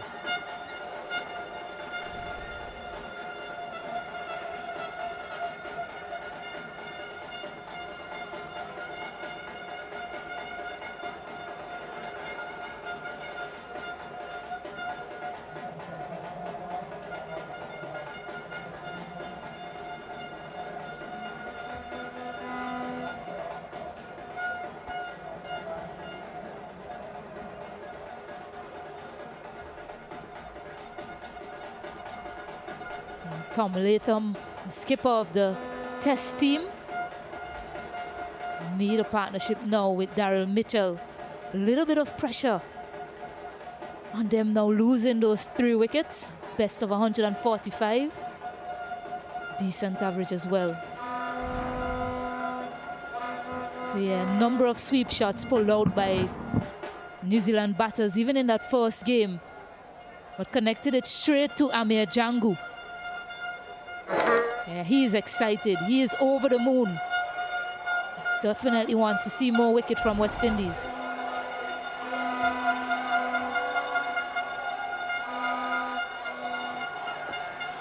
A little bit of an edge there as well. The fielder gives chase, carry pair, but it's going downhill. So there's no catching up to that. Yeah, inadvertent off the mark straight away. The most experienced New Zealand batter. 167 matches for Tom Latham before this one. So he'll have to bring to bear all of that experience in this tricky situation. 83 still needed. We've seen how difficult run scoring is from the West Indian batting lineup and from New Zealand so far. Can they find another and get into the all-rounders? Saw some really good straighter ones from the left and orthodox bowlers from New Zealand. Godekeshimoti still trying to find the ideal pace on this surface. Haven't seen the conditions change that much since the lights have come on. 13 gone, 56 for 3.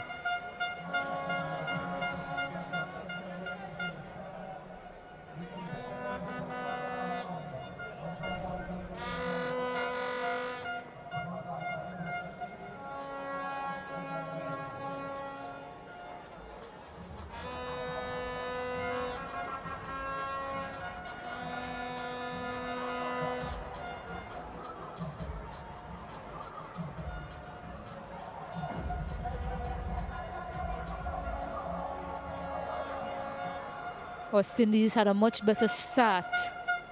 After 13 overs, New Zealand 56 for 3, but just chasing 138.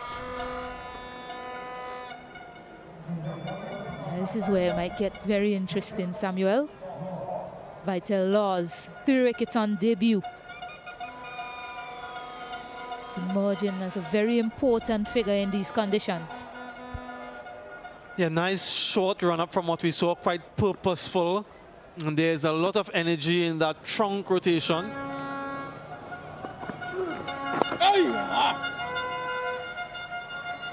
And a really good shoulder rotation as well to get him the turn that we've seen from him. That was a loose delivery, gets a wicket, but look at that pitch. Good shape on that, and add 1 for good measure. So 3 for 54 from 10 for the young man. Precocious, raw talent. Wonderful to see. I want to see him bowl as many overs as he can tonight.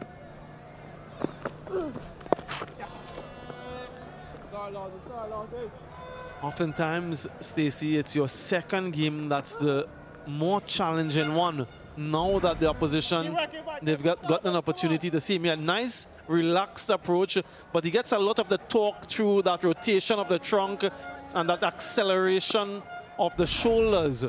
And he has a prominent non-bowling arm as well. That non-bowling arm allows him to stay tall on the release, and it also helps him to accelerate that shoulder rotation. We're going through his paces with his spin bowling coach, Nikita Miller, who has experience at the international level, understands the vagaries and volatility at this level. Googly, just one, and I know there'll be expectations, Stacey, there'll be a lot of hope, but I just want the public to be patient with him. There'll be a lot of feedback. Everyone's a coach. I do hope that that information is distilled before it gets to him. It's filtered through, and he's insulated from the opinions from the outside. But yeah, amazing for West Indies if he can push on. And this is just the start.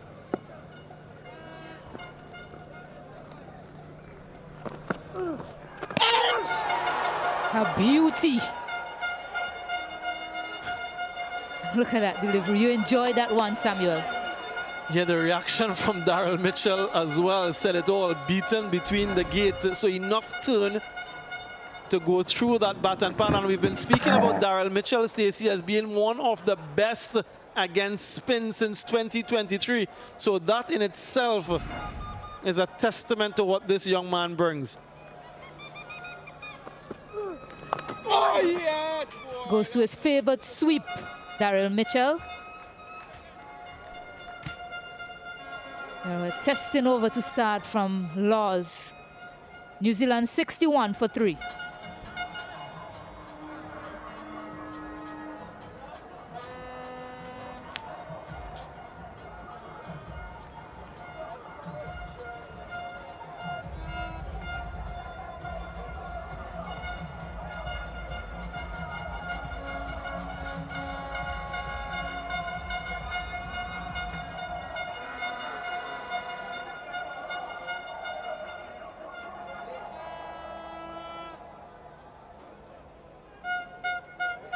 Beautiful and picturesque Providence ground here in Guyana. 61 for 3. Udakesh, Moti. And this is the close call for Daryl Mitchell. How he missed the off stunt, nobody knows. Shea Hope with hands to head.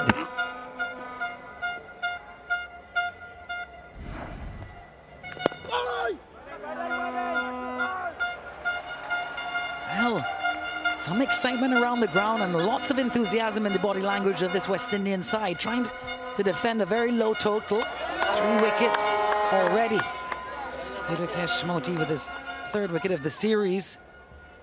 Good to see him in the wickets.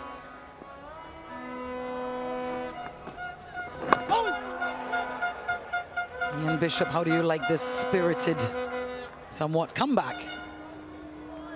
Well, I like the fight. West Indies could have easily gone out there earlier this evening and said 138, we can't defend that. Sometimes in the past that would have happened, but they've shown great spirit and they're in the fight, in the contest.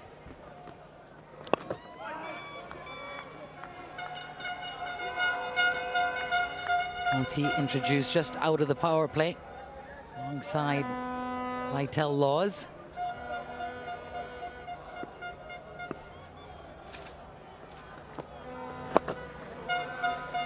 Flicked nicely. Daryl Mitchell, who survived a scare as well, was given out on field, overturned by the review.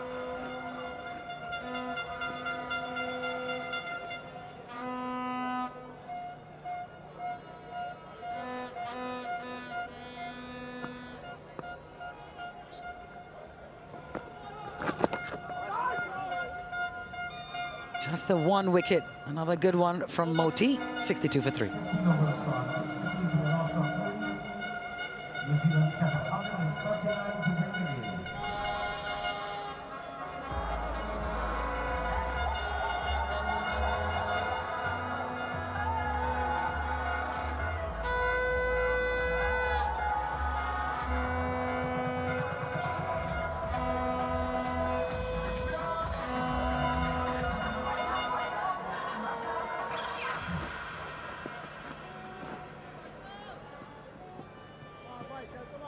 Well, the West Indies were bowled out for their lowest ever total in an ODI against New Zealand. 62 for 3 for New Zealand here in the chase. Honed. Just beat the slip. They should get at least a couple here. Ian Bishop, what do you make of this young man? Everyone across the region, of course. Actually, everyone, bar Mark Chapman, would be happy to see Lytel Laws. Got him in the first game and ran him out in this game. This one just under the hands of John Campbell. I would argue that there are people across the world who are excited to see him after watching him at the Under-19 World Cup, and I get the messages on social media. I want to commend what Jamaica have done with him as well. I talked about Randy Nelson, his mentor in Jamaica, who he's known since the age of 12. He lost his father a few years ago, as I mentioned earlier, and Randy has filled a breach in his life, as well as his mom, who's always been there, meeting that need in many ways. And the thing that I like about him most is one, the way he spins the ball in both directions, but he takes his academia seriously. During the camp, he did his exams during that camp session in Antigua. So he's smart, he's committed academically, and skillful bowling. Beautiful. Wonderful storytelling as well, Bish. Another more proof that education is not for a job, but education is for life. Yes, please, we'll have some of them. Send them right up to the com box.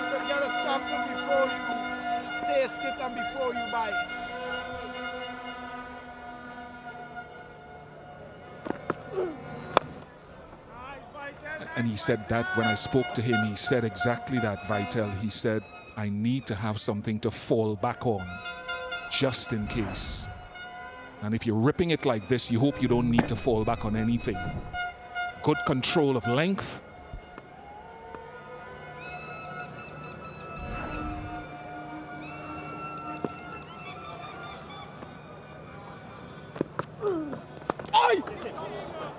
It's just another good over. 3 off the first, 1 off the last. 66 for 3.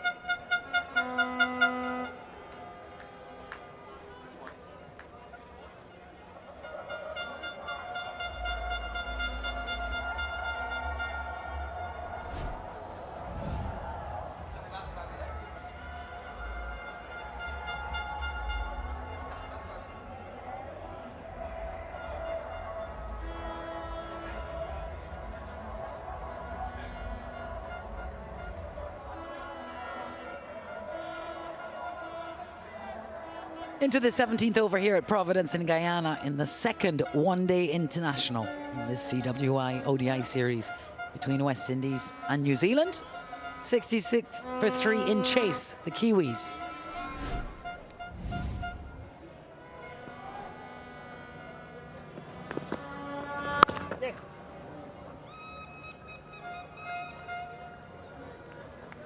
I just wonder on the other perspective how New Zealand and Tom Latham, very experienced with Daryl Mitchell, who averages nearly 60 in this format, how they're seeing the progress. Do they feel that just batting the overs will get them there, or do they feel that it's doing too much and they need to press at certain points? Different batters approach it differently.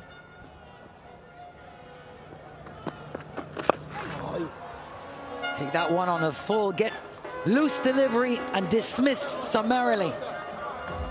4 more for the Black Caps. And I think that's a little synopsis of the answer.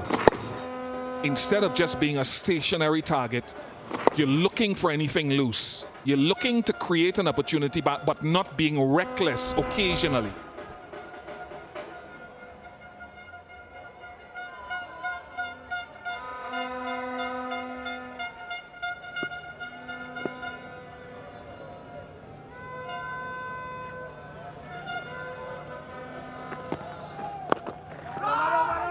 We were talking about the importance of education, and you mentioned Vital Law said he needs to have something to fall back on, but my argument would be that education teaches you how to learn. Even on the cricket pitch. Intelligent decisions like the one taken there by Daryl Mitchell. Clear thinking. Calming the mind. Having a sense of the context of the situation. These things come with some discipline of the mind.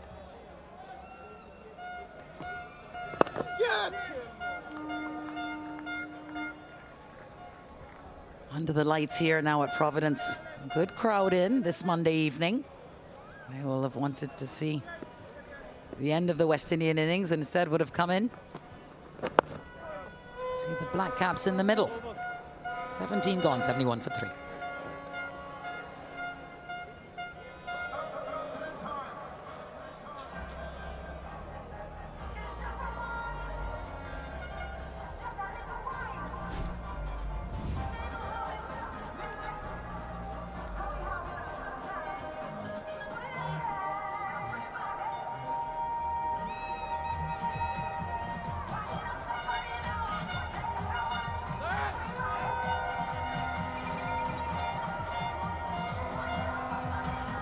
the top 10 best batting averages in ODIs. Look at Daryl Mitchell there, number 2, ahead of Virat Kohli. Shea Hope, of course, making that top 10. 58.9. Daryl Mitchell's average, extraordinary. 50.9, Shea Hope. Very tidy.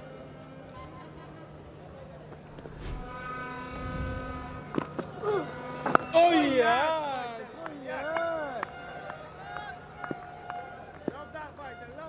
See the name Jonathan Trotton in that top 10.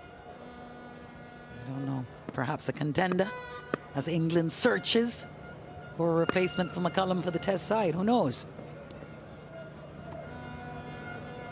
Oh, yes, Vital. Oh, yes. Not scoring a bad balls, Vital. We showed you a lot if you tuned into the first ODI, and I'm sure everybody watched it. So gripping, the 2 variations with the seam positions. On the left, the one that goes from leg to off, and the googly, much straighter seam. And batters, different level of batters. I'll come back to it. In fact, might do it now. There are a couple of things that the excellent batters will look for.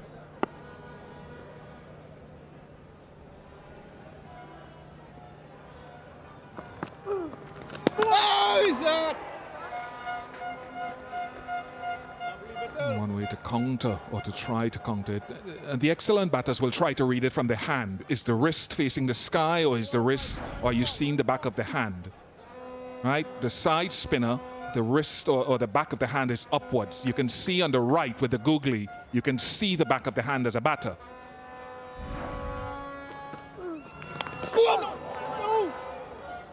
Gosh, he's come awfully close, hasn't he? Vital Laws. Bowling in some very good areas. Because it's hard to read him. So if you can't read it from the hand, then you're looking at the seam position of the ball. If you can't do either, then you're looking to react at the ball off the pitch by sweeping. And this is a great tribute to Vital Laws, that they're not picking him and they're trying to force the issues. I know Mitchell is generally a good sweeper.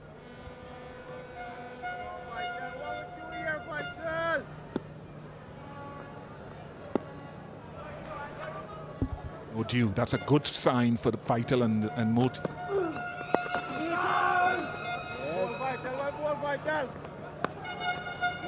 Doing well, this spin partnership. 18 runs in the last 30 balls. Buddy. Not sure. Pegging them back a little bit here. All over him, Vital. Keep going.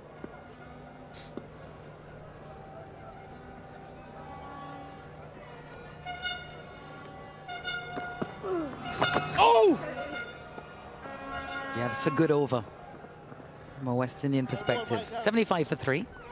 And time for a little drink. You're enjoying the second one-day international between the West Indies and New Zealand.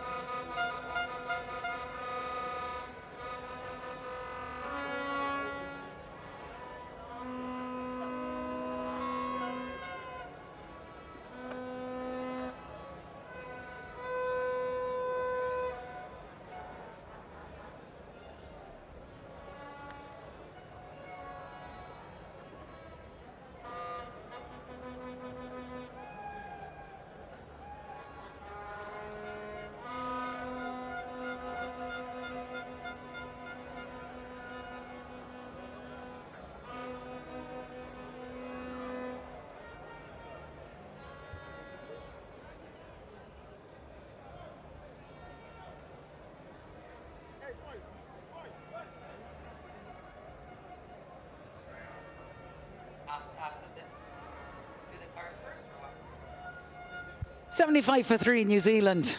23-run partnership between Latham and Mitchell. Alzari Joseph, in fact, he mentioned it before the game. He says on this pitch, you have to hit that length at the stumps because of the variability of bounce. Then the run out. Miscommunication, but excellent fielding by Vital Laws.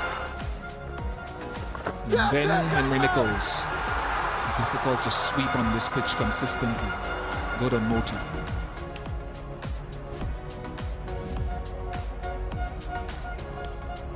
Pierre didn't manage to get any breakthroughs. It was Alzari Joseph with 1 for 19. Gudakesh Moti followed up, and then the run out. But Laws has bowled well. In fact, behind the stumps, John Campbell said to him in the last ball, "You're all over him. You're all over Daryl Mitchell. Keep it going." Yeah, we were in Guyana. Gorgeous Guyana. Wonderful architecture.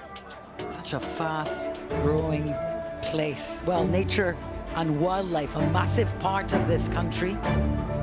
So many numbers of species of birds, amphibians, reptiles, mammals, and much more. The interior of Guyana, it's South America undiscovered. I'll tell you what, if you've come to Guyana, you've only been to Georgetown, you're doing yourself a disservice. So much to see in this wondrous land.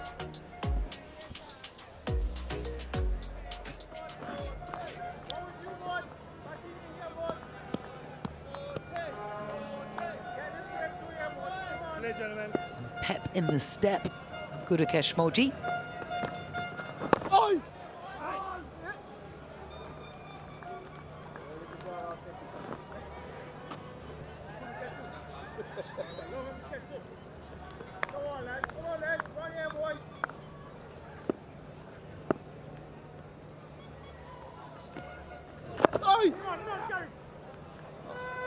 It's good running. It's really all they need to do. Nothing much required here from the Kiwis, but to stick to their process. Yeah, be tight. Yeah, it did keep a little bit low the first ball. And then that one that Alex, you rightly said, he knocked to mid-on and ran. I think his carry Pierre has to be tighter there. Make them hit the ball past or over you at mid-on.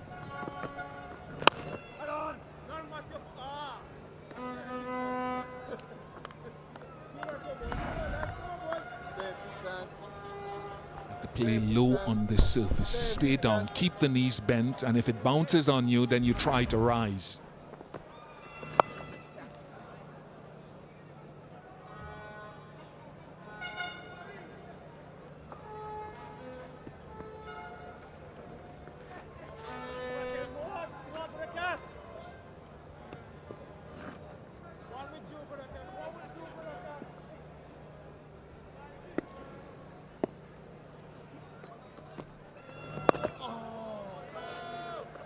Good forward defense. It's interesting, obviously, Bish, we would imagine conditions changing now under the lights. We'll talk a bit more about that in the next over. 2 off, 19 gone, 77 for 3.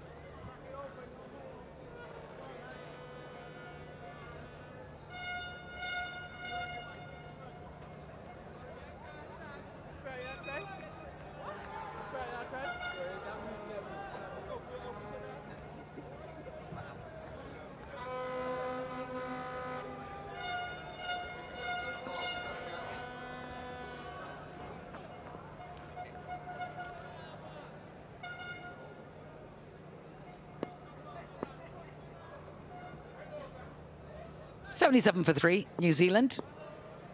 And the spin partnership, Gudakesh Moti and Vital Laws, going through their pieces. This one will be given wide.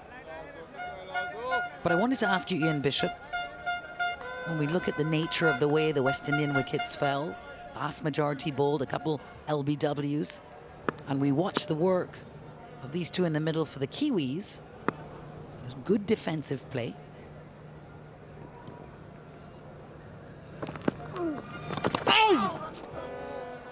What can we observe? We know it was turning earlier in the day, condition was different, but what can we observe about the West Indian ability to play defensively, protect their stumps?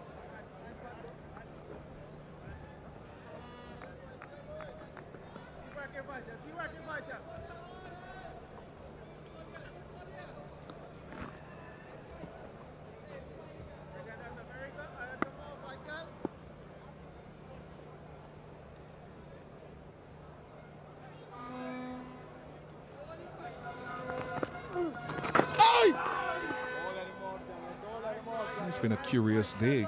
I mean, one thing you take out of it is largely you have to look to attack the stumps. A little bat on that a little bit earlier. Now they got the run.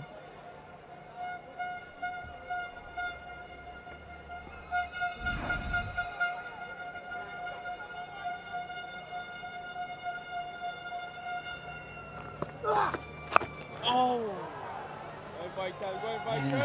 Bit of a drag down, kept low, and just eased away for a boundary. No pressure here on the men from New Zealand. As I mentioned in the first game, and I'll endorse it again, you'll get that from Vital Laws from time to time, but he will overcome it as he gets more experience. And that didn't even bounce, so that is another answer to your question.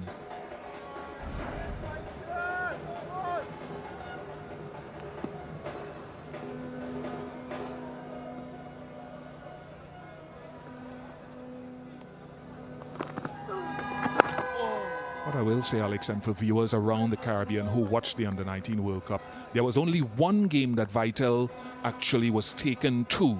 He got 1 for 60 against South Africa by a young man, partly Jason Rolls, who I expect to play international cricket in future, who swept him, hit the ball down the ground, a wicketkeeper called Lethabo, very powerful striker, and Daniel Bosman, another one,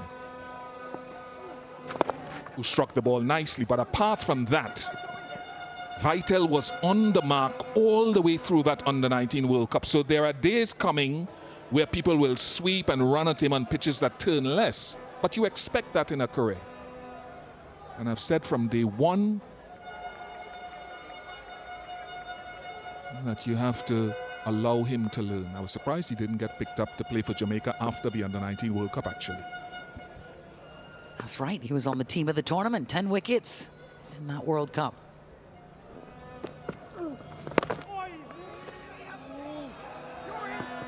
Just chipping away here, the Kiwis. 51 runs required now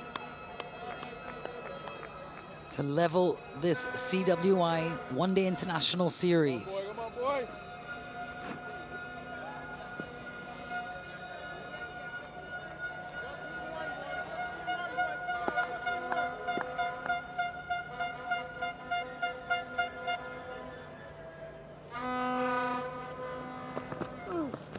Oh!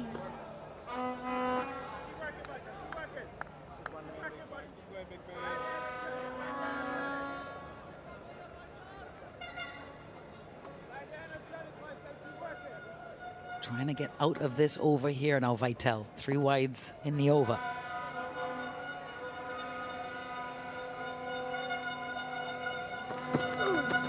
Catch him!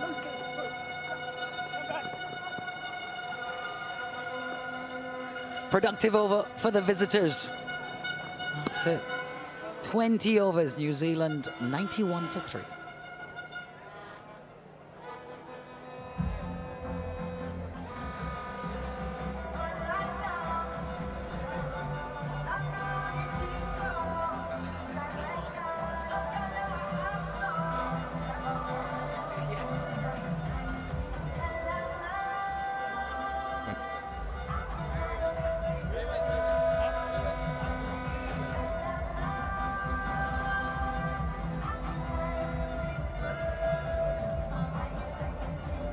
.138 was the West Indies total. Have a look at that score comparison. I don't know how much of a story it tells. Very contrasting conditions.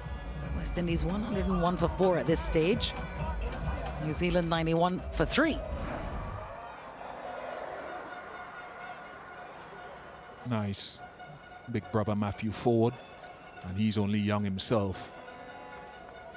Former Under-19 World Cup player in 2020, a couple of editions before Vital, just encouraging him and educating him And I thought so as well. I thought maybe there might need to be a change from Shea Hope. Give him a break for a couple of overs. He's certainly given Moti a break, which I think is the right thing, at least for a couple of overs, and got Carrie Pierre back.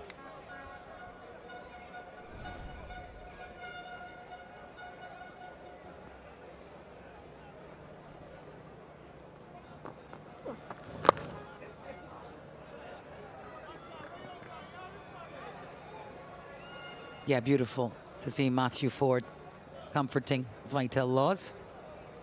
Warm and welcoming personality and good team building.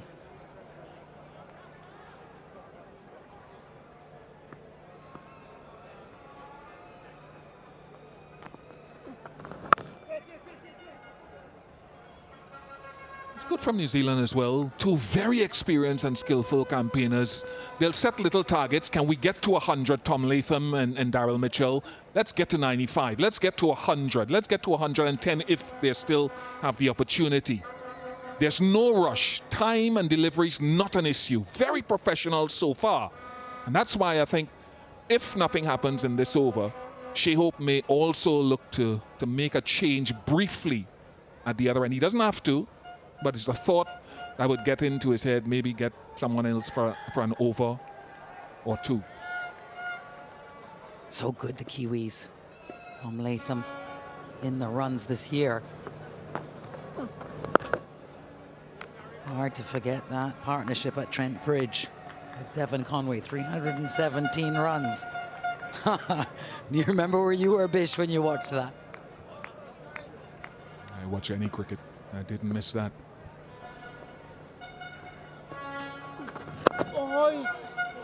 Interesting, chip down to it. He left home early there, Daryl Mitchell. He left very early. Pierre could have seen it and pushed it wide.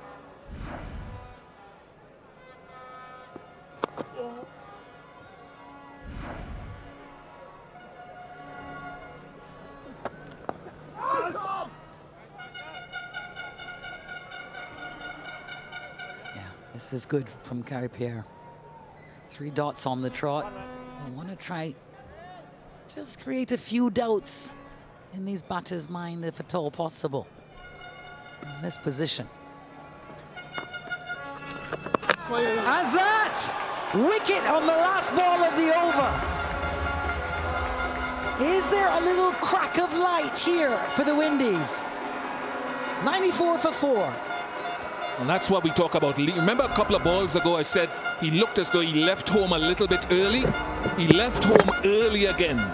Just enough for Pierre to spin it wider from outside the off stump. That's a big wicket to get. Easy for Shea Hope.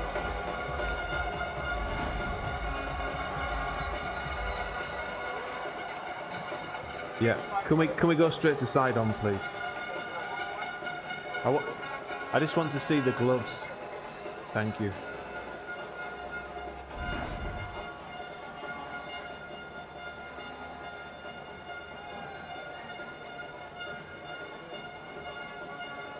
Do you have a slightly better side on than that one? Thank you.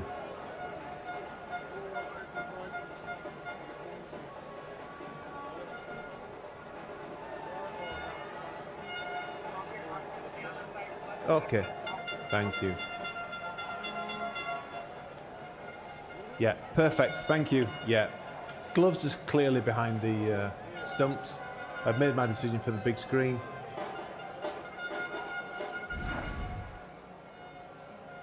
Yeah, legal from Shea Hope. The gloves cannot be level or in front of the stumps in taking the ball, and Shea Hope was under money.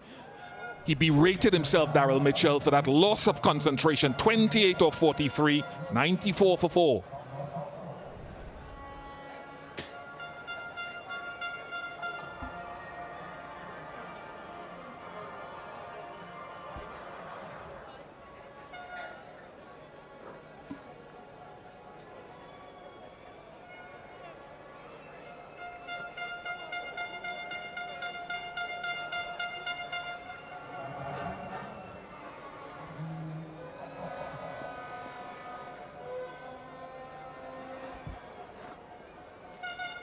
Carry pair with the breakthrough. Dean Foxcroft, a new man in relatively new to international cricket. Best of 75 on that tour to Bangladesh. A vital loss to continue.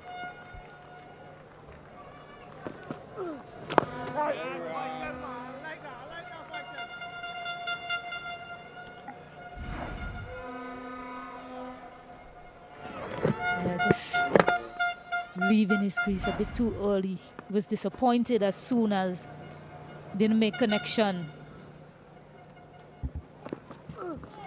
Darren Ganga alongside me. We spoke a lot about conditions and if it would change and what is a good score. It's only the second time that Daryl Mitchell has been dismissed with a stumping in ODI cricket. That's quite significant. It just reinforces the point we were making about how good he plays spin. And again, an indication as to how this surface challenges batters with that variability of turn. Mightn't necessarily be the bowler imparting revs, but more so the surface offering different grips at different times.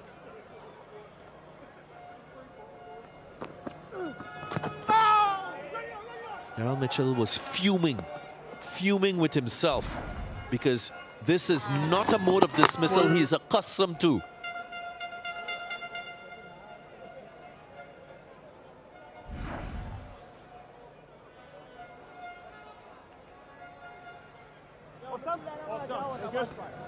Yeah, it's much more challenging when you don't have consistency with the degree of turn off the surface. I get it that bowlers at times will control the degree of turn, but if the surface is accentuating that, it makes it much, much more difficult.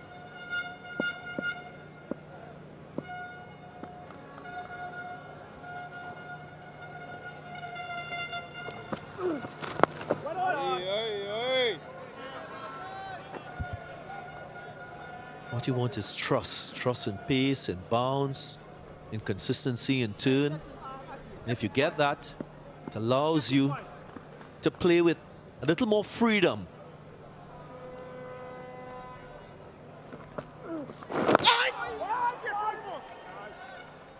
Went deep in his crease for that one, Foxcroft. Just a single from that over, 95 for 4.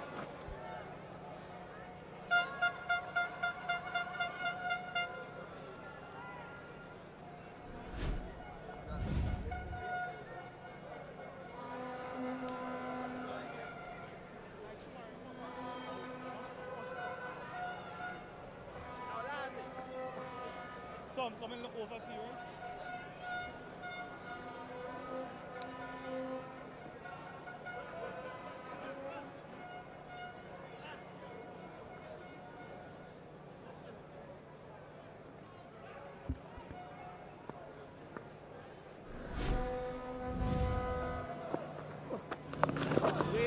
Back of the bat, sweeping that time later.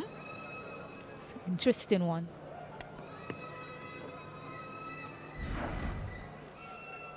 When you're faced with challenges, it requires you to think outside of the box, outside of your comfort zone. That's one way of doing it, Tom Latham.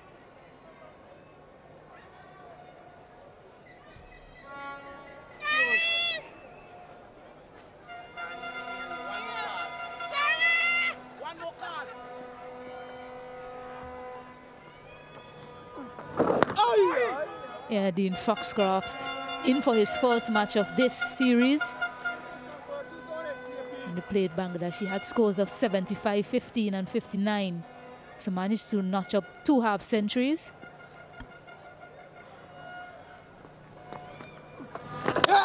Sweeping, but straight onto the stump. So Carey Pierre gets a second wicket and Foxcroft has to go back without scoring. It's an attacking delivery, you know, although the line is outside the leg stump. Ghanaian supporters, they love it. They feel there is a match on our hands. That sharp turn once more from the left-arm spinner. Despite the line being on or outside that leg stump. You miss, I hit. There's another one via that type of style. Foxcroft going without scoring. 96 for 5 now.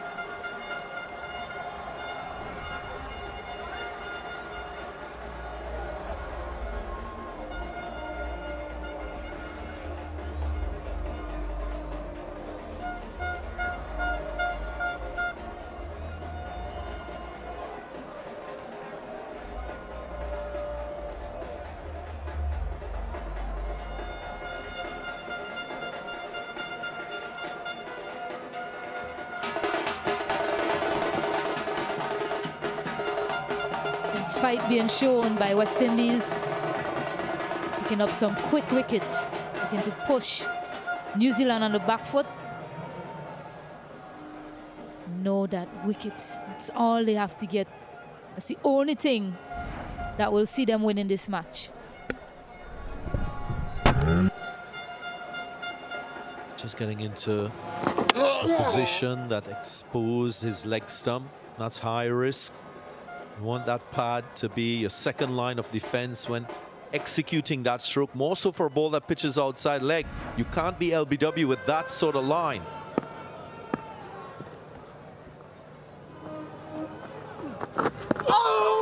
Some turn there as well. Question asked. Definitely going down with the angle. Got a big stride in. Just went too far across, offside.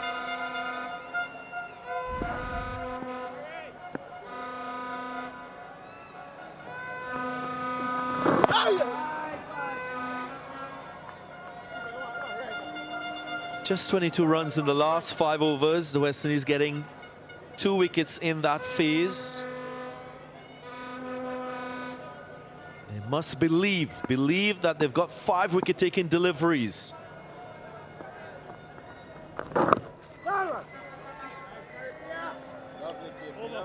Just a single from it, but importantly, the wicket as well. 96 for 5.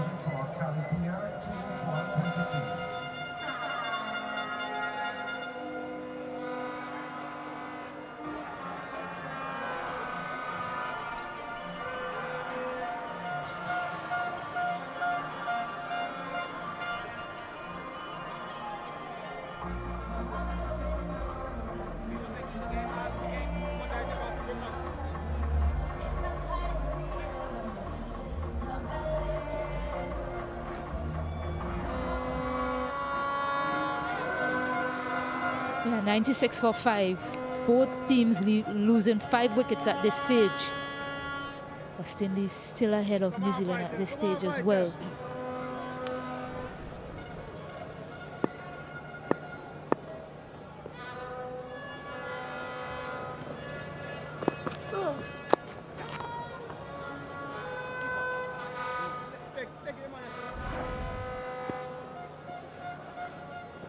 They're getting so far outside the half stump, looking to access that fine leg region. Didn't make connection, as what he's probably saying, Darren. Sharp! Dead on the line, dead on the line. Just like to see Shehoop ultra attacking with his field placing. Impose a little more pressure on Bracewell, the new batter. Has a short leg in play. Don't let him off.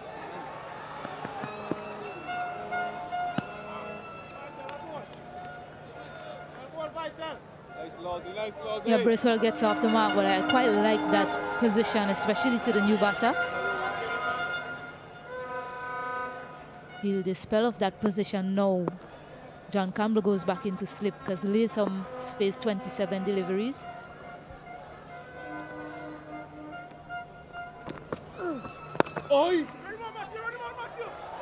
Again with the quick running. West Indies should sense that that is the approach adopted by these 2 New Zealand batters. They have a wealth of experience. Tom Latham, one of the most senior batters in this New Zealand side. 34 years of age. Bracewell, 35 years of age. And although he hasn't played 50 ODI matches just yet, he's played a lot of T20 internationals.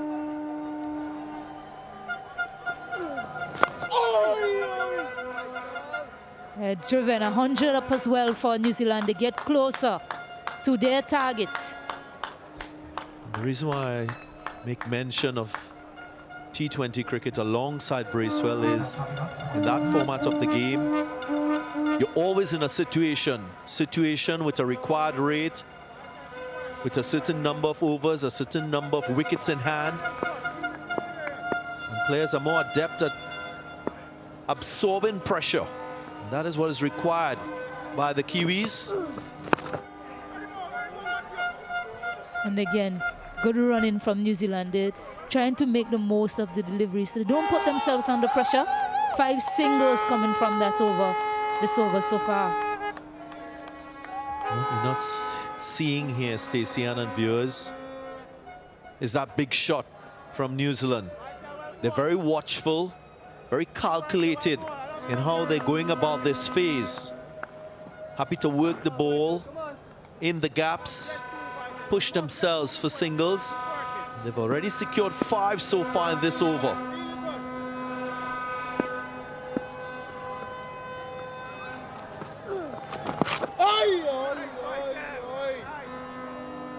Just the 5 singles from it, 101 for 5.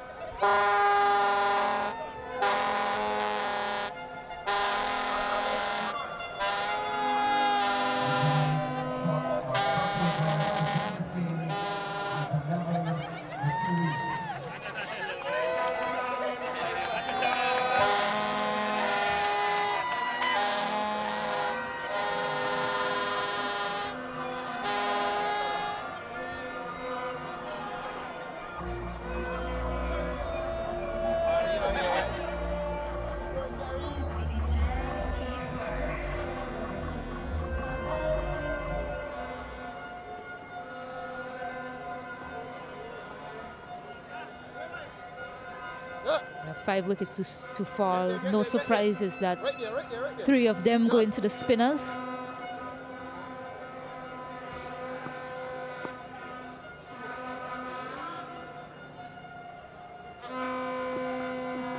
Oh, yeah.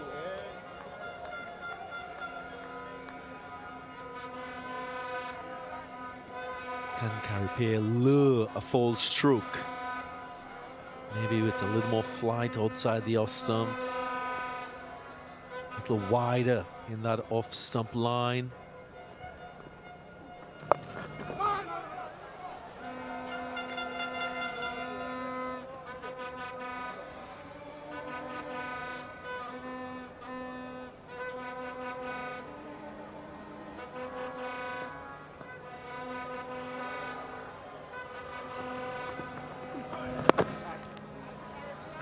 Sometimes as a bowler, as a captain, you have to take a gamble, entice the batter to play that big stroke. We haven't seen that in this partnership.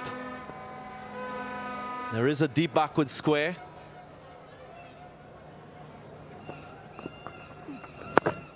And just maybe Shai Hope could consider bringing that deep backward square into the circle to just say to Latham, take a chance. Invest in a big stroke to get a 4. And maybe hitting across the line could bring a wicket, an LBW. So far, he's happy to just play with the vertical bat. Time is running out for Shai Hope and the West Indies. And he is a pillar of strength in this batting lineup. So how can you lure him into falsehood?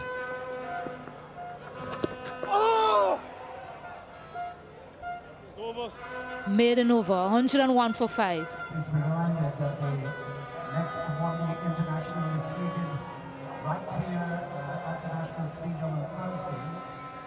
Cricket West Indies and the Cricket Board encouraging the parents to bring out the children who are free of cost to get into the ground.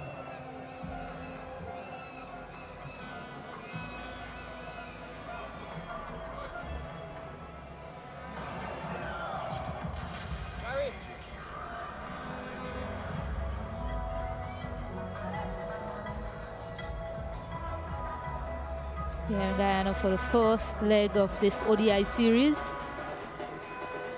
3 matches before we move to Barbados. Before you leave this country, Stacey, I'd like you to pick you in front of that sign as evidence of your visit.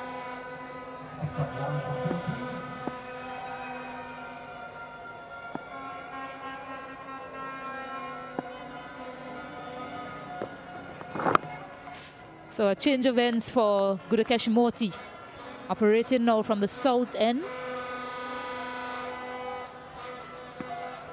And maybe a gamble here. Oh! Just push one of these two to play a big stroke. There's a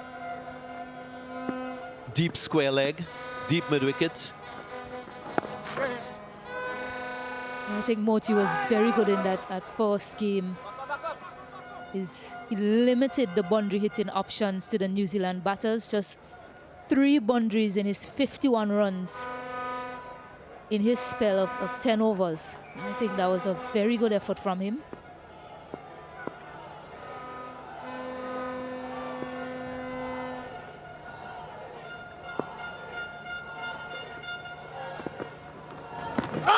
Looking to sweep back of the bat once more. Some interest by the West Indians. Yeah, Shea Hope says he has nothing to lose and he's gonna go upstairs.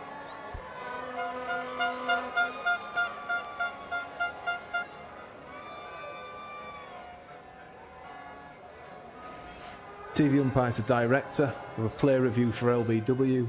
The original decision is not out. I've checked the bowler's feet and it's a fair delivery. Can we go to front on when ready, please?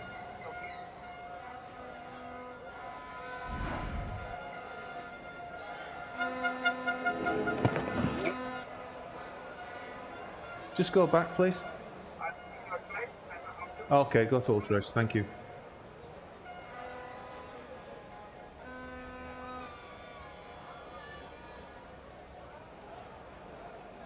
Yeah, just go back, please.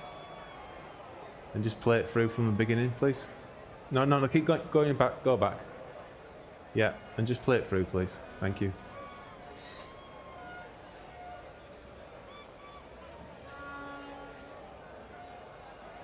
Yeah, no bat or glove involved. Go to ball tracking when ready, please.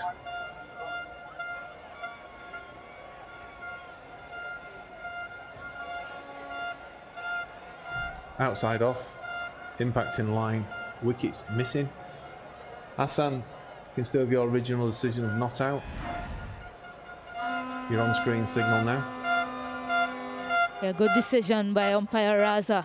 Upon first glance, it did look to be doing a lot, and confirmed by the replay.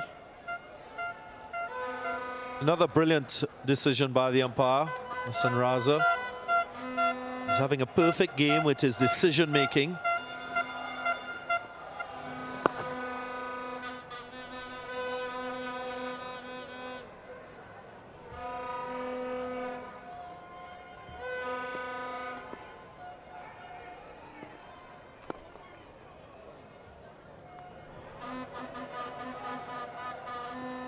Single to finish, 103 for 5.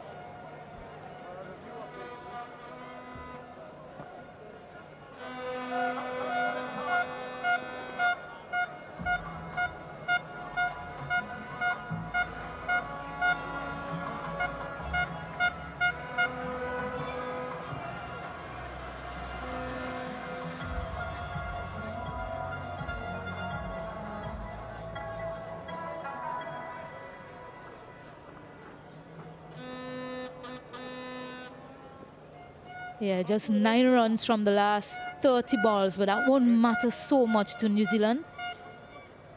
They know that the longer they bat out there, it's better for them once they don't lose more wickets.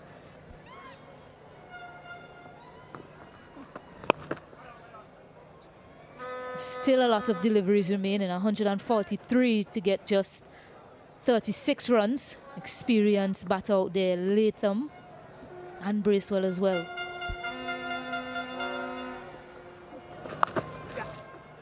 Sweep shot comes out. There is protection. He sweeps down. Last game, Bracewell was dismissed off the bowling of Laws. That reverse sweep was attempted. We haven't seen that just yet from him. Again, another indication as to how the Kiwis use what has gone to inform how they play into the future. Yeah, and it is the situation as well. The required run rate is below 2 runs per over. So you don't need to play any risky shots right now. New Zealand 5 wickets down. It's about containing, just getting to safety.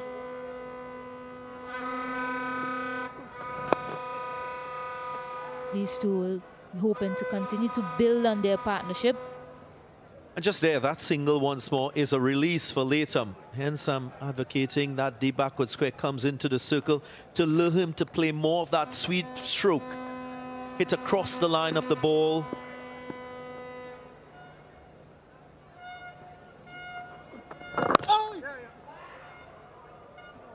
At the moment, it's very easy for this pair. They've worked out a formula and an approach to counter the spin thrown at them. Shea has to think on his feet, get that alignment with his bowlers too. So a lot of wickets being taken with that straight ball, that arm ball, as they say, from left-arm spinners. Another easy single. You get 5 runs off that, over 108 for 5. Completing 8 overs, 2 for 27.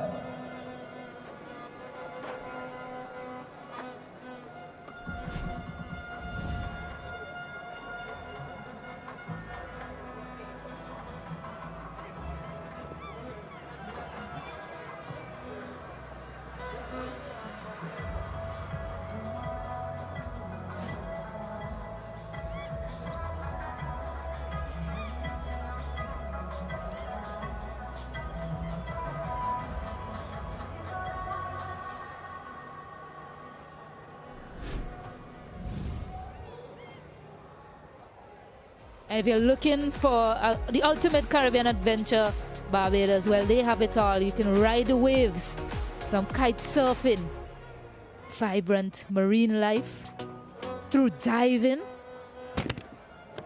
Love to see you on that, Darren. I've been there. I've done that.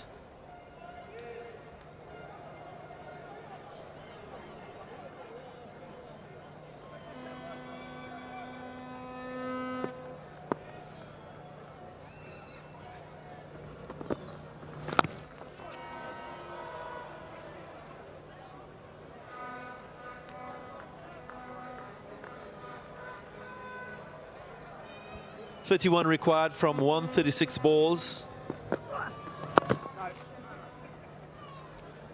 Laws with 4 overs remaining. Maybe it's a chance to get him back with the ball. Try and get the wicket of Latham or Bracewell.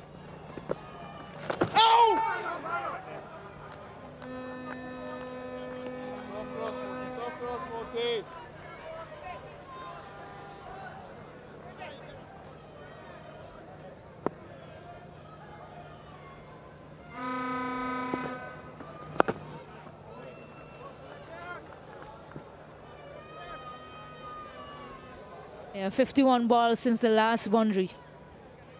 These two just cruising right now.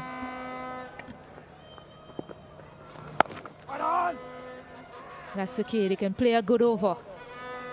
Maiden one from Moti, 108 for 5. 1 for 16.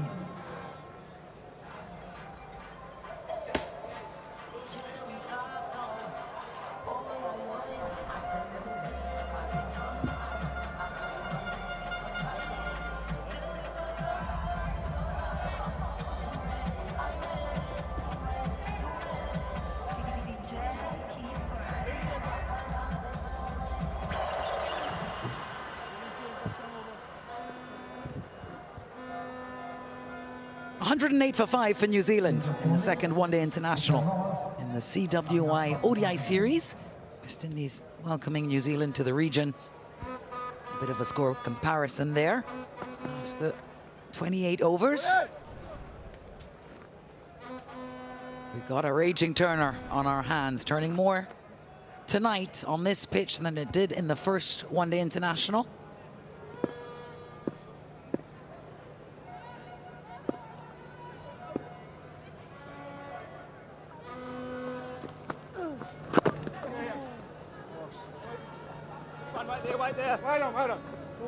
Good evening to all of you around the region and world from wherever you're watching, enjoying this.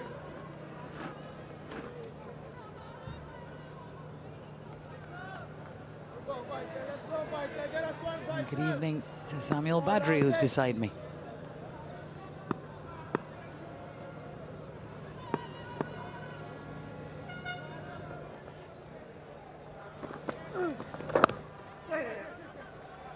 Hello AJ, hello everyone. Yeah, Latham really showing his experience and his skill. It's not an easy surface, especially for the New Zealanders. They're not expected to these types of surfaces. It's greenery where they come from, pace, bounce.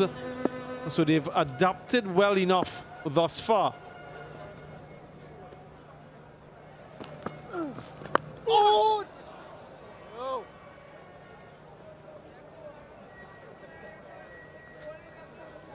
It's a wonderful journey for them, hasn't it? Wherever they go, they've always punched above their weight, so much so now that they've gained global respect. And there's an expectation now that they can win tournaments, they can win series.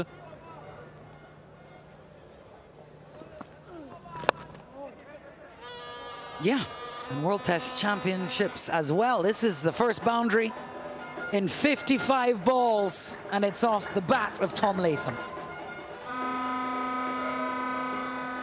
Yeah, high skill again to open the blade of the bat on contact to get it in the gap. Just look at how he manipulates the blade of that bat, and the timing is exquisite. Bisects that gap perfectly. The value of someone with his experience, and wicketkeepers are usually better at playing spin.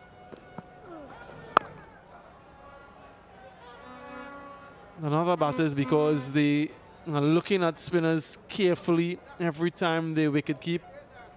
They see every positioning, every bit of movement from the fingers, from the hands. So they have developed that skill of looking at the bowlers quite intently, and that helps them when they face them with the bat in hand. Still searching for his first wicket this game, Vital Laws. 29 gone, New Zealand 115 for 5.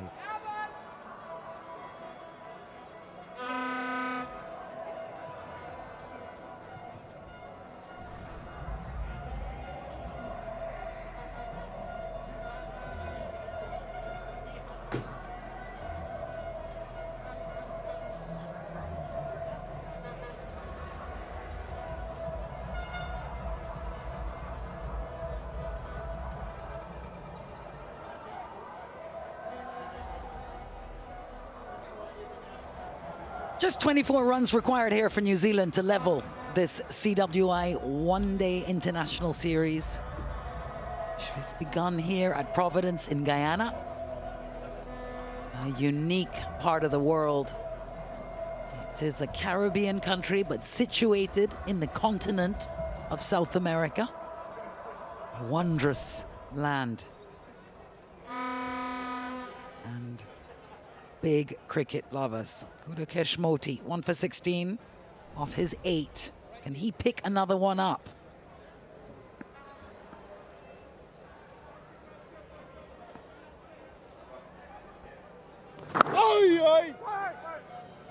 Yeah, I just wonder if Shea-Hope, AJ and viewers can do something a little bit differently. The required run rate is just a run and over essentially. So there's no risk involved. And you can't really bowl these remaining overs to win the game. That's a wrist spin from Gudakesh Moti. We've seen him try to develop that in the recent past, particularly against the left-handed batters, but get a couple fielders in close under the bat. He tried it before. They need wickets. If you lose the game in 35 overs, you lose it in 48 overs, it's still a game lost. Try to see if you can get a wicket here at this point and try to make something of it. At the moment, it's just meandering along. Yeah, too easy at this stage. More pressure required. I wonder what they'll be thinking inside the Kiwi camp, if they've sort of made heavy work of this, or if the conditions are dictating. There you go, an additional fielder comes in the inner circle to cut a single. I still want to see him in a catching position. And that's a brilliant shot. That's a good response, and that's fine. That could have gone in the air. It could have brought a wicket. Instead, it brings 4 for Bracewell. It's a risk, yes. And Bracewell is too good to miss out.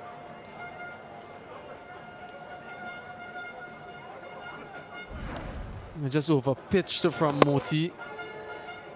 Not too far from that fielder there. If he was perhaps a little bit closer, maybe.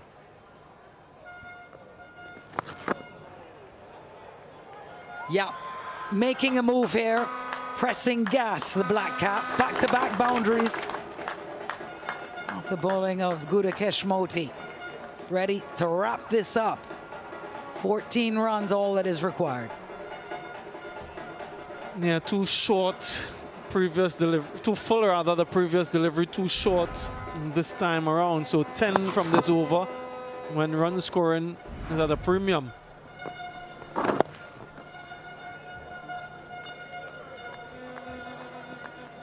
This certainly adds jeopardy to the series. 11 off the over, 126 for 5. End of 30 overs, 126 for 5. Means that New Zealand looking for 13 more runs to win this game. Reprisals were like a creeping lion attacking its prey. You'll never know when he strikes. K96 continues to not take accountability for so many. By his one diss track alone, were they sacrificed? Questions are still unanswered.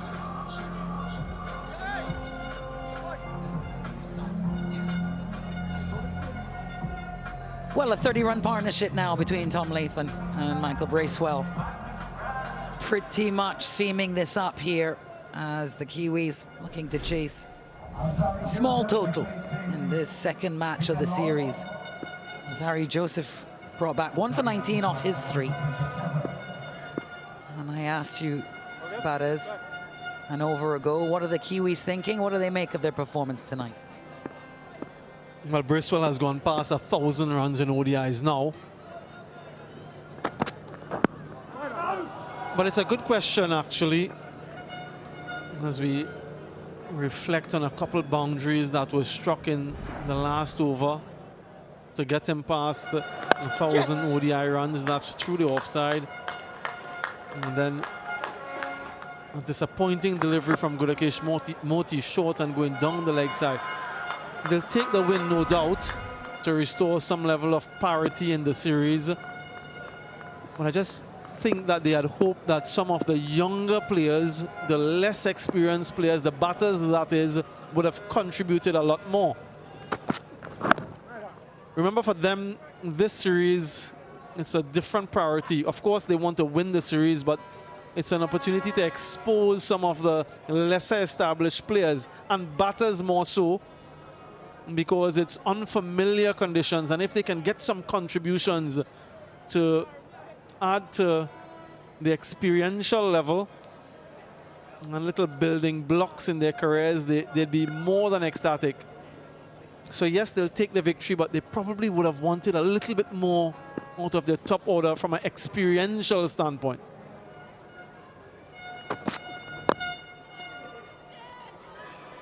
They'd be very happy, no doubt, with the bowling. 5-wicket haul, best bowling figures for Lennox. He would enjoy these conditions. Mitchell Santner, the captain as well, was brilliant.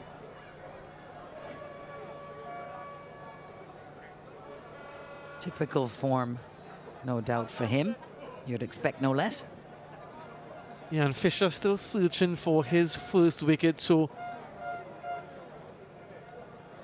they'll take a lot out of the win, but I still think that they won't be satisfied with what they've gotten in terms of returns. Not yet anyway, still many games to go.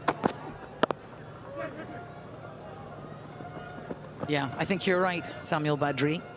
We often hear the Black Caps talking about their process, more important than the outcome, than the result. So, like you say, the winner will be good, but they'll be examining with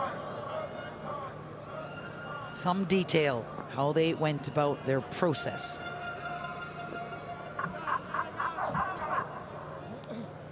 And for West Indies, AG, I think they need to get that mental block out of their mind in terms of batting first and chasing. It seems to me, and it's just what I've observed, sometimes when they are asked to set a total, it's sort of self-defeating. They have accepted.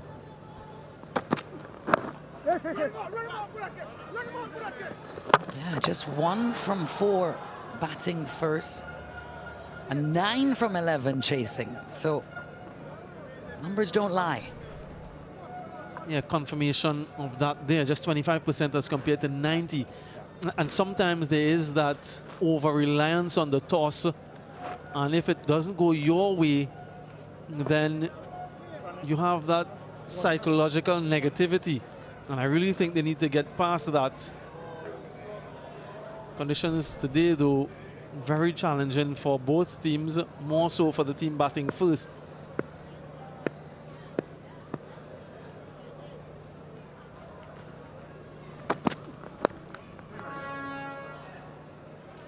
Just 9 runs required now for New Zealand.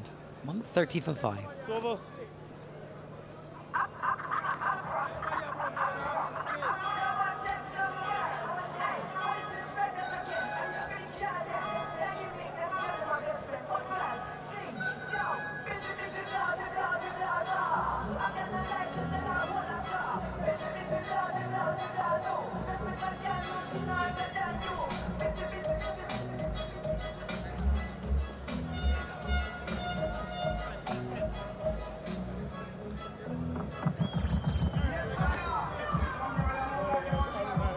Nine runs required. Plenty balls for the visitors. So one more one-day international here in Guyana. That will be on Thursday. And we will go into it with 1 apiece.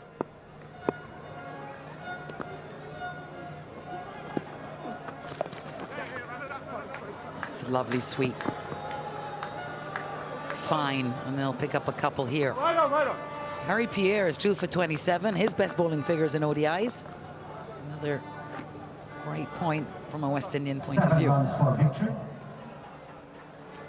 Yeah, he'll take that. Both teams will take every bit of positivity, every bit of learning as they continue their journeys, their respective journeys. There was a lot of excitement in the West Indian camp when they got those points, and as they look to propel themselves out of that 10th position where they currently sit, can they supplant Bangladesh? Oh. Right. Well, yeah, given a wide.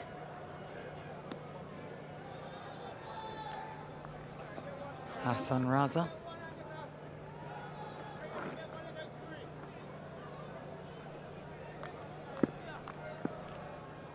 Just 5 required now. Oh, yes. Oh.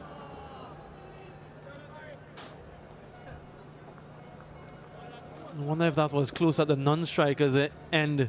Powerful throw from Gudakesh Moti. Was stretching to get in there, Bracewell.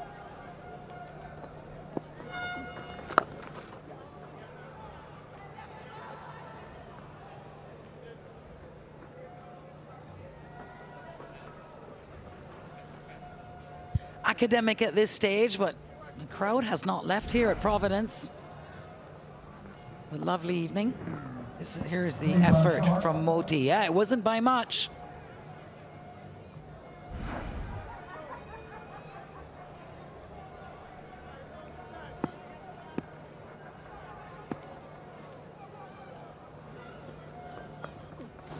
Oi! Hey.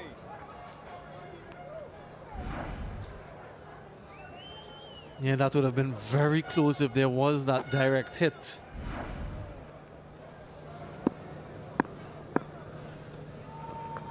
Oh. 136 for 5.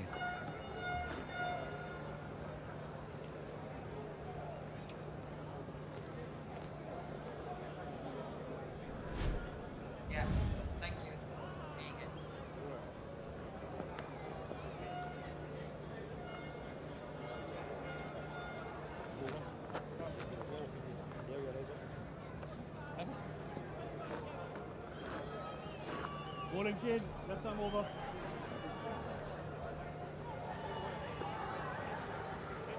Well, it's a 40-run partnership between Tom Latham and Michael Bracewell that may well be the one that gets New Zealand over the line in this second match of the series. Of course, be here, bro.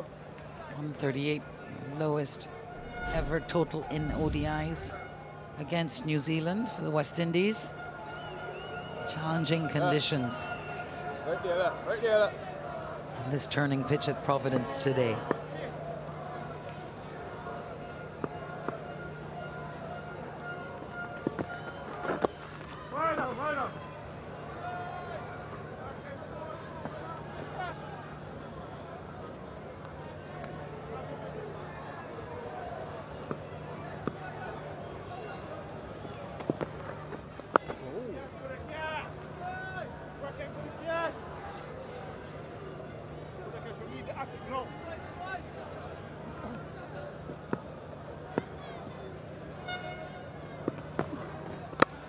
Yes.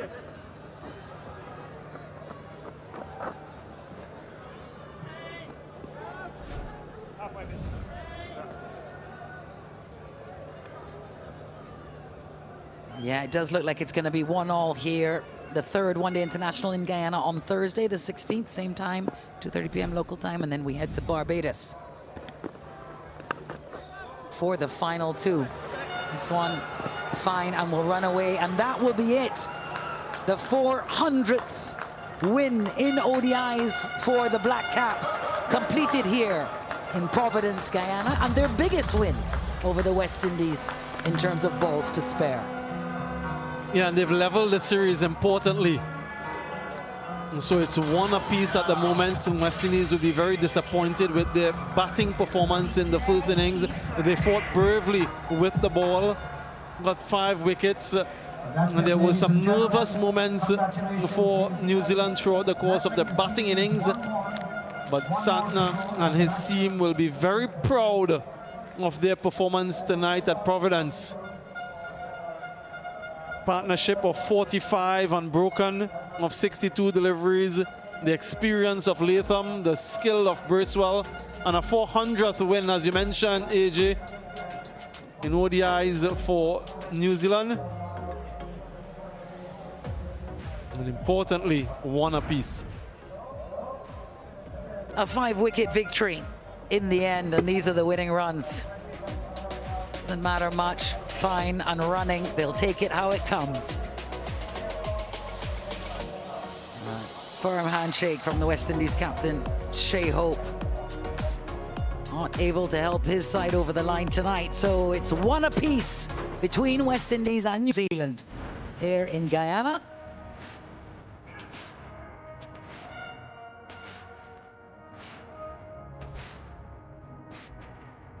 Yeah, smiling Kiwi duo. West Indies, they lost the toss and they was sent in. Nichols for New Zealand got a start. Young got a start. They had a decent partnership for the first wicket of 35, and then they lost a few wickets quite quickly. 35 without lost, 52 for 3. And then they got a partnership, and then this one saw them over the line. Lots of deliveries remaining.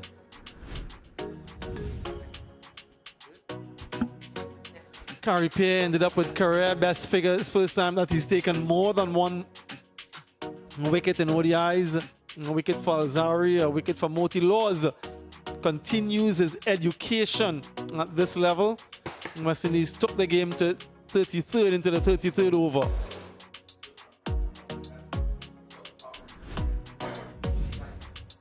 All right, confirmation of the second one-day international. West Indies shut out in 36 overs, 138 only on the board. Campbell 43, the top scorer Lennox with a career best of 5 for 19. And New Zealand in the chase, 141 for 5, winning by 5 wickets and squaring the series at 1 apiece.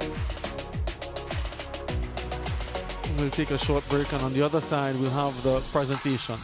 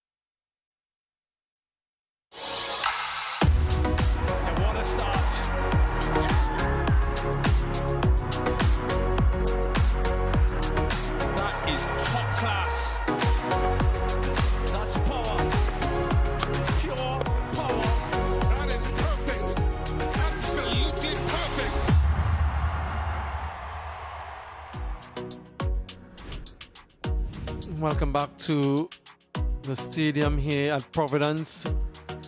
West Indies 138 and 36 overs all out. New Zealand 32.4 overs to get to that target. A win for them by 5 wickets and squaring the series. Let's head pitch side for the post-match presentation. Yes, congratulations to New Zealand. The series is now all squared with another 3 matches to go, a win by 5 wickets. We welcome you to the end of match presentation of the second ODI of the Cricket West Indies One Day International Series West Indies versus New Zealand 2026. And we'd like to thank all the official sponsors of the series who have made this possible. Betcage, Courts, Coca-Cola, Powerade, Dasani, Macron, Ghana Tourism Authority, and the Barbados Tourism Marketing, Inc. I'd now like to introduce the player of the match, and his award will be presented by Mr. Anthony De Andrade, Operations Manager of Ghana Cricket Board, and that award goes to Jaden Lennox for his 5 for 19. Mr. Andrade will present Jaden with his trophy. All right, Jaden, I'll just keep you a little distance from me so you can get a clear shot of that smile. 5 for 19, your first in ODI cricket. How does that feel? Yeah, pretty special. I suppose the role of a spinner in New Zealand's a little bit different to what it is here, so contributing to a win for New Zealand's, yeah, certainly a special feeling. Tell me about bowling in these conditions, how it assisted you, and what did you have to do to achieve success? I think in order to have success here, it's just trying to, I suppose, drive the ball into the wicket and try and squeeze as many dots as you can in the ring. Fortunately, not foreign conditions. We were here for the GSL last year as a domestic side, so it was quite nice to come here and sort of know what to expect. With the ball gripping on a surface like this, the odd one kept low, any idea why so many West Indian batsmen were either LBW or bowled? No, I think it's one of those wickets that if you hit the wicket hard, there's enough variation. I think it's the variation and bounce. Obviously, it's a reaction game, so if you can drive the wicket in at sort of towards your top speed and try and challenge that reaction time, you can get some wickets, which is quite nice. And finally, when you get a pitch like this as a spinner, do you feel any extra pressure? Oh, I suppose there is a little bit. Yeah, the bowling attack kind of looks at you to take some wickets, which, yeah, I suppose if we compare that to what it's like at home, sort of it's more of a containment role at home, and here it feels like a little bit more of a wicket-taking role, so it's nice to be challenged on that front, and to have some success is nice. Congratulations and all the best for the rest of the series. Thank you. I think someone over there will grab that mic, and it is Shea Hope, the West Indies captain. Shea, commiseration, series all squared. You didn't have the benefit of winning the toss today. 138, reflective of the service or not? Definitely. In Ghana, definitely reflective of the service. Definitely. But having said that, I still can look for excuses. I still feel as though we got 60, maybe 70 more runs. A 200-run mark, maybe a different game. As it's not an easy wicket to bat on, so maybe if we get a few early wickets like we did today, could have put them on pressure with that 200 score. Generally, the identity for a couple of years, now I don't know whether you agree or not, but the numbers, as we've talked about for the past 2 years, suggest a team that is more comfortable chasing. What do you think, pitch apart, this team has to be able to do better to win more if they have to bat first? One thing we can say, like the conditions in the Caribbean usually tend to favor the team batting seconds, always a due factor, or usually a due factor to come into play. So I'm not one who tends to win the toss too often. But yeah, it's something that we need to get a little bit better at, because toss is 50-50, it's something that we can't control. So we still have to find ways to put better scores on the board. Just a bit more understanding of our games, understanding the situation and the conditions that we're playing in, and I'm sure it's going to turn around. Yeah, given that frank assessment of conditions around the region and here, would you be hoping for something a little bit different for the third game? Something that might offer you a little bit more with the bat, or not? Or are you happy? That would be a fairy tale, to be fair. We got to look at what we've got here. We've got to play the conditions. You never know what's going to happen. We may have 2 days, put a little bit more preparation to the surface. Who knows what can happen, but still we got to adapt on game day and find ways to score. If you got to bat first again and set a target, you've got to find ways. you must be happy with the way the guys made New Zealand fight. Yeah, for sure. That's what we talk about. Anytime we cross that line, we want to make sure we put in all the effort in. You never know, a couple more wickets, then the game could have even turn around. So good effort from the guys, and please. One more here at Providence. All the best for it. Thank you very much for your time. Thank you. Thank you very much to Shea Hope. Now we'll get Mitch Santner here. Mitch, how pleased were you, first of all, to win that toss? Pretty nice toss to win in the end, yeah. The way that the guys bowled, you started out with your seamers for about 5-6 overs, and then spin came into play. What determined all of that quick entry? Yeah, I think with the new ball, the pitch probably plays its best. There was a little bit of swing, obviously, with the cross breeze here, but then, yeah, I think once the ball gets older, it starts to spin a bit more, as we probably saw throughout that kind of first innings. I thought, John Campbell played outstanding at the start to put some pressure back on us, and then I guess kind of through the middle, it was just chopping and changing the spinners, and then, yeah, letting the pitch do its thing. We talked to Jaden just now about bowling in these conditions. Obviously, so many people talk about his action and his operation similar to yours. What did you make of his first fifer? Yeah, I mean, seen Jaden for a long time now. He's done it day in, day out for back home. And I guess on these wickets, when one kind of spins and one skids, it makes it very challenging for the batter. And his accuracy is obviously, pretty good for a left-arm spinner. So, and I think that's been the plans with the ball for all spinners. Let the pitch do its thing. If you just fire it on a good length, one will skid, one will spin. It makes it pretty challenging. All right, I want to get you out of here, but the approach by your batters, I know it was tough. How important was the rotation of strikers instead of boundaries tonight? Yeah, I think it looked challenging to score boundaries, and I think the field, in-out fields, obviously makes it a challenge as well. I thought their spinners brought them massively back into the game. It was pretty nervy there for a while, but I think looking straight down the ground, with the up and down bounce, obviously the square shots can be challenging. And then I thought we got off to a pretty good start, and then whenever you lose a bang bang, it obviously hurts your momentum a bit. So I think, yeah, if the third pitch is going to play like that, might be more kind of straight bat shots maybe. And trying to work out, you have no control of the toss. That might be nightmare, hoping that you can practice that over the next day or two. Well, I usually call the same thing every time, so maybe Shea might flip it the other way, I might turn it around. But yeah, I think obviously again the toss was pretty important, but I think in game one we got ourselves to a decent score, and then it's just trying to, like West Indies did here, if you can chip wickets away, it's obviously tough to start on these wickets, so build pressure that way and see what happens. But yeah, I think another toss win might be nice in game three. Anyway, that's the future. Thank you very much for your time, and all the very best to you and your team. Cheers, Bish. Thank you very much to Mitch Santner, and that is all we have from the presentation. Thank you very much, Bish, and some candid comments there from those captains. This is the series schedule, and this clearly reflects that it's one apiece. West Indies by 7 wickets, New Zealand by 5 wickets, the third ODI in a couple of days' time. And then for the last 2, we head to beautiful Barbados.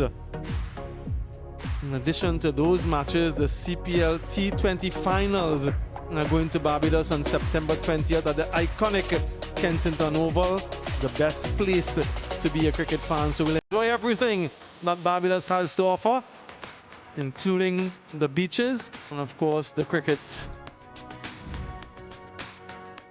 Right, so we do hope that you can join us for that third one-day international in a few days' time. We'll take a short break and we'll have Alex Jordan, who has a very special guest. You don't want to miss that one. Do stay with us.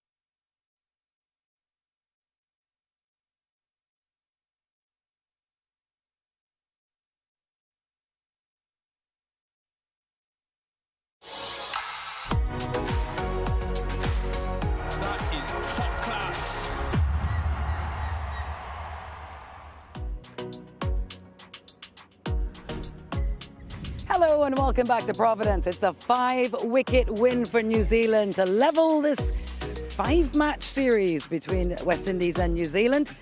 And 138 all out for the Windies and chased down by the Kiwis.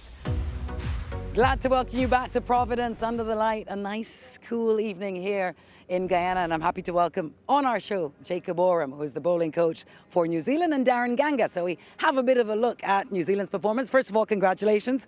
Jacob Oram, of course, played 10 years, all 3 formats for New Zealand, left-hand bat and a quick, right-arm quick. Oh, no thank you. Wickets for the quicks today.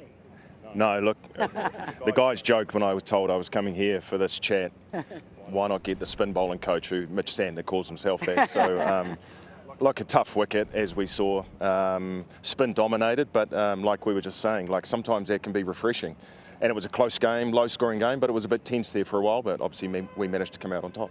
Yeah, it was interesting to hear Lennox there with his fifer say that it's a very different role that a spinner plays in a side like New Zealand. Maybe you can explain to our region what he means by that. Yeah, well, I think it's a very different role, full stop, when you're playing 4 spinners.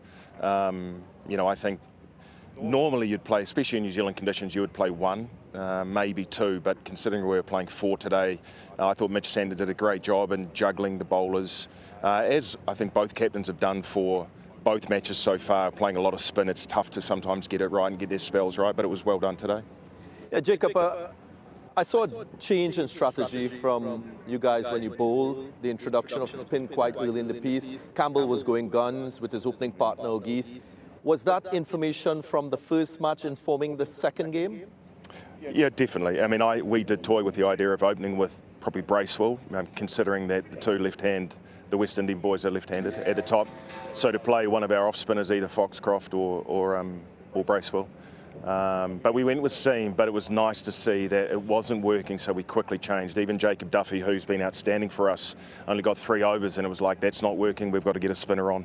And I think that showed really good adaptation. And to be fair, we learned a lot of that off how the West Indies boys bowled the other day under the sun, you know, in the afternoon. So we took a bit of that learning and put it into practice today. I've looked at this New Zealand team play in foreign conditions like India, like recently in England, and dominate home sides. Yeah. I've been bold to say that it's one of the most adaptable teams in world cricket. How does that resonate with you? Look, without giving away secrets, like that's what we actually hold ourselves, well, what we take pride in doing. You know, we're not often a team of names and a team of stars. We do have super talented dudes in our team for sure, like Daryl Mitchell and Mitch Santner, and Tom Latham's been around forever. Like, we have quality players, but I think when you looked at the world scale, people were not going to think of too many New Zealanders in their top 10, 20, you know. But that's cool. That's, you know, we know it's the sum of all parts. And if we can adapt to conditions, which we are seeing now, this is not New Zealand, but we didn't play quite as well as we could have and should have in that first game. We learned from that. We learned off the West Indies, as I just said, and we were able to put a better performance in today. Yeah, you came a little early to Guyana, didn't you? So you had a couple days here to test things out. How important and valuable was that for the side? Well, a lot of guys have been here in Guyana quite a bit. We had, we had about 2 weeks here in the T20 World Cup in 2024. So we're well aware of conditions here, but we had a group of maybe 9 or 10 guys come from New Zealand, yeah, about 6 days beforehand to get acclimatised, get over it. I mean, it's a long way to go, you know, to New Zealand, from wherever in the world really, but especially to come over here. The rest of us were in the UK for the test tour, so we still had to make our way down here. So we had plenty of time to acclimatise, to get used to conditions. The great thing was our training wickets were on the block. We do have some out the back, but that makes such a difference to be able to train on the block, which is the same clay, they look the same, the grass covering, all that sort of stuff, and we're able to get used to those conditions. Well, Jacob, only 2 games into this series and lots of talk about the toss and its importance. Your thoughts? Hugely important. I don't think it necessarily means you will win the game. Like I thought the other day, 260 could have been enough if we bowled well, and we bowled okay. We weren't amazing, but at the same time we weren't terrible. I just thought a couple of the West Indian boys, Kartsy and Hope, were fantastic. Negated our good stuff and put away our bad balls, which is batting 101 really, isn't it? So they played well. We weren't quite in our game. Today we made use of the conditions. But even, you know, like even us chasing it. I think I heard Mitch Sanders say, if you play straight, you'll give yourself a chance. A lot of people bowled today, which I find amazing, going across, you know, the turn and going across the wicket. But I'm sure both teams will learn for sure. I'm just going to take you out of your comfort zone. I know you're specializing fast bowling in this brains trust of this Kiwi team, but from a batting point of view, just how deep do you guys go with directing how you play, the channels that you use for scoring, how you align your game with the conditions or maybe the opposition bowlers? How much of a significance is that in the dressing room? So we will have batting scouting meetings leading into a series, and then we kind of have, let's call them top-up sessions during a series as we learn about conditions and we learn about the opposition. In-game stuff, I mean, of course there are messages and there's conversations. Someone will get, one of the openers will get out and they'll come off and they'll say, I found this, or this bowler's doing that, or the pitches, you know, and the fact we're playing 3 games here, you're able to compare wickets. So there's communication happening for sure. The hard thing is to translate that into performance almost immediately. But we come back to that word adaptation again. You know, we try to learn on the fly, we try to change on the fly. I think you even saw that from Tom Latham a little bit in a small sample size today. You know, he had that reviewed LBW decision, playing that reverse or conventional sweep with the back of his bat. And then you didn't see a cross-bat shot again, I don't think, from him. You know, he just played straight again. So I think he almost was like, hang on, what am I doing? Let's just play straight. We need 2 and over. Game over. Bracewell did a reverse in the first game, got out. We didn't see that in the second game as well. So totally. there is that validation of your point. Yes. Jacob, I expect you're enjoying your role as a fast bowling coach on this side. A great time to be a fast bowling coach of New Zealand. Well, I'm doing nothing. Here in Guyana. I mean generally. I think Duffy and Fisher bowled 7 between them. But yeah, I knew what you meant, sorry. But look, we have some great stocks at the moment. We are also, unfortunate, we have, I think like every nation in the world, have injuries. And at the moment, we've got a couple of guys who weren't, not bad injuries, but just not quite good enough coming off the back of that UK, that England Test series. I'm talking Will O'Rourke, Kyle Jameson, Matt Henry, Ben Sears, Zach Folkes. So we have depth, and we had a lot of injuries last summer back in New Zealand when the West Indies boys were over our way. And we were worried at the time, but what it's done is created this depth, and it's exposed some guys, and it's bloody exciting, and it's showing what they've got, and what they've got is pretty good, so we're happy. Yeah, it's all perspective. That's given a lot of guys opportunity, hasn't Absolutely. it? Jacob, thanks for joining us. No Congratulations on levelling the series here tonight. Thank you, thank you. All right, guys. We take a quick break here, and we'll be back on the other side with more analysis. Don't go anywhere.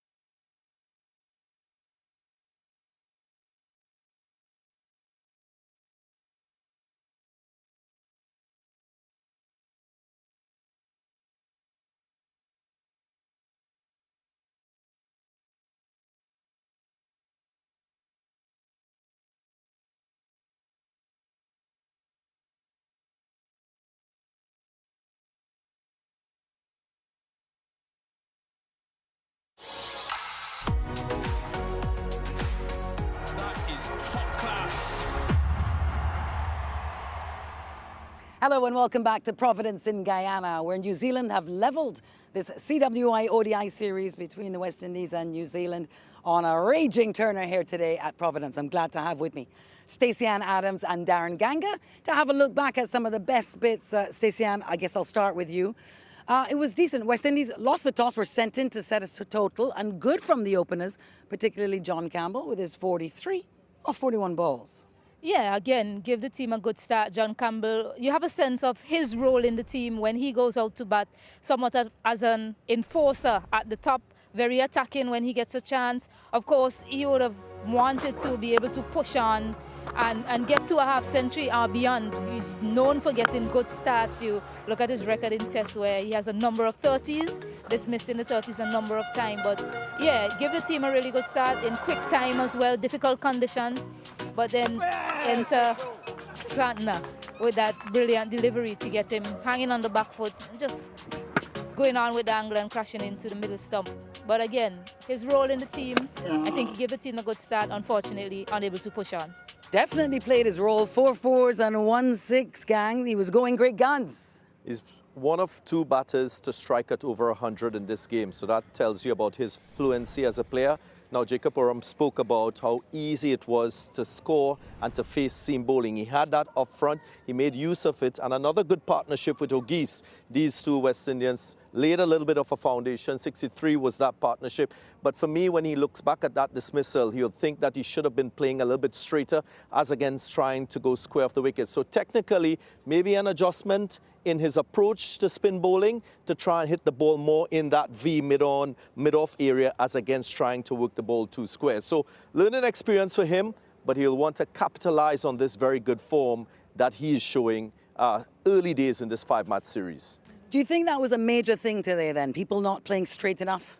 Yeah, we heard Jacob Oram spoke about the adjustment that Tom Latham made. He tried a couple of sweep strokes, it didn't come off, and he just went into that mode of hitting the ball up and down the ground, working the singles. So it's about thinking on your feet. That is what international cricket is about. You can have all the skills in the world, but if you don't choose the right skills to apply and align with the conditions and the opposition bowlers, you will never get success. So that is the template for being successful as a batter in international cricket, and John Campbell is still working that out. They're probably searching for that standard that Shea Hope has set for himself. Well, a lot of good news stories for New Zealand. Jayden Lennox spun his way to his best ever figures in ODIs, 5 for 19. He was great. He got Shea Hope, Stacey-Ann. Yeah, he was quite brilliant today. And again, simplicity from him. He just kept the stumps in play throughout the match. He mixed his pace well, bowled some slow ones, bowled some quicker. But the most important thing, as I said, a number of wickets bowled, and that's because he kept the stumps in play. It was very difficult to pick at times with the angles that he was choosing. But again, just a brilliant sight to see, and credit to Santner as well. He got 2 wickets, but he allowed Lennox to get his moment. Well, what about that player of the match performance by their 3rd spinner behind Santner and Bracewell? A couple things with that effort. He was bowling in tandem with Santner, who was just going at around 3 runs and over. So that bowling in partnership, so critical to his success because pressure was being built from the other end. If you look at that dismissal of Shea Hope, it wasn't off a delivery that turned. It was more an arm ball that angled in and came through the gate of Shea Hope defenses. So that tells me that he's a thinking bowler. When we did look at his speed spectrum, his slowest ball to his fastest ball, it's just about 17 kilometers per hour. So when you have a guy who has the ability to turn the ball, who recognizes that his role has changed from being one of containment to one of wicket taking, and who can flick the switch on and use all those skills in his armory to get wickets, absolutely special. Yeah, good. And the captain, well, we come to expect excellence from him, Mitchell Santner. 2 for 21, his figures today. And that ball to dismiss Kesey Carty, Stacey. Yeah, outstanding delivery. I mean, not a lot Carty could have done wrong. I mean, he looked back like he was astonished that the ball actually hit his stump, because he did come forward, he did go back actually, but that bit of spin that crashed the ball, if you see it landed on middle and then just turned away just to graze the off stump. So again, an outstanding delivery from Mitchell Santner. Yeah, too good or what? Yeah, a virtual unplayable delivery. I don't think Kesey Carty is going to lose a lot of sleep over that dismissal. The great thing about that delivery, it was in that good length area where as a batter, you could either make that decision to commit onto the front foot and run the risk of it hitting the outside edge, or stand back to give yourself some more time to watch the turn, to get bat on ball, or maybe to hope that it misses the outside edge. But even in playing back, he didn't cover that stump. Even if he didn't make contact, it would have been in line for LBW. So a true unplayable delivery from Santner. Right. Well, it all resulted in 138 all out, West Indies' lowest ever total against New Zealand in ODIs. And then their chase started well. Will Young, the opener, well, he was decent, wasn't he? What did he finish up with? 28 off 31 balls, including 5 fours. Yeah, he looked very good, Will Young. Give the team that good start again. He had that good start in that first ODI. So credit to him playing his shots, particularly against Matthew Ford when he came out. But he just fell over trying to play a straighter one from Alzari Joseph, looking to play it in that direction. The ball before, I think the first ball actually was 4. Similar ball, but that one was a lot straighter and he just missed it. But yeah, give the team a good start. Certainly though, questions around him would be, how can I convert this good start and make it a big one? All right. Well, there was some good news for the West Indies as well. Kari Pierre with his best figures in ODIs too for 33, gangs. Yeah, he will remember this day because one of those 2 wickets was that of Daryl Mitchell, one of the best players of spin bowling in the world, one of the most prolific batters in this format of the game. Foxcroft was the other one who he dismissed, just technically getting that front foot in the wrong position, going too far outside the off-stump, playing that sweep shot, not making contact. But for Kari Pierre, who hasn't played a lot of competitive cricket coming into this series, he would have last played for the Trinidad and Tobago Red Force in the first-class season, to come and show great control and to be a competitor, bowling in that first power play and now achieving his best figures in ODI. That's the progression that you want to see from a player in this West Indian setup. It will be a very good pub quiz question because only the second ever time Daryl Mitchell has been out in ODIs from a stumping. Yes, so that's correct. impressive stuff. Good knowledge. Thanks. Gangs, my question to you is, could the West Indies and Shea Hope have been a bit more aggressive in trying to defend that total? Not really. I understand you want to give all your bowlers the opportunity and the opportunity to get wickets. He did try Matthew Ford very early with 3 overs at the start. He opened up with Kari Pierre as he did in the previous match. But I just feel that what we heard from Mitch Santner could have been an option for the West Indian bowlers. So let the surface work for you. I think at times they were trying to turn the ball and not recognizing that the surface had its variability. So once you pitch the ball into the pitch in that good length, something happened and it created more problems for the batters. So maybe a little more confidence in using that approach could have been deployed, but to defend that lower total, it's always going to be an uphill battle. And when you don't get early wickets, it's very difficult. A tough ask. Thanks, Darren Ganga. Thank you, Stacey Ann Adams, and thank all of you. It is 1-1 in this Cricket West Indies ODI series, where the West Indies have welcomed New Zealand to the series. We've got a third one-day international here in Guyana. It's on Thursday, starting at 2:30 p.m. Guyanese time. We're on air from 2 p.m. Make sure you join us. We're looking forward to that now. Exciting, as it is 1-1, 1 each apiece. But for now, on behalf of the entire team here at Providence, it's been great having you along. We look forward to seeing you on Thursday. Good night from all of us.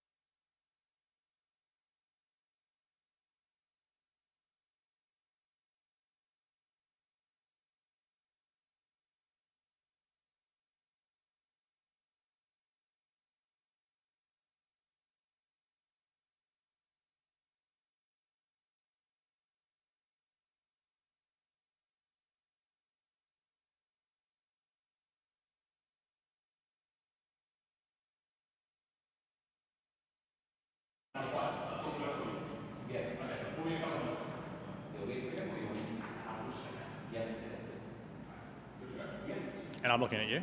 Yeah. Jayden, first of all, mate, congratulations. First ever international fifer. Must be coming over right today. How do you feel in that first innings? Yes, it's obviously a pretty special feeling right now sitting here after a win.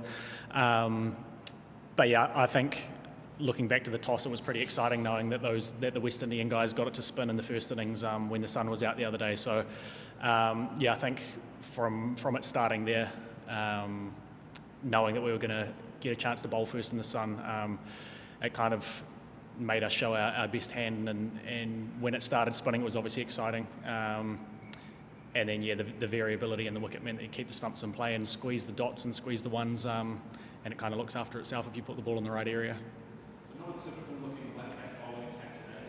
The four spinners with just the two seamers. What sort of conversations do you feel having with each other, on the field or before you get out there? I think obviously we learned a lot the other night, and we speak about adapting a lot. So the fact that we got beaten the other night shows that we have learned and we have adapted. So I think, yeah, communication post the game the other night was pretty clear that we needed to, I suppose, stop a few ones and stop a few boundaries. And we managed to do that with just a couple of subtle changes in the field. And it meant that the strike rotation just kind of dried up, and it meant that we were bowling more strings of dot balls and putting a little bit more pressure on the opposition. You personally, as yet another overseas scorer in the last 6 or 7 or so months, I guess, where you've asked for a job for the team and performed really well. What are the messages you've received from guys like Rob Walter just over these last few tours, I suppose? Oh, I think the thing is that, as you say, there's been a few tours that have gone on in I suppose the last year. Some of those A's trips, there was a domestic trip here last year for the Stags boys. So given that it wasn't a foreign place to be coming, it was quite nice to have a little bit of a backlog of experience here and knowing what I was walking into, knowing sort of how to bowl here a little bit. But yeah, I suppose the messaging is just go out there and enjoy what I'm doing, and just, yeah, I suppose keep having fun, keep playing with a bit of freedom, and yeah, just enjoy the ride, I guess. I suppose somebody looking at the scorecard, you should infer challenging batting conditions, but put yourself in the shoes of some of those batters now, and specifically Tom, I suppose, was over second there. Exactly what sort of application would that take? How difficult is it to balance it? Oh, I think the hard thing is getting yourself in. I would be surprised if there was more than a handful of people that got more than 10. So yeah, I think it's one of those things you identify that it's not going to be a free scoring game. It's going to be a little bit of a dogfight. And then, yeah, I think it's just, I suppose we showed our experience through the middle there. Someone like Tom just soaked up the pressure and knew that the overs were just going to keep ticking. If we can keep getting 1 or 2, 3, 4 and over, and then it sort of looks after itself pretty quickly when you're chasing a pretty small score.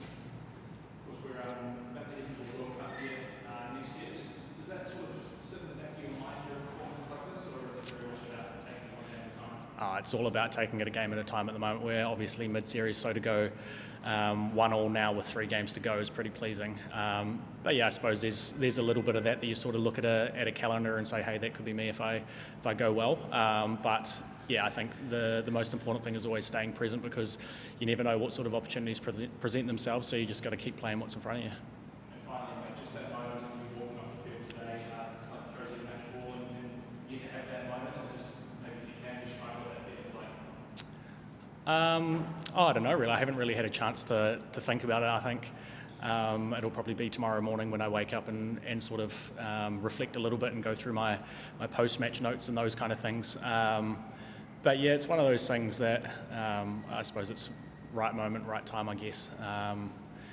But yeah, as I say, like being here, I had a little bit of experience being here, and I suppose it paid dividends.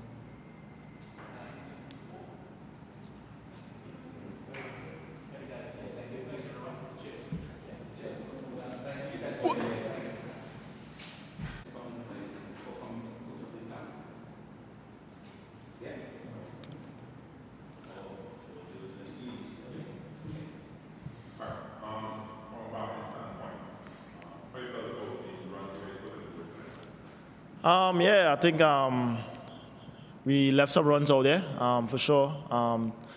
Got bowled out in 36 overs, 14 overs to go. I think we could have batted a little more responsible, rotate the strike a little more, probably get to 230. I think that's our winning score on this track. So, we left some runs out there for sure.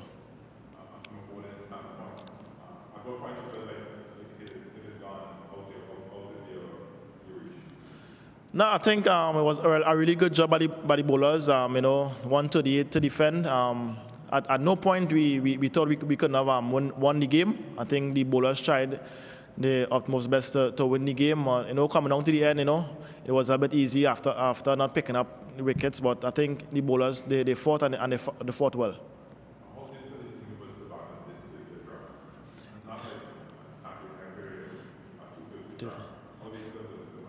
Yeah, it was a little more difficult than the previous Monday international. I think the wicket was a bit more on the slower side. Some balls spinning, the odd ball staying straight.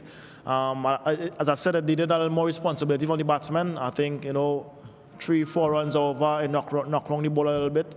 I think that a little more batsmanship, and it will be a better game.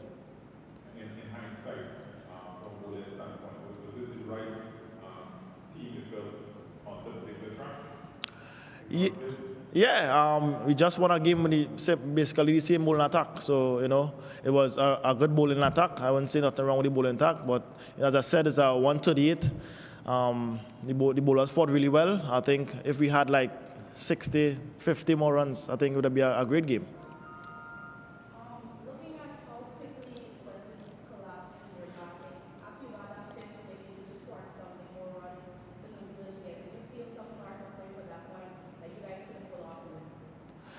Yeah, she keep telling us, just back ourselves, and that's what we did. As I said, we left a lot of runs out there, which was the decider in the game. 14 overs to go. I think if we had knocked wrong the ball a little bit more, more batsmanship, as I said, it'd be a different game.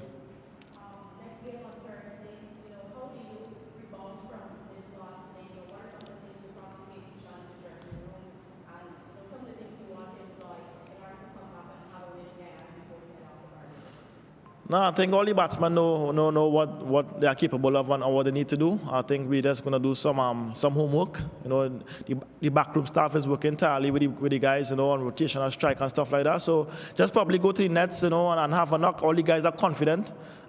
We just played on similar track and we won the game. So it's nothing about anything. I think that's the guys just need to. The guys just need to go and just back themselves, and yeah, we're gonna try and bounce back in the next game.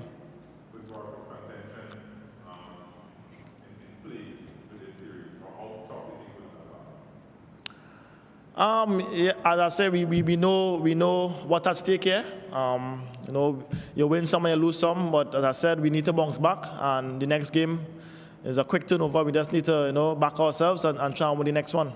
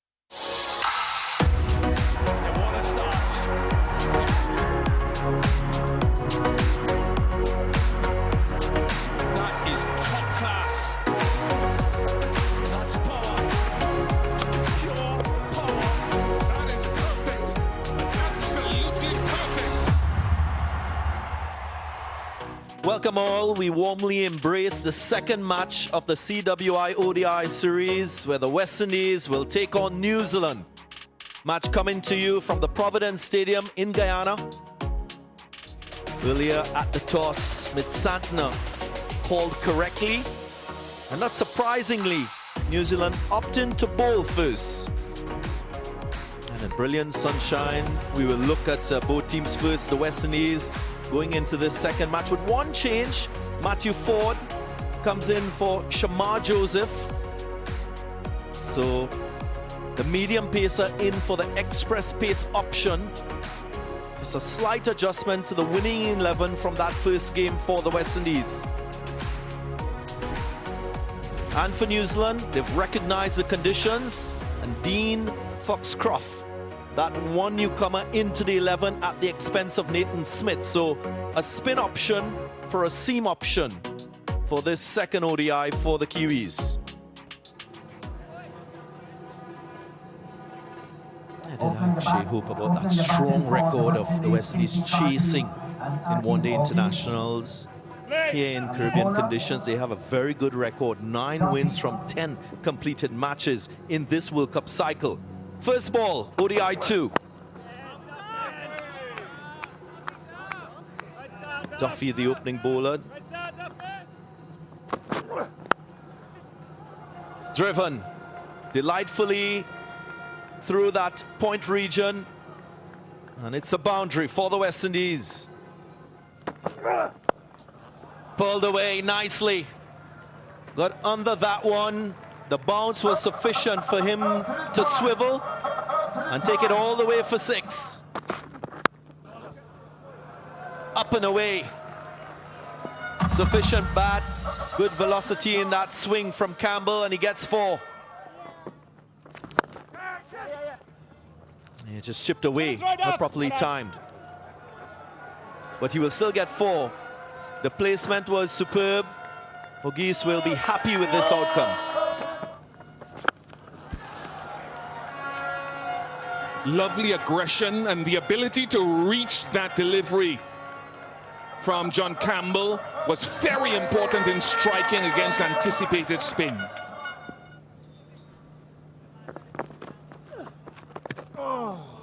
That'll bring up the 50 for the opening partnership.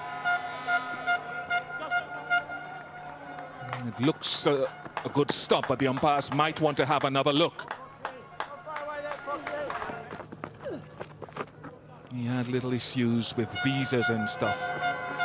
And that's good from John Campbell. He's a sweeper and showing his full range.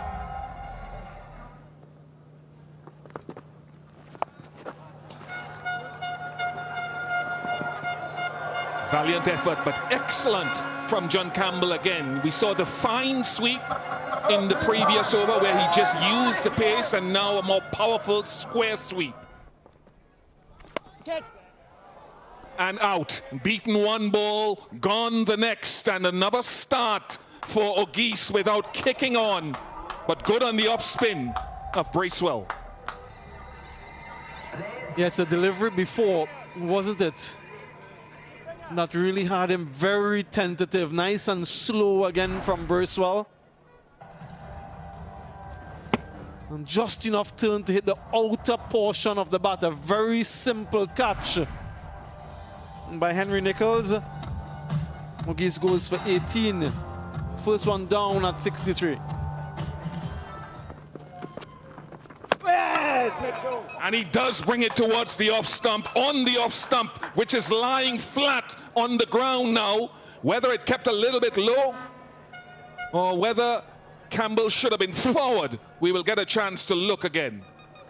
Yeah, again, another wicket set up by the previous ball that spun sharply. This was the arm ball, or so it appeared. Just sliding on to the stumps. Wonderful wizardry from Santner.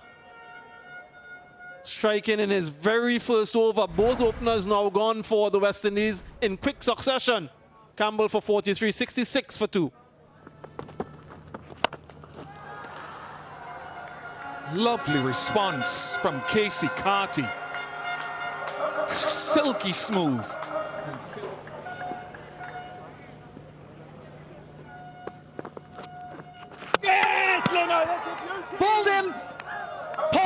flying, and Jaden Lennox now into the wickets for the Kiwis. And there was a little opening. The reason why the line is straight is because if Shea Hope makes a mistake and closes the blade, doesn't get the angle right, bullseye for the bowler, as on this occasion.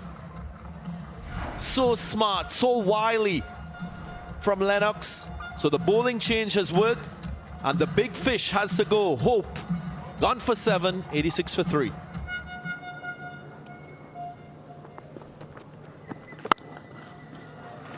That's beautifully played. All the way to the boundary. It will feel very good as well off the bat, I'm sure, Fane Rutherford. And he's the man that the West Indies would one face majority of the deliveries with this bowling pair from the Kiwis. The ball is turning into him, so he makes light work of an over-pitch delivery. That's minimal risk. Great execution too. Yes, Lennox! How's that? The very next ball. Well, the Kiwi spinners making inroads here in Guyana. No, no, no, my goodness. He'll be distraught, really disappointed with this, Rutherford. All he was trying to do was to defend with soft hands. But on this occasion, it was too soft. Just didn't have the firmness that he wanted. Goes down and rolls back onto the stumps. Despair for the West Indies. And celebrations for New Zealand. Rutherford trudges back for 8. 97 for 4 now.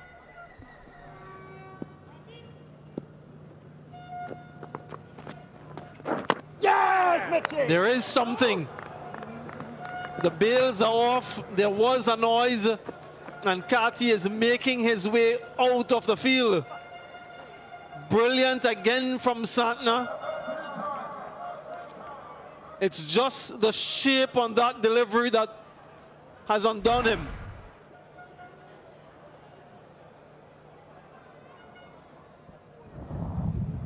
Just a bit of spin, actually. That just takes the off stump of Casey Carty. No one seemed to know what happened there. He didn't, I didn't at one point. But he's been bowled. So he has to go back for 18. West Indies slips in for the trouble. 108 for 5.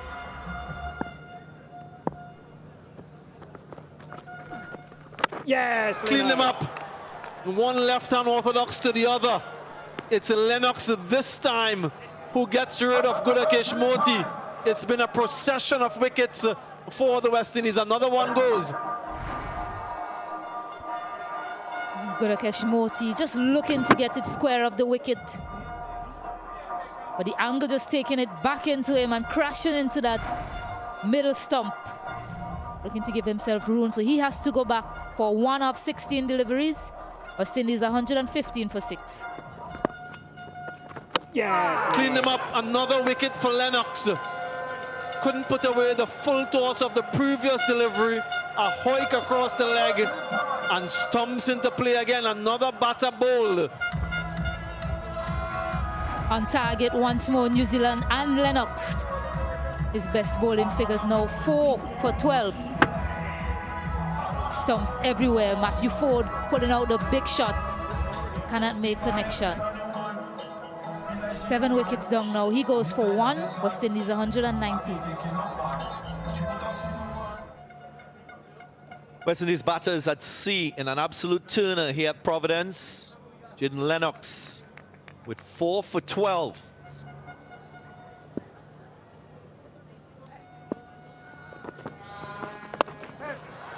Pulled in the gap, and that'll be 4. Using the depth of the crease, it wasn't very short from Bracewell. With a welcome boundary to Django. Yes! Was that straight? Was that straight enough? Yes. Hassan Raza believes so. He raises the dreaded finger. And the review is taken straight away.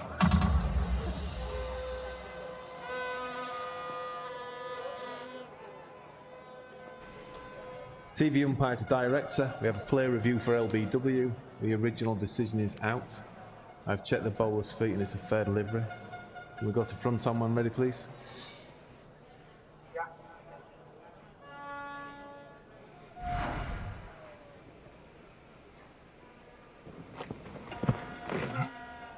Ball passes close to the back. Can we go to ultra edge when ready, please?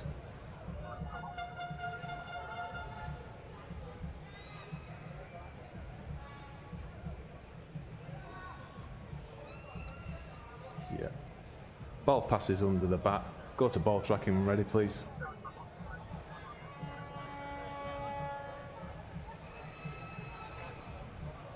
Pitching in line. Impacts in line. Wickets hitting. Hassan, you can stay with your original decision of out. Stand by. Your on-screen signal now. Good judgment from Hassan Raza. Not so much this time for Amir Django. 24 to him. West Indies now 133 for 8.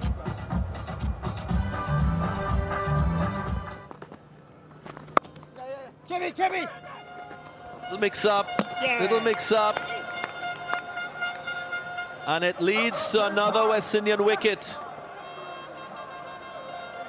A direct hit from that point region. A hint of indecision and miscommunication between the two. Jimmy! Carripier called immediately. Alzari Joseph hesitated to his demise. And on target. So everything going right for the Kiwis. And now the West Indies, 9 wickets down. Joseph just for 1. It's 137 for 9.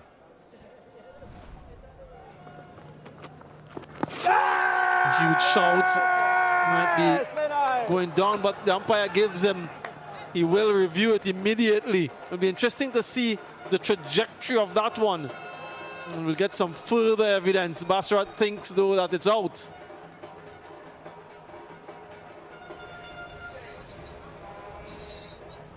Pitching in line, impact umpire's call, and wickets umpire's call.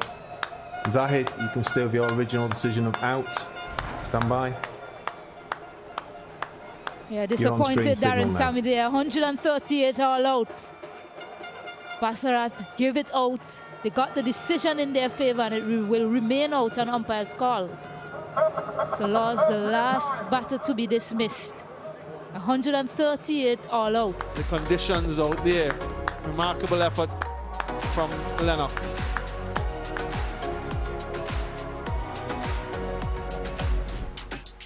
Yes, another good day if you're a West Indian fan. 138 all out. A best score of 43 from Campbell. Not a lot of support throughout.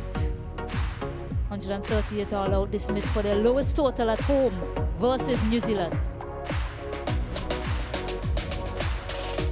Yeah, and that man picking up a 5 for his best figures. 5 for 19. Santner, Bracewell, all wickets going to the spinners and 1 run out by way of Chapman. Direct hit from him.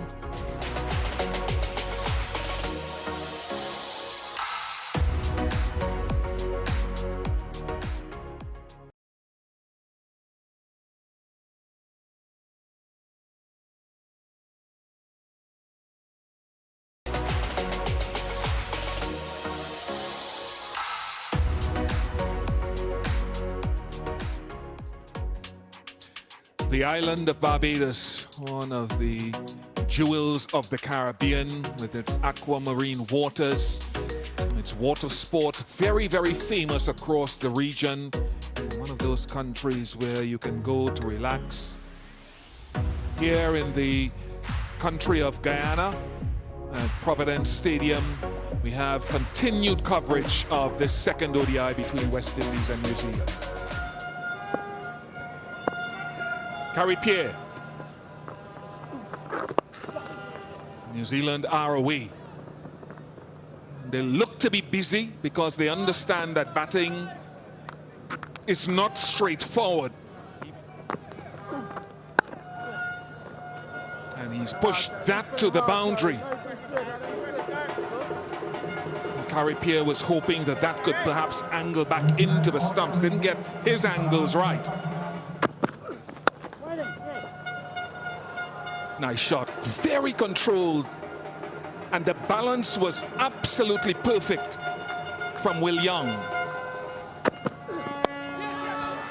Down the pitch again, just over mid-on, but the footwork there of Will Young tells you, and I was hoping Shea Hope would come back up to the stumps. He didn't. 23 without loss.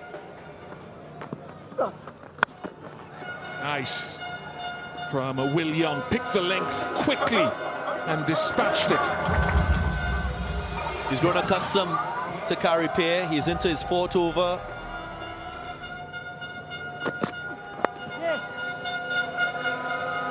Nicely picked off.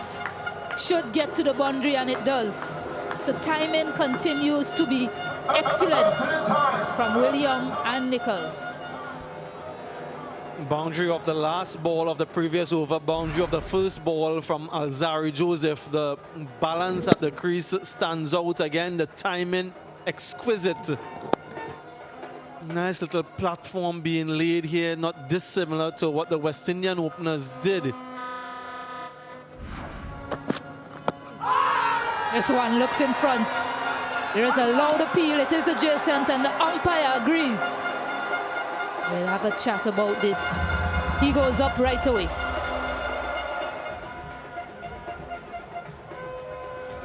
Pitching outside off, impacting line, wickets hitting. Hassan, you can still have your original decision of out. Stand by. Your on-screen signal now. Decision upheld. Good decision from the umpire. As soon as Young saw that there was no bat involved, to be fair to him, he was on his way. Well played, 28. First one down for New Zealand at 35.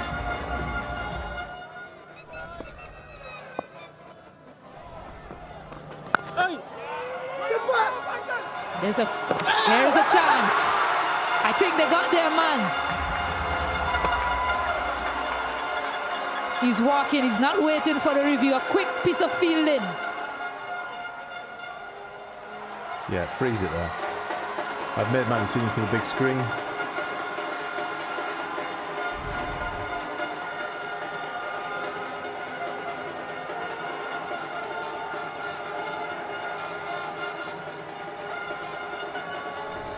So Laws with the run out. Chapman has to go back without scoring. 35 for 2.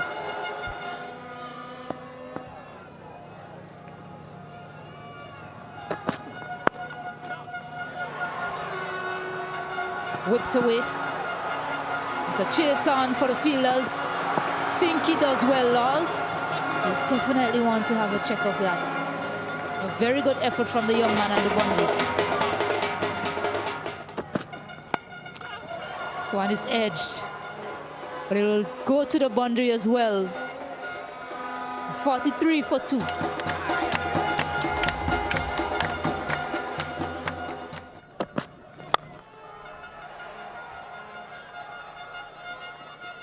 Wasn't the purest of connection, but enough to get it away for another boundary. Sweep in, and straight to John Campbell. So they're asking for wickets, West Indies, and Moti has delivered.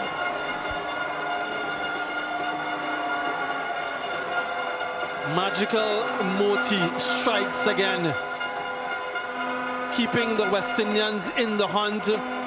Wickets the currency, and Moti the bank. Little top edge, and it is Amir Jangu with the catch. The hometown hero delivers. Nichols goes for 17. 3 wickets down now for New Zealand. A little bit of an edge there as well. The fielder gives chase, carry pair, but it's going downhill. So there's no catching up to that. Take that one on a full, get loose delivery and dismissed summarily.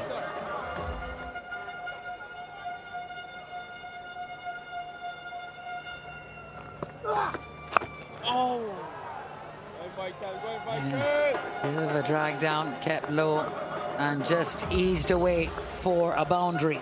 No pressure here on the men from New Zealand. As I mentioned in the first game, and I'll endorse it again, you'll get that from Vital Laws from time to time, but he will overcome it as he gets more experience. And that didn't even bounce, so that is another answer to your question. As that wicket on the last ball of the over. Is there a little crack of light here for the Windies? 94 for 4. And that's what we talk about. Remember a couple of balls ago I said he looked as though he left home a little bit early? He left home early again. Just enough for Pierre to spin it wider from outside the off stump. That's a big wicket to get. Easy for Shea Hope.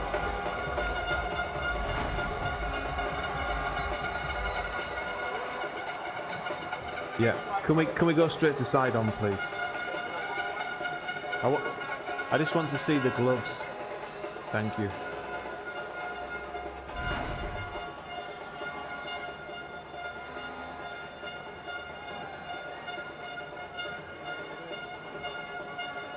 Do you have a slightly better side on than that one? Thank you.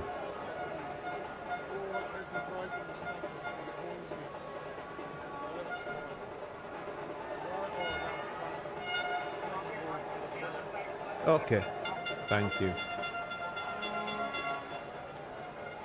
Yeah, perfect, thank you. Yeah, gloves is clearly behind the stumps. I've made my decision for the big screen.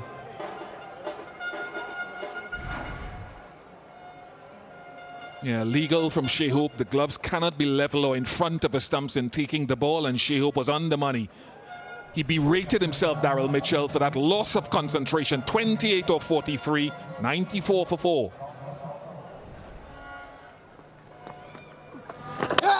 Sweep in, but straight onto the stump.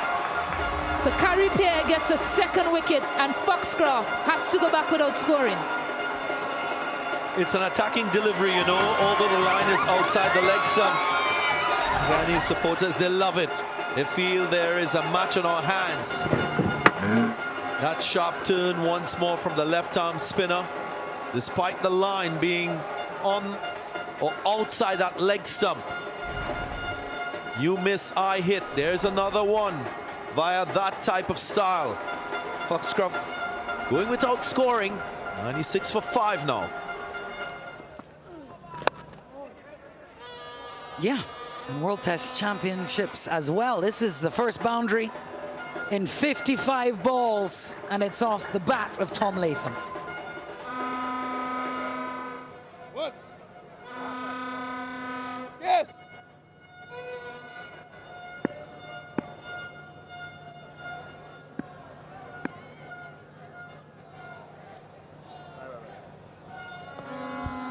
There you go, an additional fielder comes in the inner circle to cut a single. I still want to see him in a catching position. Yes. And that's a brilliant shot. That's a good response, and that's fine. That could have gone in the air, could have brought a wicket. Instead, it brings 4 for Bracewell. It's a risk, yes. And Bracewell is too good to miss out.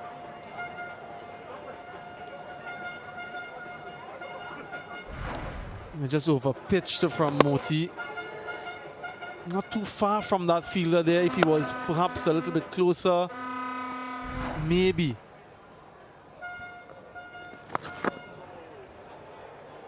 Yeah, making a move here, pressing gas, the Black Caps. Back-to-back boundaries. Off the bowling of Gudakesh Moti. Ready to wrap this up. 14 runs, all that is required for the final 2. This one fine and will run away, and that will be it. The 400th win in ODIs for the Black Caps, completed here in Providence, Guyana, and their biggest win over the West Indies in terms of balls to spare. Yeah, and they've leveled the series importantly. So it's one apiece at the moment. West Indies will be very disappointed with their batting performance in the first innings. They fought bravely with the ball, got 5 wickets. And there were some nervous moments for New Zealand throughout the course of the batting innings. But Santner and his team will be very proud of their performance tonight at Providence. Partnership of 45 unbroken, of 62 deliveries, the experience of Latham, the skill of Bracewell, and a 400th win, as you mentioned, AJ, in ODIs for New Zealand. All right, confirmation of the second one-day international. West Indies shut out in 36 overs, 138 only on the board. Campbell 43, the top scorer Lennox with a career best of 5 for 19. And New Zealand in the chase, 141 for 5, winning by 5 wickets and squaring the series at 1 apiece.